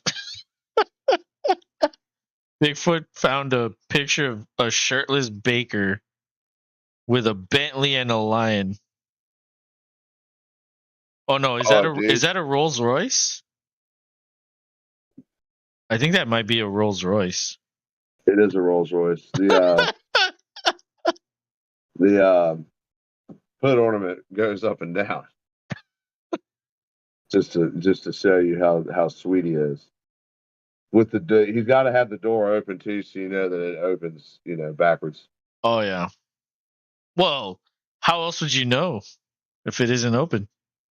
Like those doors that open up, gotta. Oh, yeah, you're right. Even though people know it's a Lambo, it's like the people who own him still are like, hey, Yeah. check it out. Check this out. You have that? No, you don't, bitch. I have to squatty potty to get in my car. Yeah. 4 minutes, under 4 minutes, 10-7 game Minnesota leading Seattle. You know what? Minnesota won the division, so this is your division. I know you're like completely biased, but what do you think? You think they have a chance to do it again?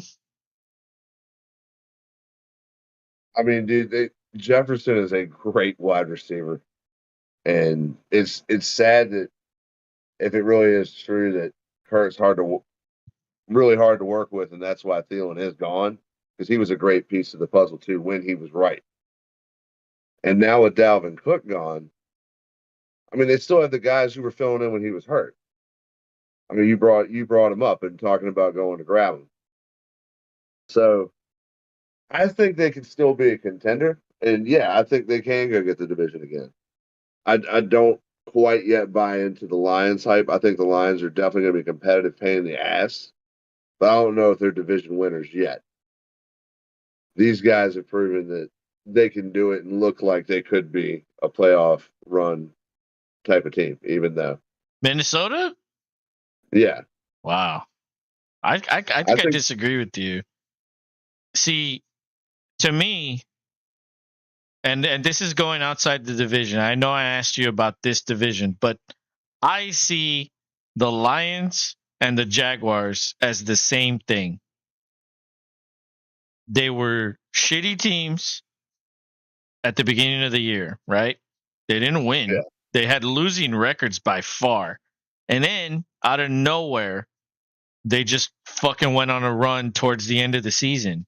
That's how the Jaguars got into the playoffs. They were 3-7 at one point, and then they fucking won all of them except for one. And honestly, a lot of those wins were weak teams. The Lions, I wouldn't say they were weak teams, but they were in the same boat where they rattled off a lot of wins at the end. So to me, what I see with the Lions and the Jaguars is they had the same script where they were losers and then they were winners. And I think when you try to project, and it's like, how do you go forward with that? The Lions are in a division where the Bears haven't done anything, and the Packers are going down. There's no doubt about that. They're going down. It happened last year when they started to go down.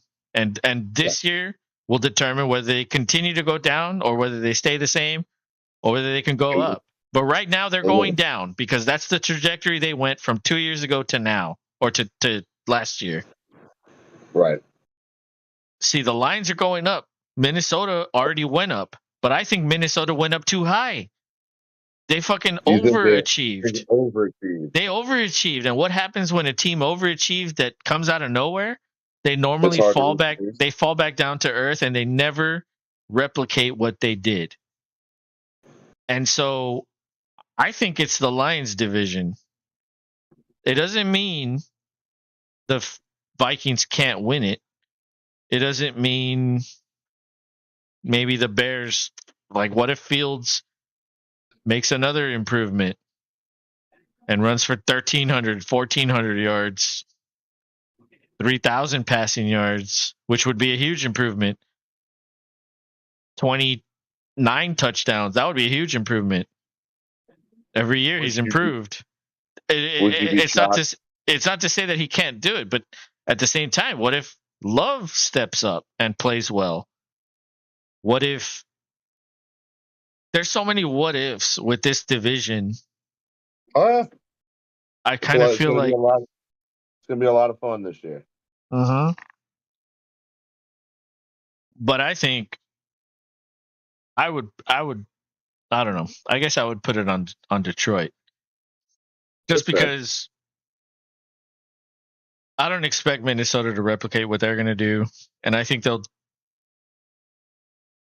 I honestly don't think McConnell likes Cousins. I don't, and he coached him once before in Washington. Right. That is true. That is Yeah, true. and but even then, I don't. I just don't think I don't think he likes him. I really don't. It's just the whole thing seems weird with the whole not wanting to slow down and just communicate with your coach or a fellow player. Like, is it an ego? That's the thing. He's not like he doesn't cuss. He's like Philip Rivers like that. Like he doesn't. He tries to be Yeah, his wife was proper. like, "Oh my god, this game was so like it was so nerve wracking. I had to put in my worship music." And I was like, "Oh my god!" I was like, "That's who you are. That's who these people are." Yep. I was like, "Okay, well, I mean, cool, good for you. That's fine." But I don't know. There's just something about watching that whole interaction whenever he was talking with like, and I'm talking about these were situations, these were interactions on the sideline during games, and I think a lot of that was because he was hurt. He was literally playing hurt. He was fucked up, dude. Like they hit him, and he was like, like they mic'd him up. He was mic'd up the whole season because he participated in the fucking show. And it's like, okay, the one thing I took from him is he's a tough motherfucker. He doesn't look like it, but he is fucking tough. Like holy, he's like Tony Romo, dude. Tony Romo's the same way. Small guy, got But he hit, takes the and fucking he beating. fucking got up. And yeah, sometimes he got hurt. Cousins is bigger than Romo, so he didn't get hurt like that. But Cousins took a beating last year, and he played through a lot of shit. And they went through it in the show. But I think because of that, that's why all this shit came out. And he was like so in pain and so like bothered by his injuries that he was just like, ugh. Right. Because he just found it hard to do anything but what was absolutely necessary in the next step. And at that point, he's just looking for any kind of relief But or just like, like, I think about the situations I've been in for McConnell, and I think there's only two. One, when I was coaching the billiards team, I used to play billiards when I was younger. I had my own team. I was captain of my own team. And whenever like they would need a timeout or something, I would go and help them. You know, I'd be like, okay, you can do this, you can do that, you can play safe, you can try to make it here. Whenever they didn't know what to do, they would call timeout. I would go help them. Sometimes I had a better player there that would do it, but every time I was there talking to them, they would listen. You know what I mean? Is they would listen to me. They wanted the help and they would listen. When I was watching this shit with Cousins, it was like, no, I know. Like that's what I got from him. It's like, no, I know. It's like, dude, you shouldn't have done. No, I know. That's what I got from it. And it's like, okay, this guy doesn't want to hear it, or he understands what you're saying even before you say it, and he's just like, right. no, without even letting you say it. Like, fucking let me talk. Let me tell you what I need to say, and then you say it. But Then you you say, I just, know, I but know, I you know. just fucked up. And I'm telling you why you fucked up, and you're telling me you know. Well, then why are you doing it? Like, I don't know. That really ticked me off about him. And he was kind of dismissive with Thielen too. And I didn't like that. And I was like, no wonder. I was like, no wonder nobody likes him. But he's definitely not Mr. Prime Time like we've joked about numerous times. Yeah. But what is Got a his punt record here. prime time? And prime time, you mean like night games only, right? Well, anything, yeah, like Thursday night, Sunday night, Monday night, or like And prime time what's playoff his games. record? I think now it's like, I think he's won two. Oh man, Like hold two on. and 10? Kirk Cousins prime time game record.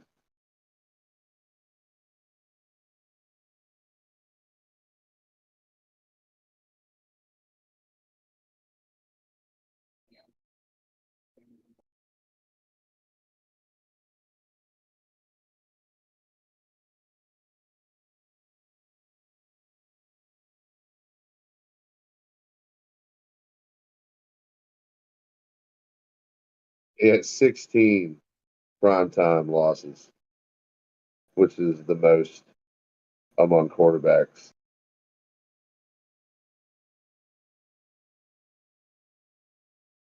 since 2015. Woo. Damn. That's not even a lot of time. Holy shit. That's a lot of heartbreak.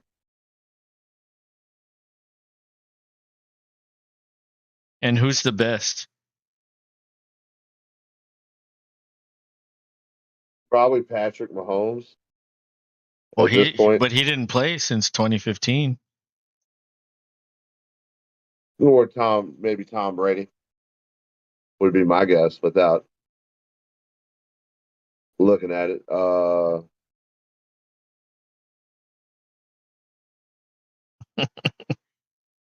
on.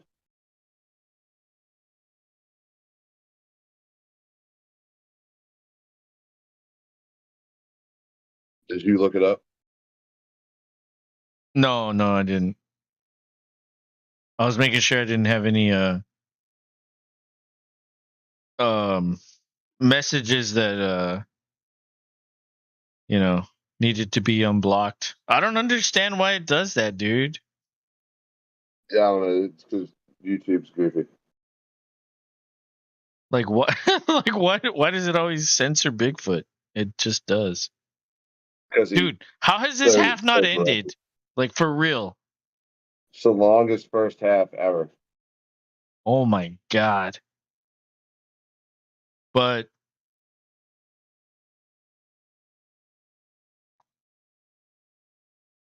so like since 2015 you said, I wonder what the Texans record in prime time, not quarterback, but like overall record is.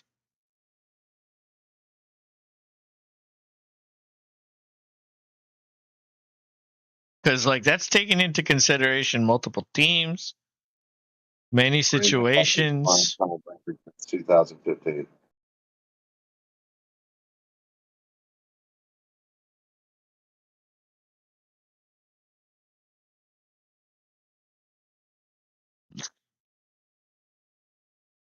Oh, looks like Seattle got a turnover.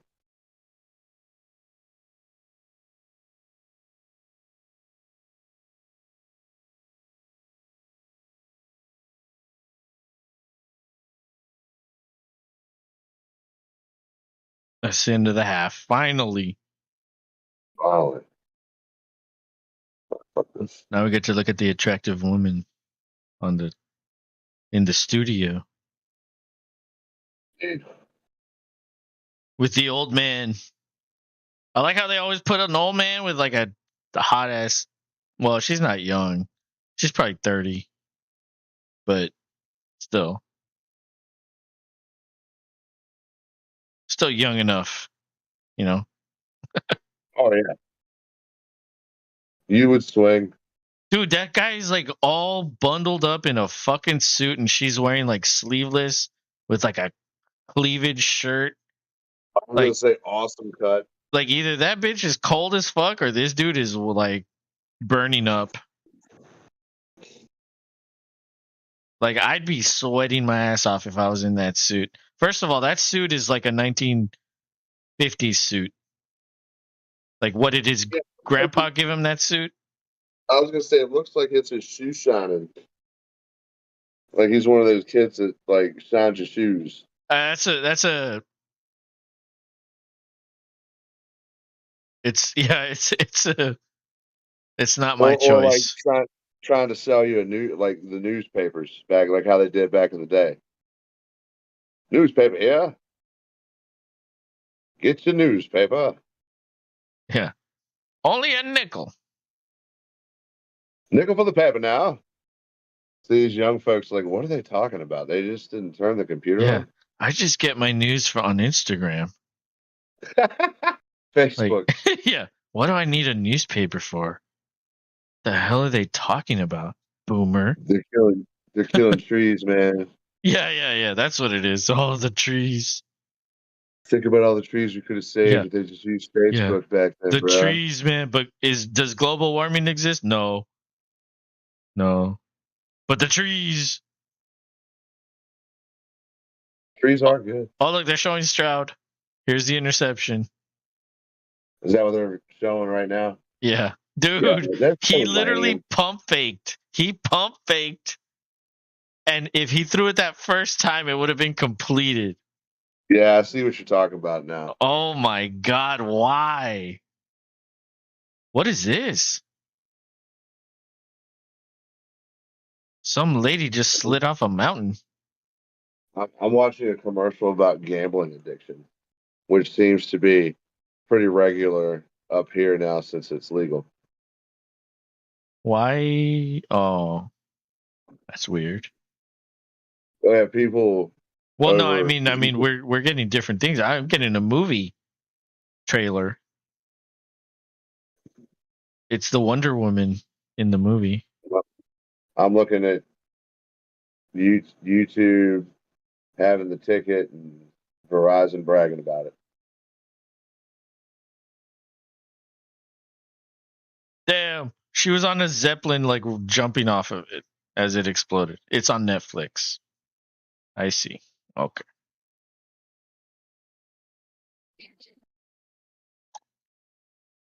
It's interesting how, the commercials we get. Are different.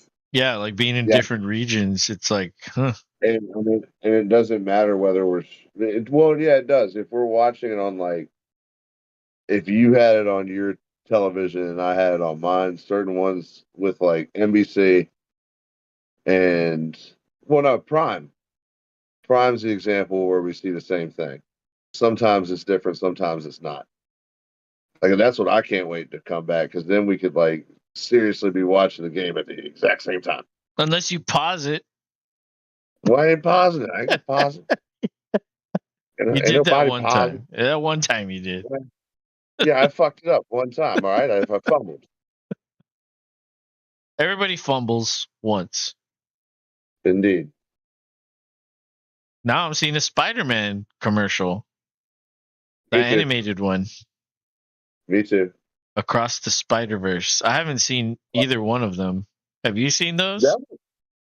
That one looks pretty good because it looks all very comic book ish when they go to the actual Spider Verse because of all the different Spider-Men. Because I've watched the extended trailer with my daughter because she loves all that, and so does my son. She loves Spider-Man? Yeah. Has she seen the Marvel movies? Yes. Like all of them? She's getting there. Which ones has she seen? Well, she started out of order, of course. She started with Avengers at the beach because they were playing that a bunch, and like I was like, you can sit up because she was staying with me out in the living area because there's a pull-out bed, and the boy and the wife slept in the good bed in the back. But I'd rather be close to the ocean with the door. I'd just leave the door open. I care less. We're at the beach. That's what I want. But like I said, because I was hanging out on the porch, I told her I was like, you can sit up and watch movies if you want. Try, just like, hey, we're on vacation. Live it up. And that's what she chose to watch. And I was like, you're my daughter. I love it. That's awesome. Because then she asked me on the second go round who like did I know of all these characters, and I had to like explain who was what and why. She every time has been asking me since. And then when she found out Spider Man was also involved later on, she was like, oh, excitement. It's what it was meant for, kids. We're all just big kids at this point. Oh, definitely. I'm definitely a big kid. I wonder, you would think this halftime would be fairly quick. That's me being optimistic.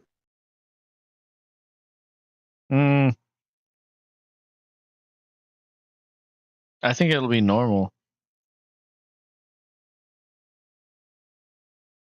What else do they have to talk about besides this game? Well, I mean, I guess they that's it. go into more. Yeah, they're just going to go more in depth on y'all's game. Yeah, because these were the only two. Yeah, tomorrow. I don't even think the Packers are going to be on NFL Network down here. I think they're going to show the Giants because of regional. They're That's at crazy. different times. One's at 6, one's at 9. It's Ooh, just it's the same thing as tonight. That's why I said like we should do them both because yours is. But I mean, yours is so early. Like, yeah, you'd be on. At what time did you get on for the Texans game? Halftime, right? So yeah, you'd miss half the game essentially. yeah.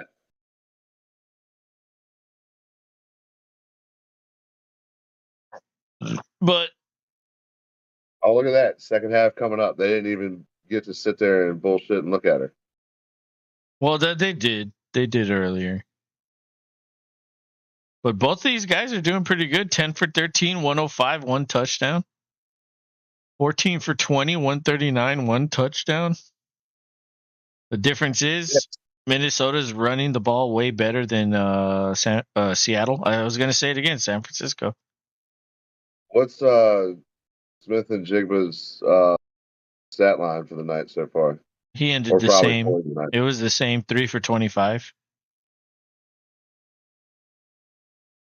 Not bad. Addison had 1 catch for 22 yards, 3 targets. Also not bad. Jalen Rager, 4 for 55. Oh, wow. That's pretty good. A lot of people are saying he's a bust in the first round.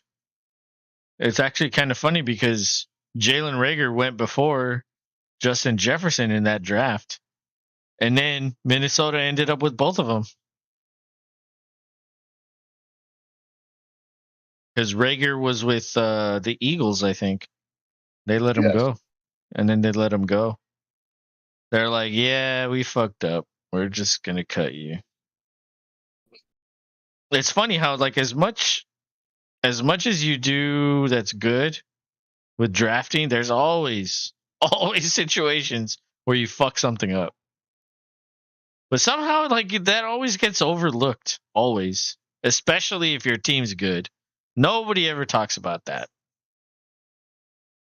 Like, imagine if they hit with Justin Jefferson on the Eagles.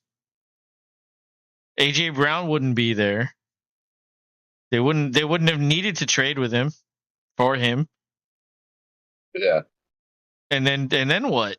Like, maybe Justin Hurts or maybe he develops before he did this year because he didn't develop until this year.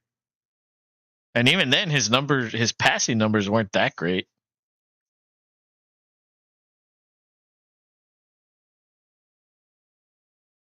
Let's see. I don't even remember exactly. Jalen. I called him Justin. Jalen Hurts stats. Okay, let's play some trivia.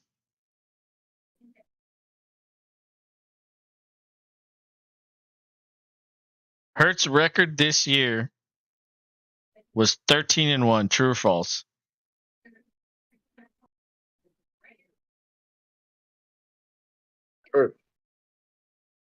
False. 14-1. Oh. Slip me up with the numberoo there. His previous 2 seasons, he's 9-10 combined. And passing wise, he was 22 and 13 touchdown interceptions in those 2 seasons. This season, did Hurts go over 4,000 yards? Yes or no? No. True. How many did he have? Wasn't it like low 3? 37. Oh, we got up there. Okay, let's see. I knew I would have remembered if I'd have saw that number, and I hadn't. True or false? He had 25 passing touchdowns, or higher. That's true. Or higher. That's true. That's false. He had 22. True or false? His passer rating was 111.5. Higher or lower? Lower. 101.5. So, like, passing wise, he really didn't do anything.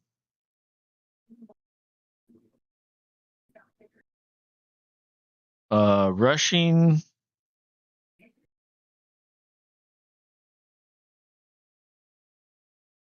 Okay, he had 15 rushing touchdowns.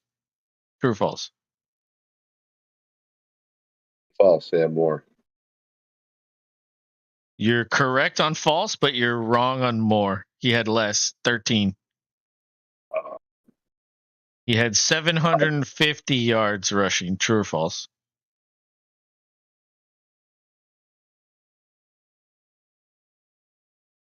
False. He had 760. So that's 76 points for the rushing yards. And then 78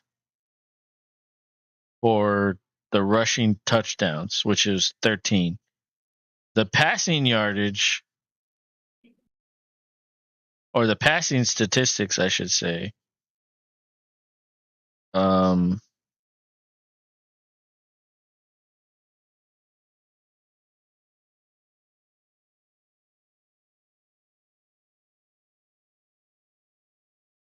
so that's 140 something minus 3. I mean, he was like top 5. He was like top 3, wasn't he?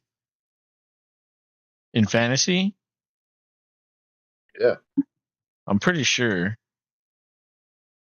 Last year. So let's see. All players quarterback. Yeah, he was 3rd. And what did I say? 140 what?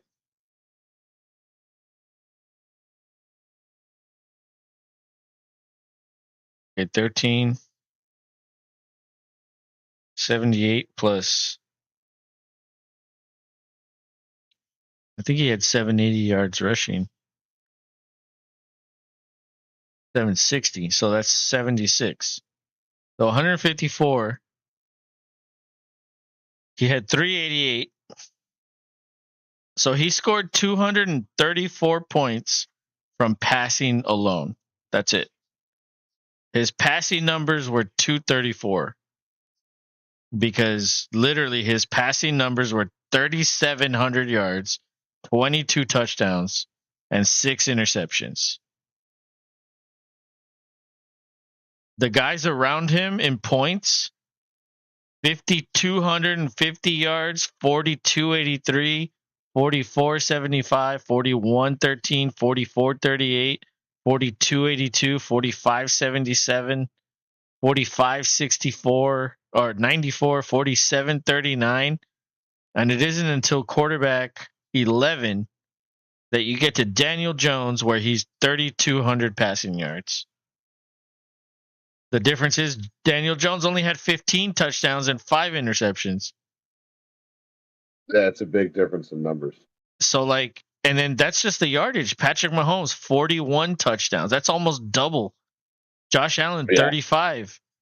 Burrow, 35. Trevor, 25. That's close. Goff, 29. Geno, 30. Cousins, 29. Brady, 25. Brady's passing numbers are more than Jalen Hurts' numbers. Yet Brady had 0 rushing numbers. Therefore, Jalen Hurts was way ahead of him. So, you know what I mean? Like, and this guy was all pro. This guy's all pro because he runs. So I don't know. I don't like that. That's what I don't like. It's like a quarterback should throw the ball, not run it. Like if Justin Fields does what Lamar Jackson did, is he going to be a fucking MVP? They're going to clamor for it. But I mean, I don't know if he could get to that level. Like, what do you mean? He had practically, he would have broken Lamar's rushing record if he didn't miss games. And those first like 5 games, he wasn't even running. He was getting like 20 yards a game. What are you talking about? His rushing yards would have exceeded him from the beginning if he was allowed to run. And remember, last year, I used to say, why don't they let him run? Eberflus is a fucking idiot. Like, and then all of a sudden, as soon as I started yelling, he fucking did it. He started running the next game. And I was like, look at what happens. Well, he was running for like 150 yards. And he quickly caught up to Lamar. The difference is Lamar threw, 36 touchdowns that MVP season? Yeah, that's a lot. Justin has only thrown 17, I think, is his career high. So he would have to go 20 more. But Lamar didn't do anything until he did that. And he hasn't done anything since. Yeah. And everybody still talks about him like he's an MVP. So I don't know. I feel like this whole MVP thing gets skewed whenever somebody's ability to run the ball. It skews everything. I think it messes up the way people think about shit. Because the passing numbers are just so low. And I don't know. With Lamar, he didn't even have 4,000 passing yards. He was like 3,500, I think. Maybe 37. I'm not sure. But I know he wasn't over 4,000. Dude, when you run for 1,200 yards, you're not going to fucking throw for 4,000. You're not. That's a fact. Unless you don't run the ball at all. Oh! We missed a really big wheel route. I saw it. And as I was talking, I was like, Rob's probably... I was inside like, wheel route. If we played Madden, that's probably all you'd do. Every play you'd call is a wheel route. I wouldn't say every play, but when I did it, you would know because I would be like starting to say wheel route. Yep. By the time you knew what happened. That was nice. And yeah, they're in field goal range. That will tie it. If he makes it. And he does. Yeah, he does. The Hawk's Nest. Myers. Number 5. Bigfoot's back. He says Lamar is overrated. He is 2 Rottweilers short of changing his name to Vic. I think Lamar had like a crazy season that one year. And then like that's all it takes. That's literally all it takes for a runner. The difference is Lamar actually had good passing numbers. That's the one difference that any of these other runners have ever had. Nobody's ever had that many rushing. Not even Vic. They've never had those types of passing numbers. So like when Hurts fucking gets 22 touchdowns passing and he's the number 2 in MVP voting, I don't know. I think that's a joke. It's making you ask questions upon who is voting. Well, the fucking newspaper people are the voters. Like, since when do fucking people that write articles matter about the fucking, who wins awards? I don't understand why that's a thing. But across It all is. sports, it's fucking people that write for newspapers that determine the votes. Like, there's people on NFL Network. They're like, "Oh yeah, I have a vote. I voted for this guy." It's like, why do you have a vote? Like, okay, I could see if you're like a Hall of Famer, or if you're, 5-time Pro Bowler. But just because you write for a fucking news article or a newspaper, what that determines you get a vote? Like, get the fuck out of here. Who the fuck are you? You've never played a down in your life. Why should you get a vote? I don't agree with that at all. Bigfoot says Skip Bayless gets a vote. Dude, I mean, he probably votes for Dak every year. I wouldn't doubt it.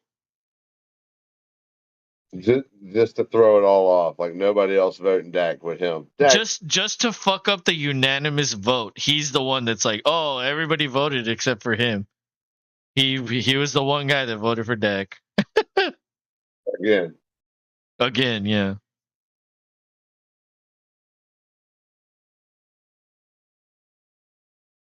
Yeah, that to me that's stupid. Doesn't make any sense. All right, well, a successful opening drive of the second half, which tied the game. The Vikings run it out and tackle around the 20. Oh, those guys are pushing each other. Did you see that? Yeah, I don't know what's At going the on end of there. the play? Little handsy. Oh, who's that? Number 7 for the Vikings? I can't tell. He's got his hoodie up.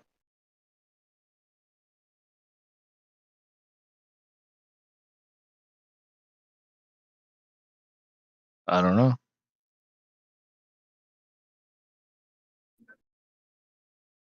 Oh, is that Addison? Yeah, that's who it could be. I got the volume. I can't hear what they're saying.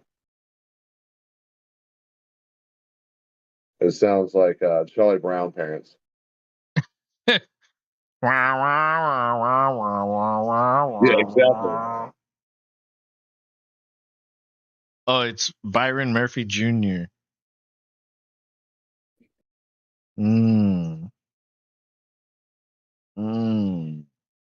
I don't know who that is, but Yeah, I mean that's but he's also being interviewed, so good for him. Yeah, exactly. It's And that's what preseason is, right? It's a lot of interviews. it really like if you're not interviewing somebody, then what are you doing? Like People are like, "Oh man, the XFL is so good. It's nothing but interviews." It's like that's all the preseason game is. Preseason is XFL. Yeah. Except without the wacky rules. I was going to say with more attendance. Yeah. Well, yeah, true. With more attendance and without the wacky rules, but yeah, they're constantly interviewing people on XFL, which is cool. I do like that. And then everybody's mic'd. Like the coaches are mic'd. You can hear the quarterback in the huddle and shit at the line. I do like that. That's pretty cool. Like imagine if we could hear like Rodgers at the line. Like ayahuasca. Hold He's not saying all that. But he is a pretty funny guy, from what I understand. Darkness, everybody, darkness. What play is darkness? Wheel route? I mean, I would think that would be Oh, halfback draw. that's a Hackett. That's a Hackett for sure. It's a halfback draw because he's like, here, take it. I got to hide. And it'd be like that light would cut off. He'd be like, thank you.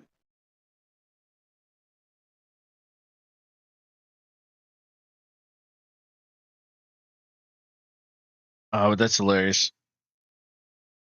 I will say it's kind of cool watching the sun set on the West Coast.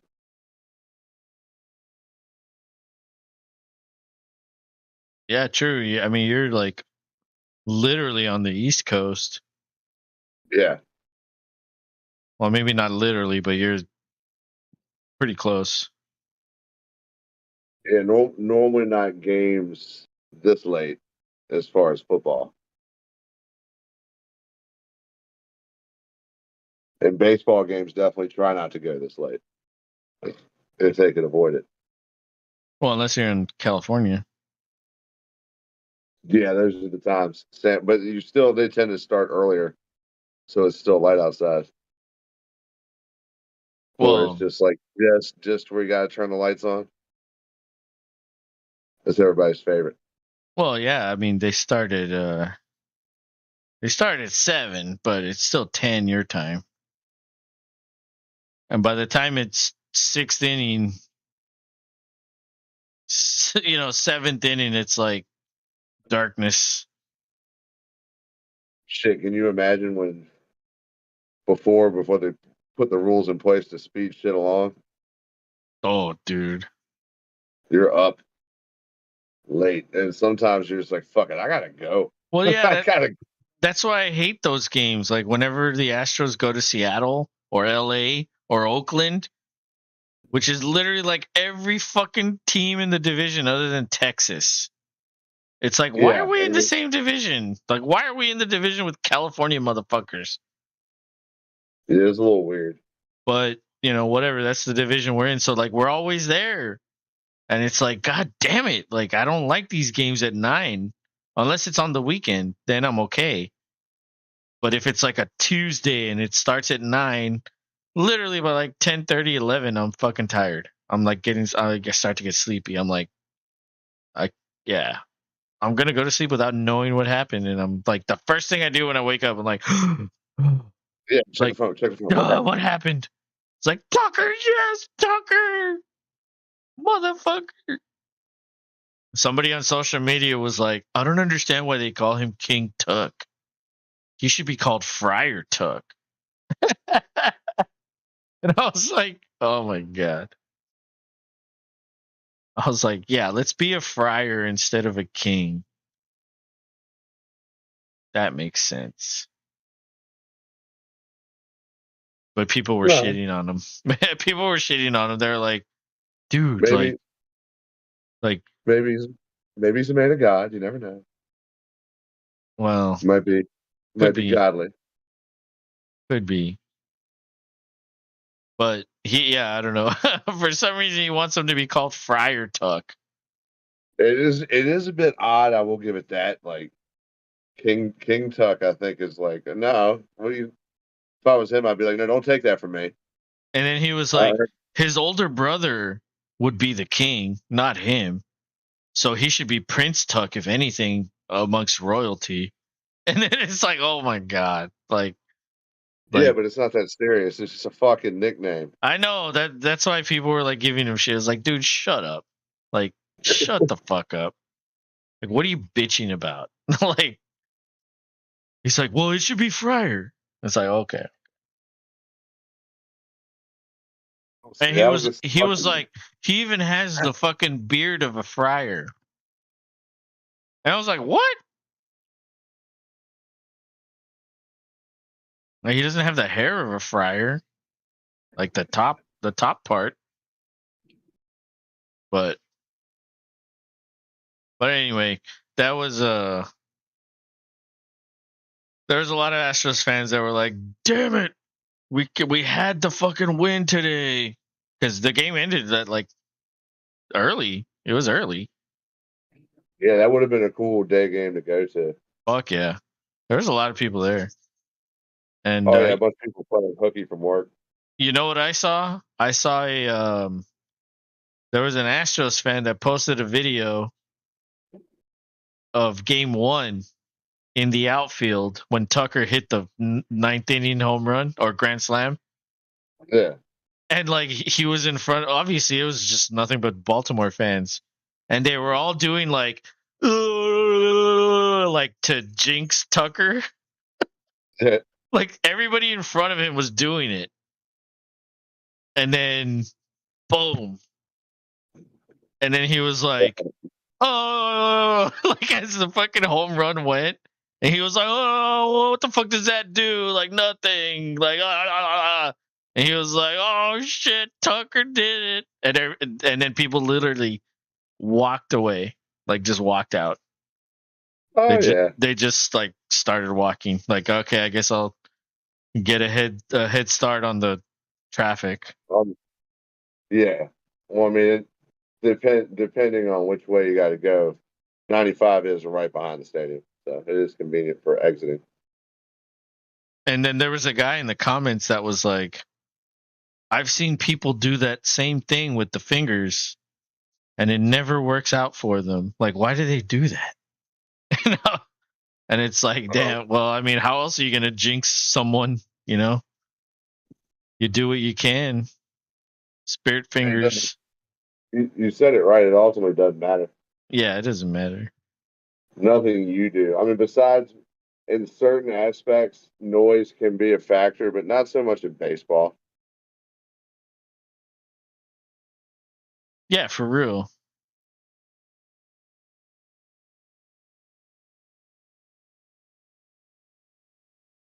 But damn, I mean, y'all had that game, and you know the Astros stole it. Second game was the Astros, and then the third game y'all had it again, and then they tried to steal it, and then y'all held us off finally. And then it's like, okay, like this will be a fucking crazy series if we meet in the playoffs. Like, there's no doubt about that.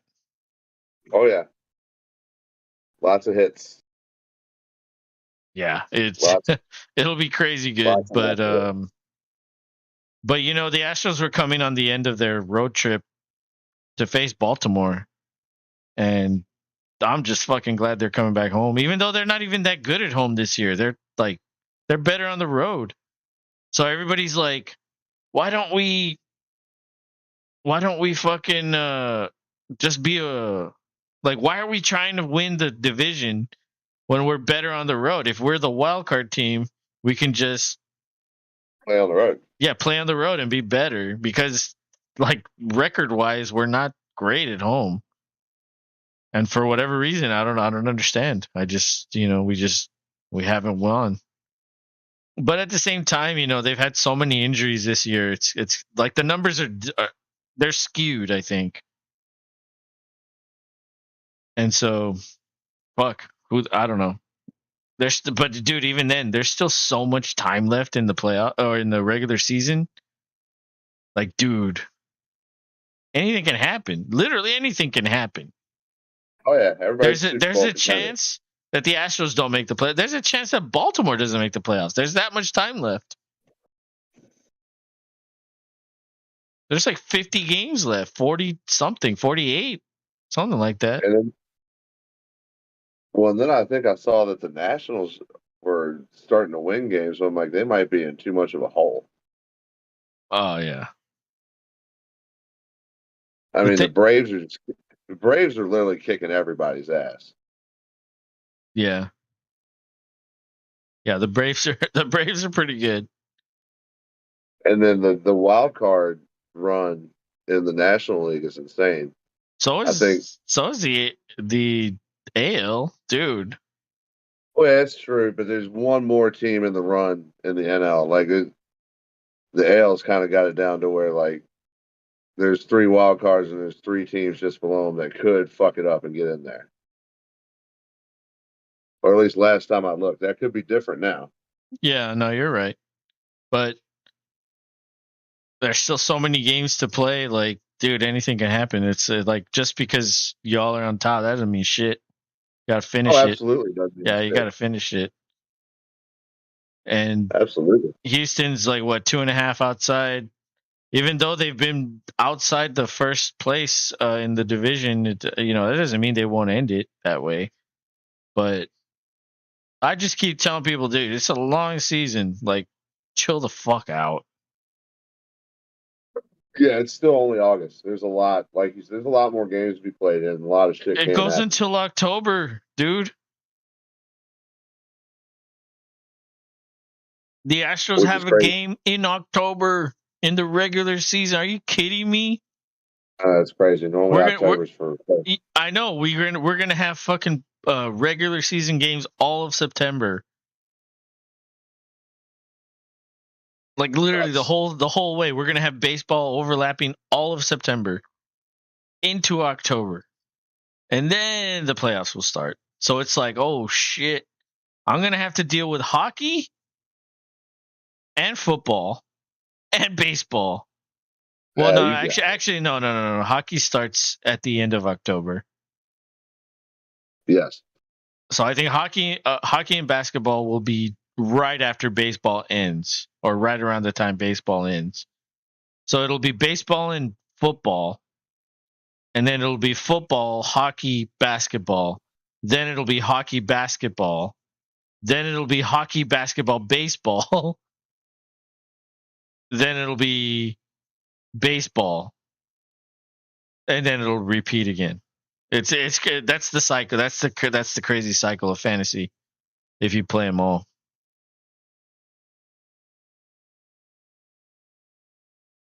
You're insane. I don't know how you do it. I mean, it's my number one hobby right now. That's literally all I do. Fantasy. Well, it's not even just like you do it. You succeed. Interception. Minnesota intercepted the ball. Man, just when they were Oh, starting to get some yards under them.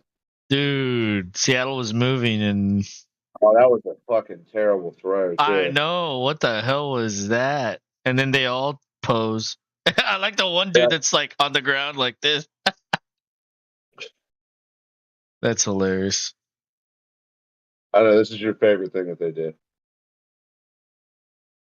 Yeah, there he comes. Well, how many Yeah, chances did they get to fucking celebrate? You know what I mean? Like, that's, that is true. I love it when the defense gets to do it more because they don't get a chance often. yeah. Anytime there's a touchdown, the entire the O line goes in. They all got to pick the running back up. For real, well, yeah, for real, exactly. So let them have it. I mean, it is a little like, okay. Well, they shouldn't do it for every single thing. Like this was a big moment in the game. Well, if you're gonna do it for one, So, you're gonna do it for the other one. oh yeah, you're right. You're right. So, if you start it, you got to keep it going. I guess that's the thing. It's like, all right, your 40th fucking sack. Like, all right. Like, come on. You've got 40 sacks through 10 games. Okay, you don't have to celebrate through every single one. You know what I want to see? I want to see more unique fucking celebrations. It's I like, appreciate Zadarius Smith for that. He had a lot of unique celebrations. He had one he kind of did a lot with the Army crawl when he would come up with a rifle and do like that as if he was in Call of Duty. But he had a whole slew of other ones after that he started doing. And it's like him because you, Preston Smith does he does the ground pound and you know what I'm still waiting for? The fucking zombie celebration. Like, where is that one? Like, that has to have been done. if I score a touchdown, all my teammates are zombies, and well, you can't really shoot them because I think there might be a rule against that. But you can You can't use the use the gun. You football can't to use hit the him on the head, and yeah. you kill a zombie by destroying their head. So boom, hit them on the head, bonk them on the head, and then they'll fall down. So Yeah, they don't you like can have all your teammates going like that, and then you'll just and just bash them all. Or maybe they get Yeah. you or something. You know what I mean? Like, I don't know. You can fucking be creative with it. Like, but I don't think there has been a zombie. I would have, if I saw that shit, I would have remembered that. I don't remember that. Could be wrong, though. You're the historian. Oh, the ball was tipped. The ball was tipped. That's why it was such a bad throw. That's why it was a bad throw, yeah. You said, yeah. You were like, it's a terrible throw, but it was tipped. Tipped at the line. Give him credit where credit's due. Exactly. So Minnesota takes over at the 35. You know, this isn't technically the game we're supposed to be doing, but yeah, we've been neglecting it a lot. Toss. What is with tosses today? Yeah, they're loving the toss tonight. And yeah, Texans just need to too. say tonight. Texans are doing lots of tosses. So yeah, it's a good time to toss. We'll toss it around. Yeah, we're probably not going to toss it in the regular season a lot, but this is the time. Let's see if we're good at it right now. Yeah, and then we'll ponder it later. Yeah, and then if we're not good at it, fuck it. Dude, I never do tosses on Madden, ever. They never work. Oh, that's why. This is the Minnesota network. I don't know if that's who the you're hell's watching. that guy in the pink shirt? I don't know. Blitz. But yeah, you're watching it. That's a blitz. The dude escapes, throws it out of bounds. Oh my god, what is he doing? Man, I would have at least liked to see him try to go deep. He had number 13 down there. He was probably covered too, but yeah, he might have been covered. And he figured a field goal's better than nothing. Oh shit! What happened? A bug? No, I sat up on the stool and I accidentally kicked with the Under Armour flops on. Kicked the metal fucking cabinet right there, and my toes were like, "That's not cool." Oh, bro, no way! That kick was crazy.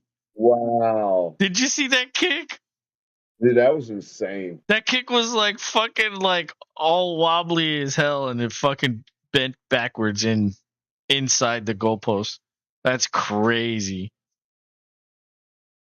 Nah. Like, how do you even know you're putting English like that? Yeah, I don't get the art of doing that with your foot. Like, that's insane to me. Wow. Well, they got the lead by 3. It's that type of game. It could be what does it, or there could be, who knows, 10 more points scored. Yeah. Yeah, you're right. Yeah, I was gonna ask you that because it is getting late out yonder. If you wanted, did you want to do the whole game, or what did you want to do? Oh, no, I mean, we don't have to. No, we don't have to do the whole game. Not at all. We're not even paying attention to it. Mostly, we're just we're just talking, bullshitting. Yeah, I mean we can call it at the end of the third quarter, which is 3 or 4 minutes away. All right, cool. That sounds good. Well, I'm gonna take a leak real quick since it's on commercial. I'll be right back. Okay. Yeah, you do that. We're gonna fucking look at some Taco Bell commercials over here. Gonna make you want to go get these wannabe burrito tacos is what they look like. Wannabe for sure. They don't give you the soup, man. That's the good shit. But yeah, we appreciate everybody who may still be hanging out with us. It's been a little double hit. It's been fun though. I mean, it's been an entertaining game with a lot of burning up the middle of the field for a while, at least in the second half here. I mean, Seattle went down there and got a field goal to tie it, and it was some burning. And finally, we just had a long field. Anybody, if you can see anything from this game, the field goal Minnesota just hit is what you should see, because that thing was insane to watch. It looked like he had enough, like he could have been another yard or two back and still been fine. Say a yard or two. I don't know about putting him another 5. He may That thing may have wandered a little bit right and hit the fucking post. But he made that 3:24 left in the third quarter. Minnesota 13, Seattle 10. What a fucking kick. Look at that thing. Oh, yeah. Head coach is ready to do some cartwheels. Yeah. Yeah, let's go. And Kevin O'Connell kind of looks like Beavis. That's hilarious. I just, I've just decided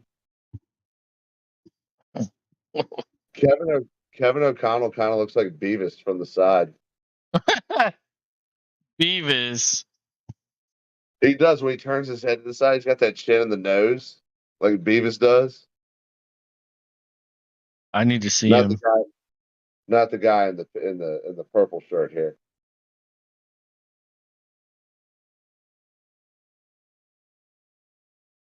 Damn, that's a run stuff right there for Minnesota.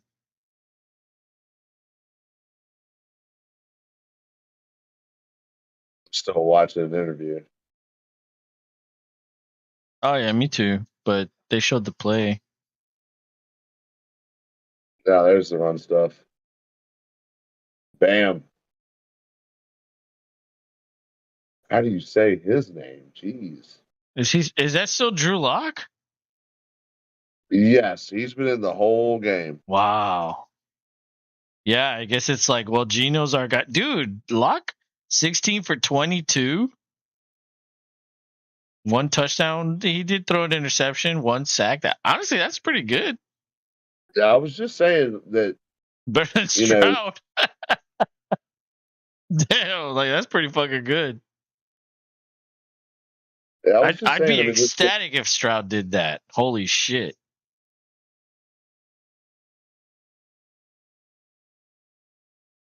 they're talking Although to this Alex. guy is a veteran, so it's easier for They're a talking, veteran. they're talking to Alexander Madison now. Oh, that's Madison. Yeah. Oh, dude, 5'11", 215. That's a damn. That's a big dude. Oh, come on. 86 with your hot hands. You could have had the first down. Dude, Madison's gonna be good, bro. I'm telling you. That's a value fucking pick, bro.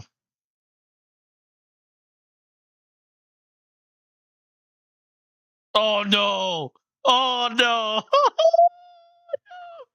Dude, Oh, the Minnesota something. guy touched it. He touched it, and the Seahawks guy got it and ran it all the way. Touchdown. That's a touchdown, No way. bro. He touched it. It bounced off him. The Oh motherfucker my got it God, I and ran just it in. saw it. What a freak play. Dude, And the crowd goes wild. that's crazy. He tried fair catching it. He was nowhere What is it? close to it. Yeah, let it go. Oh my god.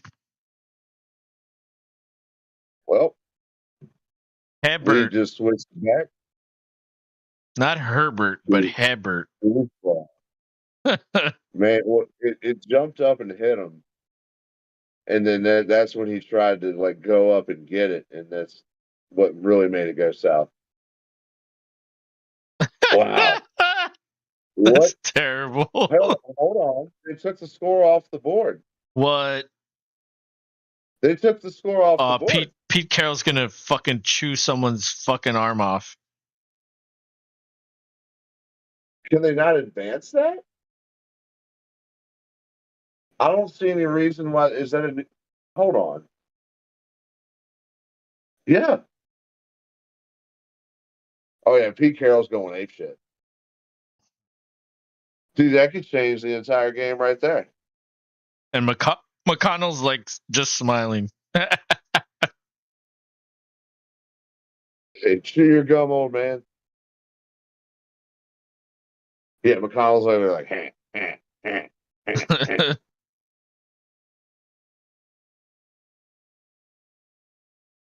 Bro, like Cousins is just like standing there with the earpiece. Like he doesn't talk to anybody, doesn't do anything.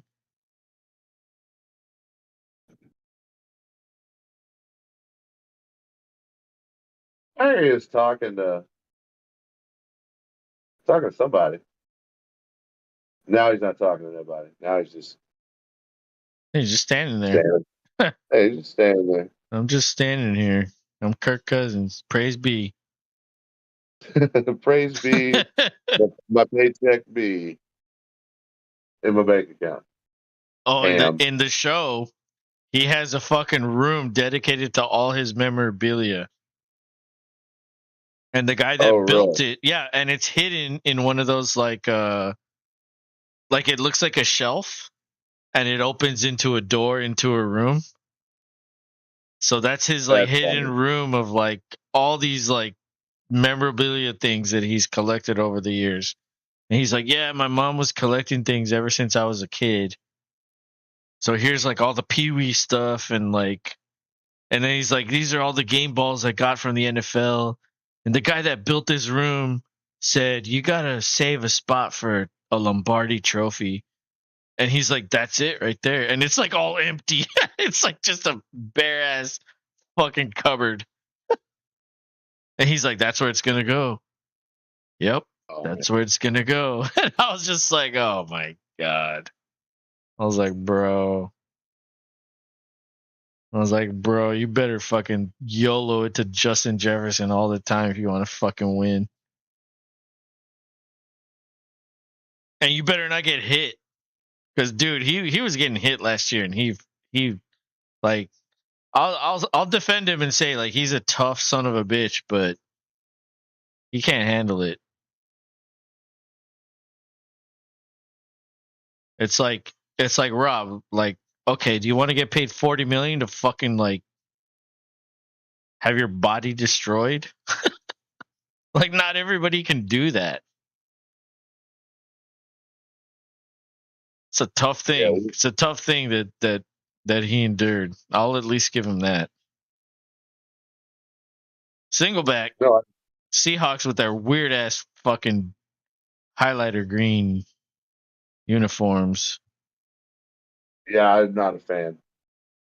Me neither. They look like something out of what the fuck is the name of that game? Everybody got excited about it because it came out again.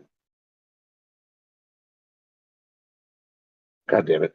That was the first down, though. That was the first down, though. First down, good run.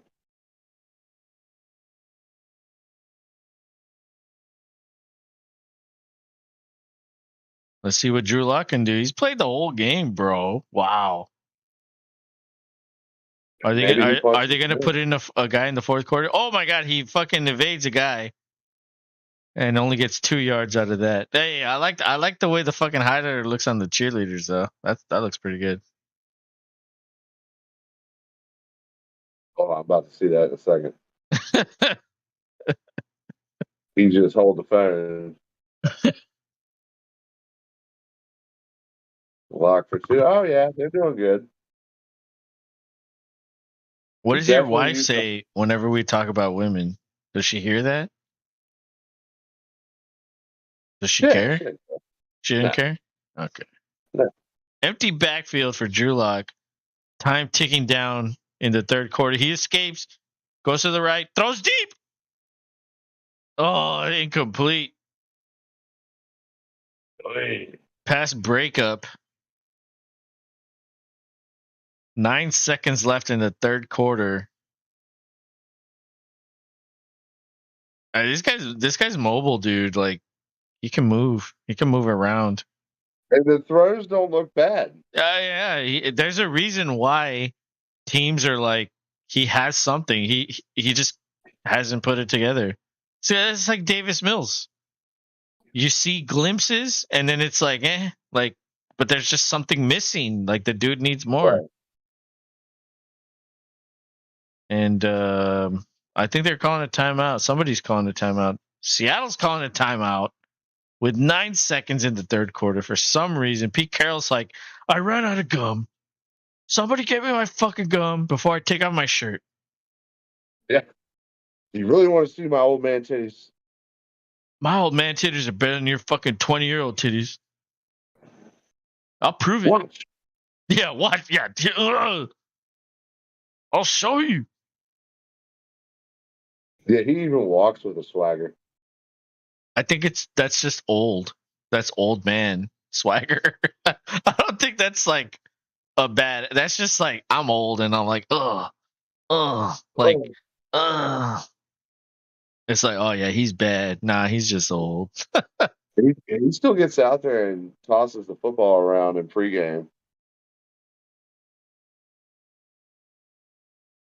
Do you think? Do you think Donald Trump does that or Joe Biden does that?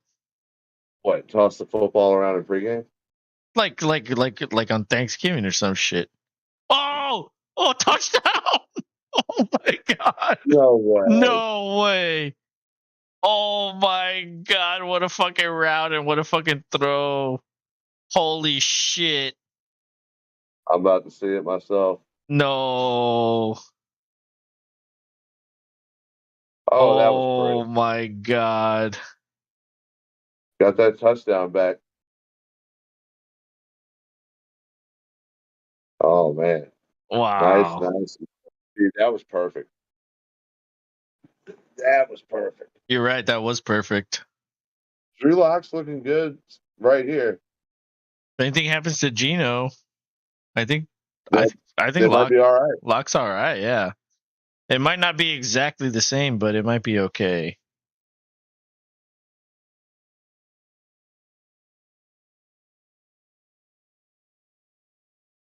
But yeah, Oh man. Well, good for them. I hate that's the. that's a fitting way to end the stream It really is. Like, with a yeah, I hate to touchdown. do it, but it's No, this getting on the wasn't way our to game. This wasn't our game. We were just bleeding into it. extras. Yeah, it's just extra because we always have the after show, and it just so happened there's another game after, so we got extra.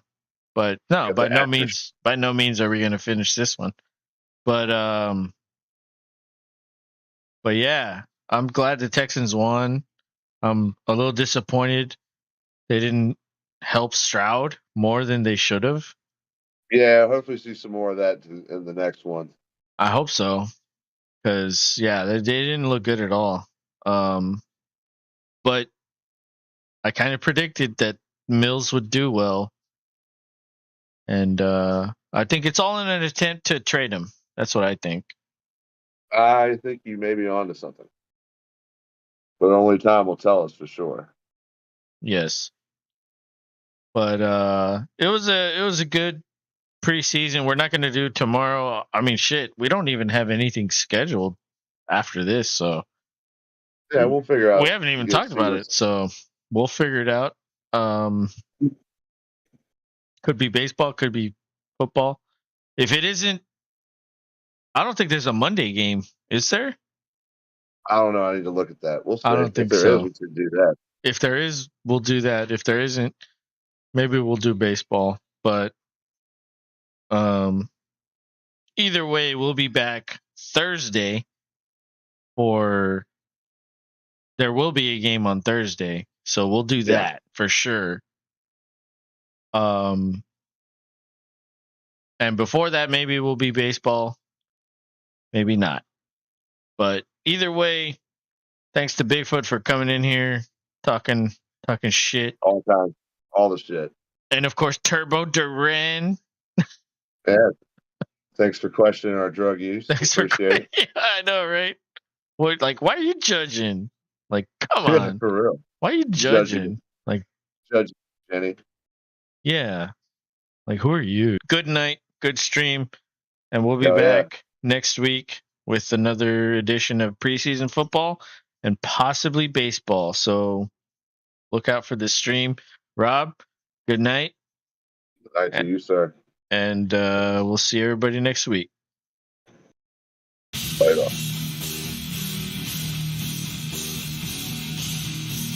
Oh.